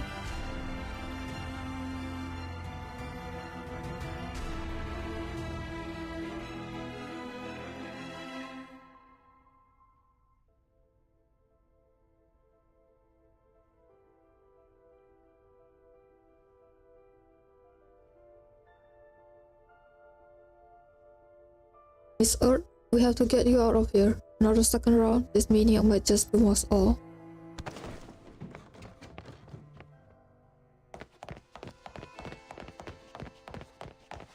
Only the physician, the true overseer of this prison, can save us from this situation.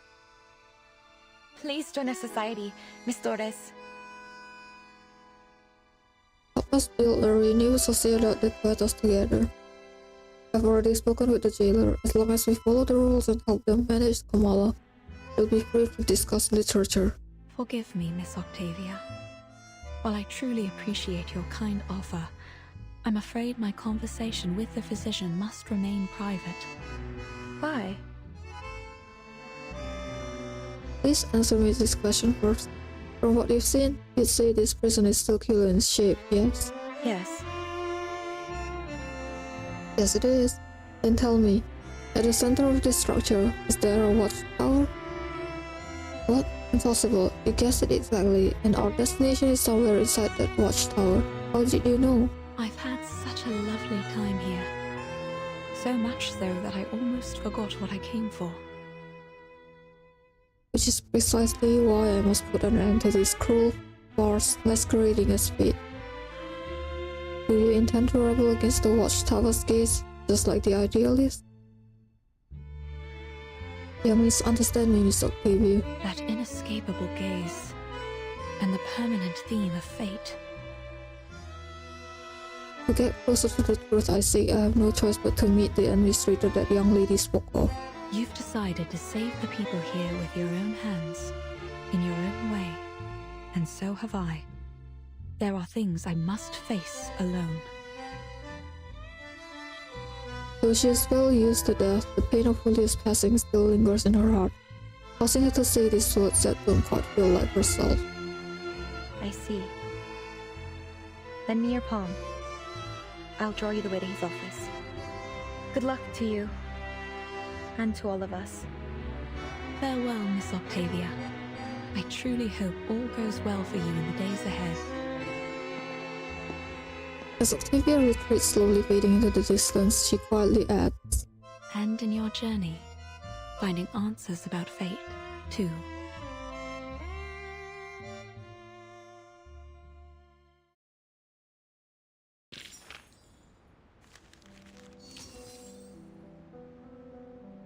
I think I'm gonna stop here because I am very sleepy. I thought I could push it to like the end. I don't know.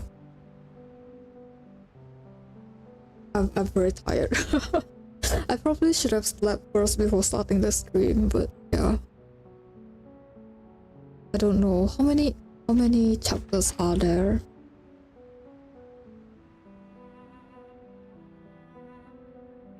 18. I'm at 12. But I'm already at 5 hours and I don't think I can push it more, to be honest. Yeah, I think let's just stop here. Sorry guys, I'm just very tired. Yeah, thanks for watching. I'll continue it, I think, later after I sleep for a bit. Yeah, thanks for watching. I'll see you guys later.